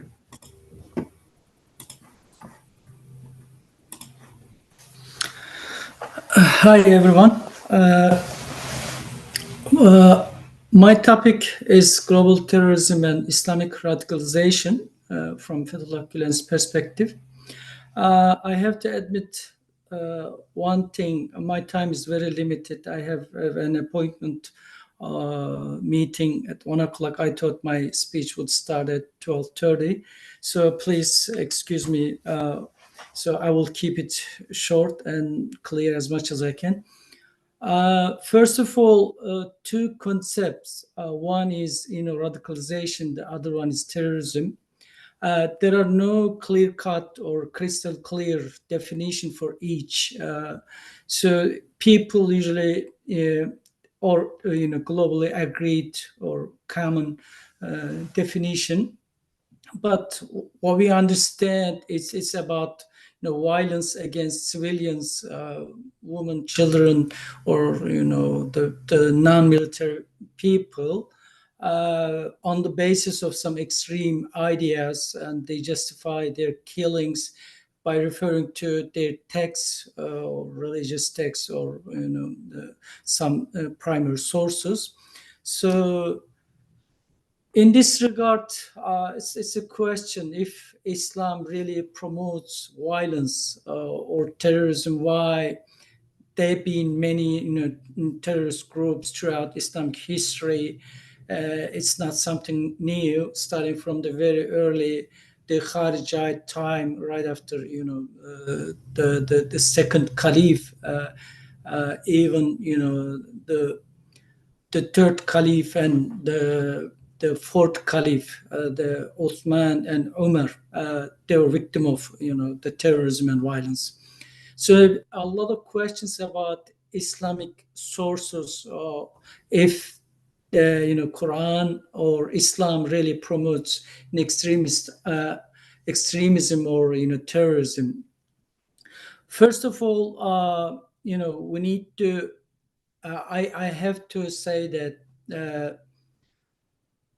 understanding the primary sources is extremely important to refute the ideas or extremist theology or extremist ideology. So in this regard, what Gülen tries to do is refuting their, the arguments, or by referring to Quran and Sunnah as, extremist people. They use Quran and Sunnah to, justify their violence. When we look at Islamic history, we see, Kharijite, the first terrorist group, emerged very early in Islamic history. They divided, the world as two, black and white, like Muslims, non-Muslims, or infidels, unbelievers, and so on the basis of narrow, rigid understanding. The many groups really, before killing or committing violence against those people, what they do is they declare the other, so-called the other people, as infidels or unbelievers, using some Quranic verses, or referring to some prophetic tradition, hadith, ahadith, such as, this is just one example, and then I'll move on what really Gulen says. The one of the verses in the Quran is that the judgment authority belongs to Allah, solely and only.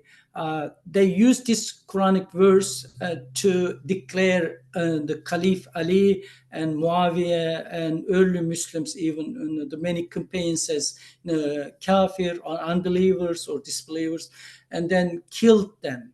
They try to justify their violence by referring to one Quranic verse, or very, it's kind of cherry picking or selecting certain verses, ignoring the others. So in this regard, in Gülen's methodology, there are a few things really important. I guess I will bring those into your attention.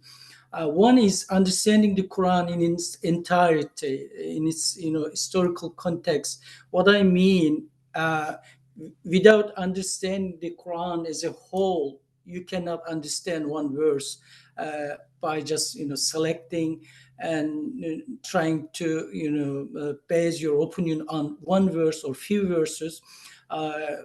Disconnecting such verses from the Quran its entirety. The second thing, how the Prophet himself, peace be upon him, understood such verses, and how companions they implemented those verses in their daily lives. These two things, I think, extremely important. So when we look at the life of Prophet Muhammad, peace be upon him, all of his, the fighting or struggle against his enemies, it's about defending himself or his followers, and also the land he was living in Medina, right? So if you disconnect the one verse from the other verses or other surahs or the entire Quran, and also if you ignore how the Prophet himself he understood the Quran or the such verses, how he himself applied in his life, so it's not easy. It's not easy to reach moderate or true understanding of religion. This is, I think, two important points. So in this regard, when we look at Muslim history, the Muslim countries, they've been occupied and invaded by Western colonialism, and in order to defend their countries and natural resources against colonialism and its the negative effects, Muslims they develop some concepts, some ideas. One of them is jihad. Jihad simply to motivate people or psychologically, socially, to like what you do is simply defending your country, and whatever you do is really important. So once people they they are really convinced and they really, believe, then they can struggle to defend their country. This is not, restricted to Islam or Muslims. I think every country, every nation, every people, every country, they do this type of, arguments or using some whether it's related to their religion or their history. So they use certain concepts to motivate their individuals, their citizens, to defend their countries. So, but what's problem if those concepts are used in different contexts, in different places, to kill civilians or innocent people or children, or without discriminating, or without really justifying, well, what you're doing on the basis of Quran and Sunnah. People, they can easily, deviate from the right path, and they resort to terrorism and violence as a mean to defend themselves. That's not what Prophet and companions they did in their time, or how moderate or the scholars who really understood Islam in its entirety, and and also applied such understanding in their lives. Now let me give. I can see. I heard some speakers used a few points I will mention in their presentations, but I'll keep it short. So Fethullah Gulen, he says, he emphasizes on one thing. He says terrorism, there is no place, terror has no place in Islam. The Muslims, they should not, they never resort to terrorism for independence or salvation. So this is, and he uses one Quranic verse, who he kills a soul unless it be in legal punishment for murder or for causing disorder or corruption on the earth, will be as if he had killed all human. This is very well-known ayah. So if you kill one innocent person, you are considered as if killing entire humanity. So he's using this type of verses or prophetic traditions to declare there's no place for terrorism in Islam. Muslims, if they resort to terrorism, they cannot remain as Muslims. So, what happens? I think this is the key point, or the most important part. Those people, or terrorist people, before killing other Muslims, they declare those people as kafir, or infidel, or unbeliever, or disbeliever. So Gülen, he uses certain Quranic verses and the prophetic traditions, saying that Muslims are forbidden to declare the excommunication of others. Because if you say another person, you are not Muslim, but the person is Muslim, such accusation turns back to the person himself. So using very strong evidence and very strong arguments, Gülen emphasize on these points, and a lot of evidence he is using. So according to Gülen's opinion, Islam has always favored defense over offense and the importance of mercy towards enemies. Therefore, a real Muslim who understood Islam in its entirety and properly, they never ever resort terrorism, or they cannot be terrorists. So for this reason, he without any reservation, he said terrorism must be condemned without any excuses. So he even labeled the suicide bombers as the companions of hellfire. So without thinking, because he really understood the Prophet, and just give me a second. Sorry, I need to join the meeting. here.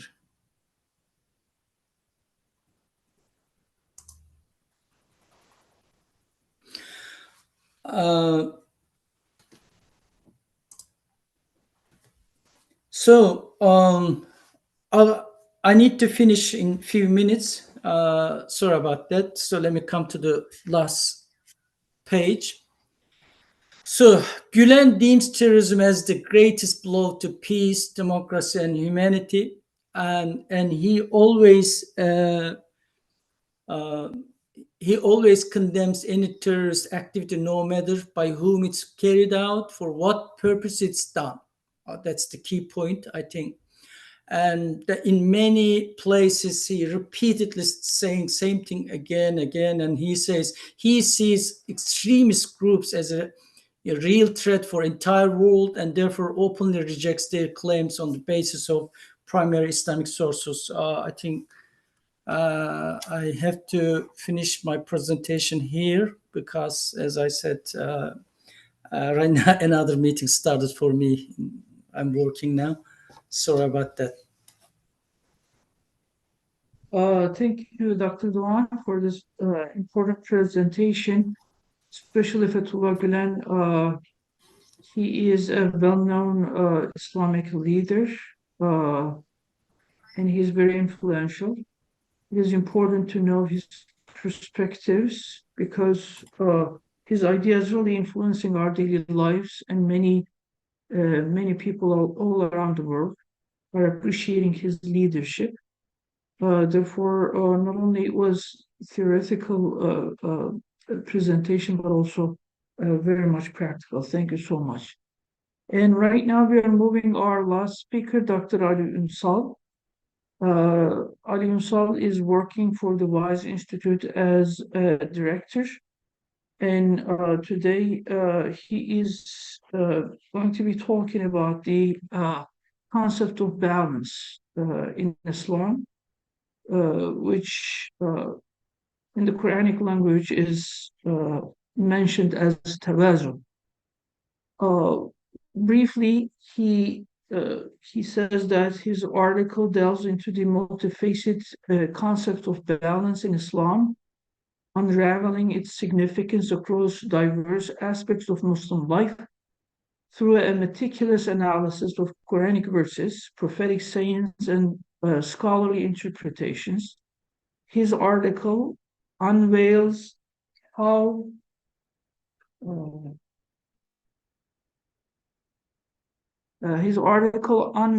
balance manifests in spirituality, worship, social interactions, and personal conduct, ultimately contributing to a fulfilling and just existence.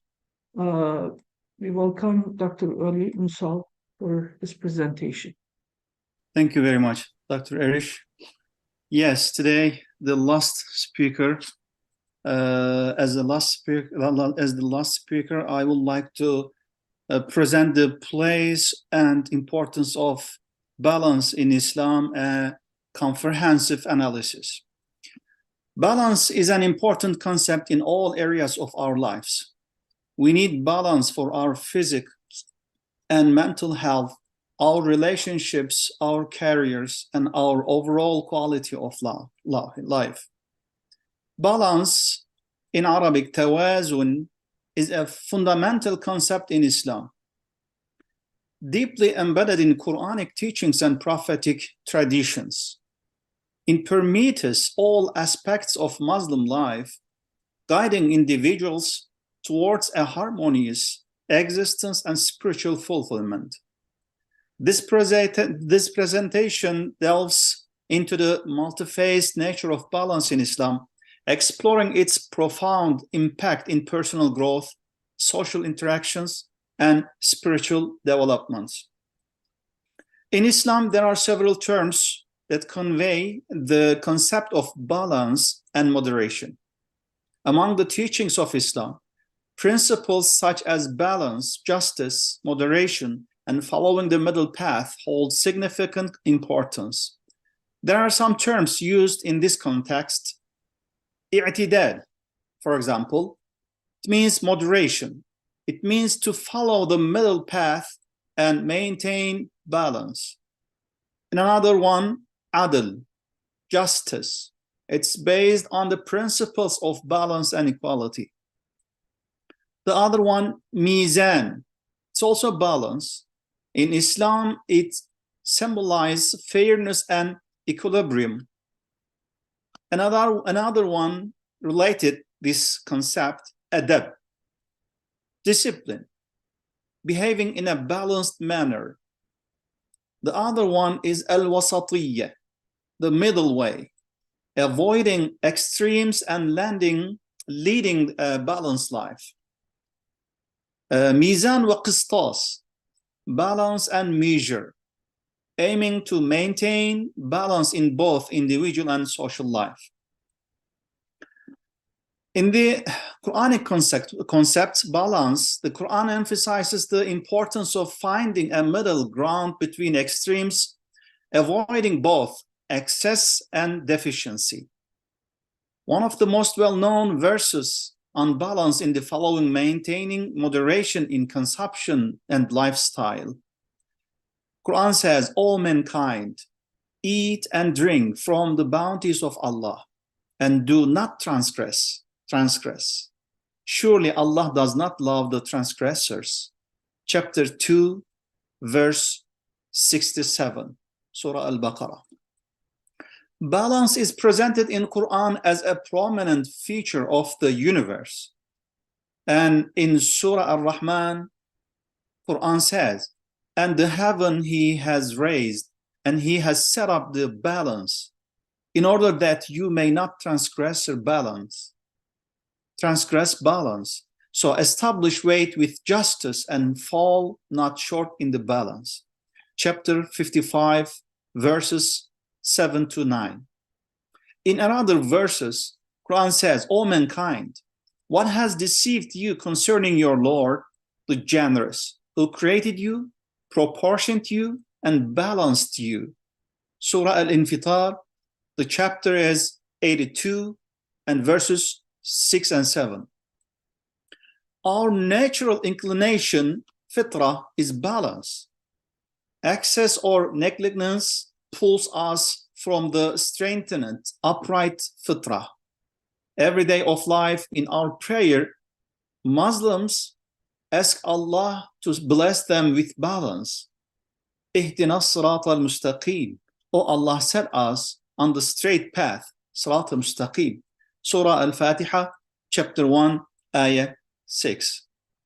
For humans, balance is a challenge and a choice, and hence they are urged to seek balance in their everyday life to maintain harmony with the universe around them. Quran mentions that and says, those we have made of you an ummah, just balanced. The chapter is chapter 2, verse 143. If you look at the life of Prophet Muhammad, peace and blessings be upon him, we will see balance in his whole life. Indeed, the Prophet advised his companions to maintain balance in every aspect of life. After learning about the Prophet's worship habits, some companions expressed dissatisfaction with their own devotions. One declared, I will never sleep at night. Instead, I will pray all night. Another vowed, I will fast every day without breaking my fast. While yet another proclaimed, I will abstain from approaching my spouses and dedicate myself entirely to worship. In response, the Prophet ﷺ, despite being the most devout among them, offered a profound perspective. Although I am the most God-fearing among you, I engaged in both night prayers and rest. I fast and also break my fast. I worship, yet I maintain a family life with my spouses. Whoever turns away from my way is not of me. And he says in another time to one of his companions, Abu Darda, you have a duty to your Lord. You have a duty to your body, and you have a duty to your family. So you should give each one its rights. Muslims are taught to be moderate in their consumption of food and drink, their dress, and their speech. They are also encouraged to be kind and compassionate to others, avoiding both harshness and leniency. This balance is personal conduct promotes harmony and respect within society. Islamic law places a strong emphasis on justice in legal matters. The Quran explicitly states, "O you who have believed, be persistently standing firm in justice, witness for Allah, even it be against yourselves or parents and relatives."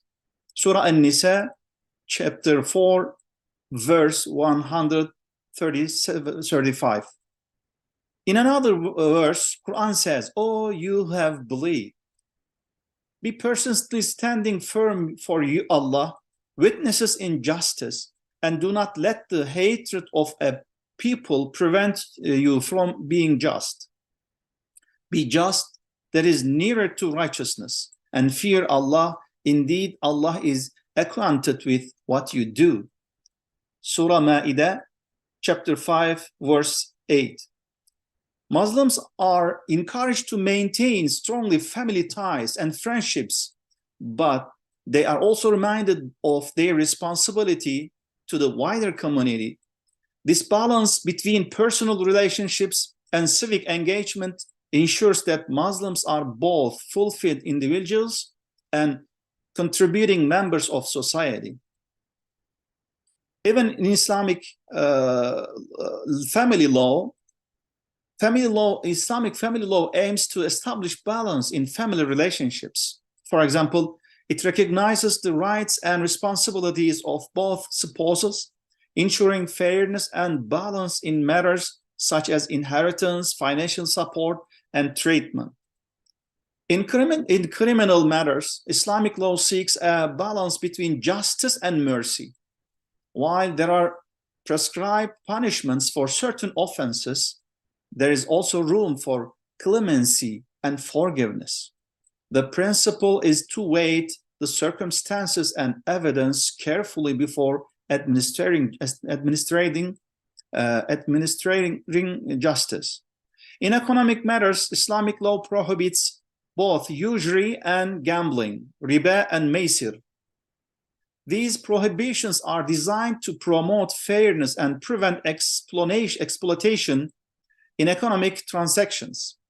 This balance in economic matters ensures that wealth is distributed justly and that individuals are not burdened with excessive debt. Islamic economics promotes a balanced approach to wealth distribution. The concept of zakah, a mandatory form of almsgiving, ensures that wealth is circulated in society, helping to alleviate poverty and maintain economic balance. Quran mentions that and says, "O you who believe, do not consume one another's wealth unjustly, but only through lawful trade." Chapter 2, verse 182. This verse promotes honesty and integrity in economic transactions, emphasizing the importance of earning wealth through legitimate means. Islam establishes balance in interpersonal relationships, such as borrowing and lending, by offering advice that benefits both parties. For example, the Quran offers the following advice to those who lend money.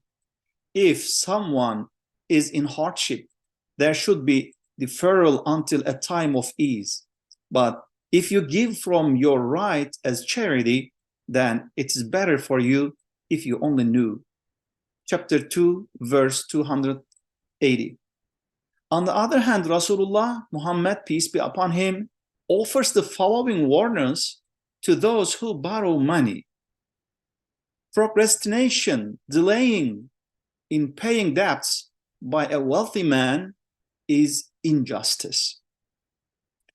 Islam acknowledges the individual's freedom to make choices, but emphasizes accountability and responsibility. The concept of free will is balanced by the understanding that individuals will be answerable for their actions and on the day of judgment. Islamic teachings emphasize the concept of the khilafah, caliphate, over the earth. While humans are allowed to use resources, they are also accountable for preserving the environment. This reflects a balance between utilizing resources for human needs and conserving the natural world. In conclusion, regardless of the era in which people live, they should build their lives on the principle of balance. This is not only a commandment of religion, but also a highlighted aspect in intellect, social life, health, and education. Of course, the first and most important issue is to educate our people in the best positive way in these matters. Besides teaching, there is a need to raise awareness among our youth. In an age where technology is advancing every day and becoming increasingly difficult to control, there is a need to establish a balance, especially in the era of the digital age. The field of artificial intelligence technology, developed by its producers, is even being closely monitored with concern. Perhaps through this seminar, it is worthwhile to declare the important truth to the world once again. Just as everything has its ethics, the use of AI technology, along with other digital technologies and social media, needs to be balanced with certain ethical rules. In this regard, I call upon the United Nations, human rights organizations, the academic community, and politicians to take action. I believe that there is a great need to establish balance in this area to preserve human dignity and protect humanity from all kinds of radicalism, ensuring peace and security. In order to live while preserving human dignity, it is necessary to discover and utilize the tremendous power of religion. I hope that religion will be utilized and by maintaining ethical standards, contribute to the construction of good individuals, good families, and good society. Thank you very much. Thank you, Dr. Ünsal, for this beautiful presentation. It was an important concept to remember again, the balance, which also can be translated as being free of extremist inclinations, basically. Therefore, it was, very meaningful subject to discuss. And thank you for your presentation again.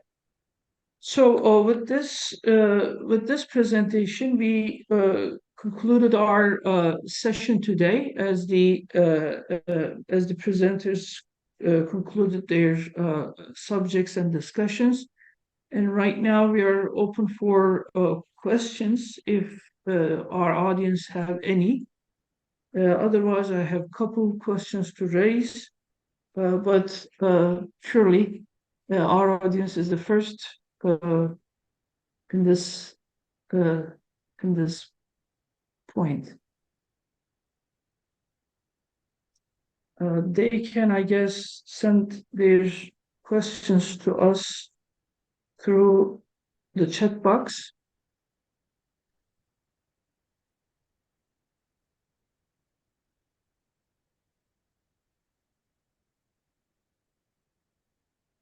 Okay. As the questions may come, perhaps I can utilize the time for a few minutes. I don't know whether Dr. Yayla still with us. I know that he had another appointment, I assume. Dr. Yayla, are you with us today still? I'm here. I won't be able to turn on my camera, but I'm here. Excellent, excellent. it was an important presentation that you presented today in terms of kind of laying out the process, how people getting radicalized. And I know that the time was short, and perhaps you were also going to cover the issue of how we can kind of break that vicious cycle, and how we can prevent people being radicalized through the social media, as well as uh, the friendship that is bound between the radicalist movements and the people, so on and so forth. So how do we really break that cycle? Is there any solution that you may suggest to us? This is an excellent question. Thank you so much. Yes, there are a few critical issues that we can adapt to kind of break that cycle. I think the foremost important thing is being able to understand what's going on around us, particularly our children, our family members, people around us, because these extremist organizations, be in person or through social media, they tend to pull these people away from their former circles. So observing and trying to understand if there are issues with our loved ones or with our friends. The second issue is how the extremist content is covered by the media and in the social media. I know this is a very difficult issue, but if there are some kind of self-control or limitations so that we do not allow them to self-advertise themselves freely on these platforms. The third is ignorance is their best friend and our best enemy. So educating ourselves, our loved ones, and others. And the fourth is direct intervention. When we realize there is something going on, trying to find a good and suitable approach usually works case by case, and then produce an intervention process to basically pull away people who are being radicalized by different groups. There has been cases, but if the intervention is successful cases, but if the intervention is a little bit late, let's say after the fourth or fifth steps I mentioned, it becomes more difficult because de-radicalizing somebody takes a lot of time, and oftentimes it is extremely challenging because people do not easily give up their assumed ideas and ideologies. Thank you. Thank you for enlightening us on this issue. I know that Dr. Abdullah also mentioned the importance of educational curriculums that we have, and inclusive society that we may build up through that type of education. And you also mentioned the importance of knowledge in respect to fighting against radicalism. Thank you so much. I'm looking at the chat box. Do I see any other question? Not at the moment. I don't know whether Dr. Duan is still with us, but in terms of Fethullah Gülen's, a terrorist cannot be a Muslim, and Muslim cannot be a terrorist. For this statement, I know that this is a very famous statement, and there was an objection or criticism to that statement by Dr. Oliver Lehman. He basically said that Gülen is normally is from Maturidi school and Hanafi school, which doesn't see an action as a part of Iman in the definition. On the contrary, Kharijites see the action as part of faith. So theologically, that statement doesn't really resonate with Fethullah Gülen's own school of thought, which is Hanafi and Maturidi school. I don't know whether, you know, any speakers who mentioned the importance of Fethullah Gülen's ideas can handle this question. I know that Dr. Insal is very much acquainted with the works of Fethullah Gülen. This is an objection that was made a few years ago by Oliver Lehman towards Gülen. I don't know any of the speakers would like to handle this issue. Hakan Bey, please go ahead. Okay, maybe I can say a couple of words. So, you know, there is a hadith, a prophetic tradition. So, for example, it describes a thief and also a fornicator. So, a thief is not a believer when he commits that stealing. So, you know, there are such approaches to these issues in the prophetic tradition. Or Prophet says, لا يؤمن أحدكم حتى يحب لأخيه ما يحب لنفسه.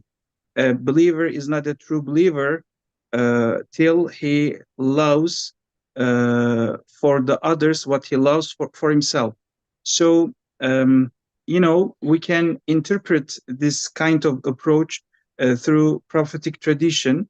That's and also when you read his statements, I think that interview which was given to Sharq al-Awsat, these hadith, one of these narrations has been quoted by Mr. Gülen. So I think this is the approach he has. Okay. Okay. I can say something. Sorry, Dr. Irish. Please go ahead. Actually, if you look at the sources, Quran or prophetic traditions, we should ask this question: on whose hand? I mean, who's interpreting this hadith or Quran? That's why Caliph Ali, he was, I mean, suffering with Khawarij, radical group, and he sent some ambassadors to talk to them, and he advised, don't give an evidence from Quran and Hadith, because they will interpret in their sides. Okay, so just give example of life of the Prophet, peace be upon him. So, and he did like that. So he gave some examples from his life because he understood Quran better than everybody. He brought the Quran to humanity. So if you look at his life and his battle, he became 23 years prophet, and his prophethood is 23 years. Yes, he has battles, but if you look at the battles, all of them almost, you know, protecting some your country, your wealth, your lives, you know. If you look at Badr, Uhud, Khandaq, so the mushriks, the idol worshippers came to fight, and he opened the fighting. For example, when he was in Mecca, he was tortured himself. His companions were killed. He didn't hijack to anybody. He didn't make suicide anywhere. And he always tried to, continue in peace and harmony. But the idol worshippers didn't allow to live in Mecca. So he immigrated to Medina. So in Medina, he waited until they came and want to fight. So if you look at his life, he has an agreement with Christians and Jewish people and idol worshippers, whoever were in Medina. He established the peace in the beginning. And the end of his life, who didn't break the agreement, who he or she lived in Medina in peace. No problem. But who break the agreements? They actually, this is the reason of the fight and battle. And he said, I don't want to fight with you. If you want to make agreement, okay, I have some conditions. Otherwise, if you don't want to agree these conditions, so you are always, I mean, breaking the agreements and attacking us, or helping and supporting our enemies. So, I mean, if in this condition, I have to protect my land, I have to protect my people. So if we look at this perspective, I mean, his life's of perspective, Muhammad Fethullah Gulen, he's actually interpreting these verses and prophetic narratings, hadith. So according the practice of the Prophet, okay? And I think Einstein said, you know, nobody can, I mean, will not will not be hanged with his words. You can pick up, I mean, from his sentences, and you can interpret in your side, in your perspective. So you can be take motivation in your, I mean, radical ideas. So Quran and Hadith, unfortunately, in hand of radical people, has same destiny. That's I think the point. Thank you.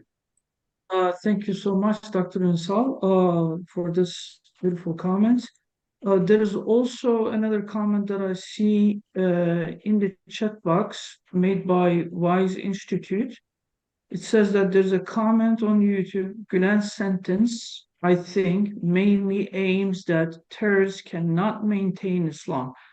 I think this is this really addresses my question in a more precise way. Oliver Leaman's objection to Gülen is theological objection, methodological objection, in terms of whether Gülen really keeps his Hanefi tradition, as he says, you know, a terrorist cannot be a Muslim, or a Muslim cannot be a terrorist. And the issue, I assume, arises because of the translation from Turkish to English. I think what the Wise Institute mentions in this chat box precisely solves the issue. Gülen primarily means that a person who involves into terrorism cannot stay as a Muslim, cannot maintain his religion if he continues in that path, which is pretty much in line with his, you know, Hanefi Maturidi tradition. That's my personal understanding about this, you know, little debate that took place a few years ago. I think we don't have any other question at the moment, and it was a long day. I assume this was the last session of the conference. Is that how is the case? Right. Okay, and I want to thank all the presenters today, as well as all the listeners, all the audience who participated. It was a fruitful discussion. Thank you so much. And also, I like to thank the Wise Institute for inviting us for this beautiful conference. Thank you so much. Yeah. Thank you very much, Dr. Erish, for your contribution, sincere contribution. It was a very fruitful session and helpful session. And I would like to thank all participants. Today, we are ending the seminar for today. Tomorrow, we will see you. Thank you very much. Bye.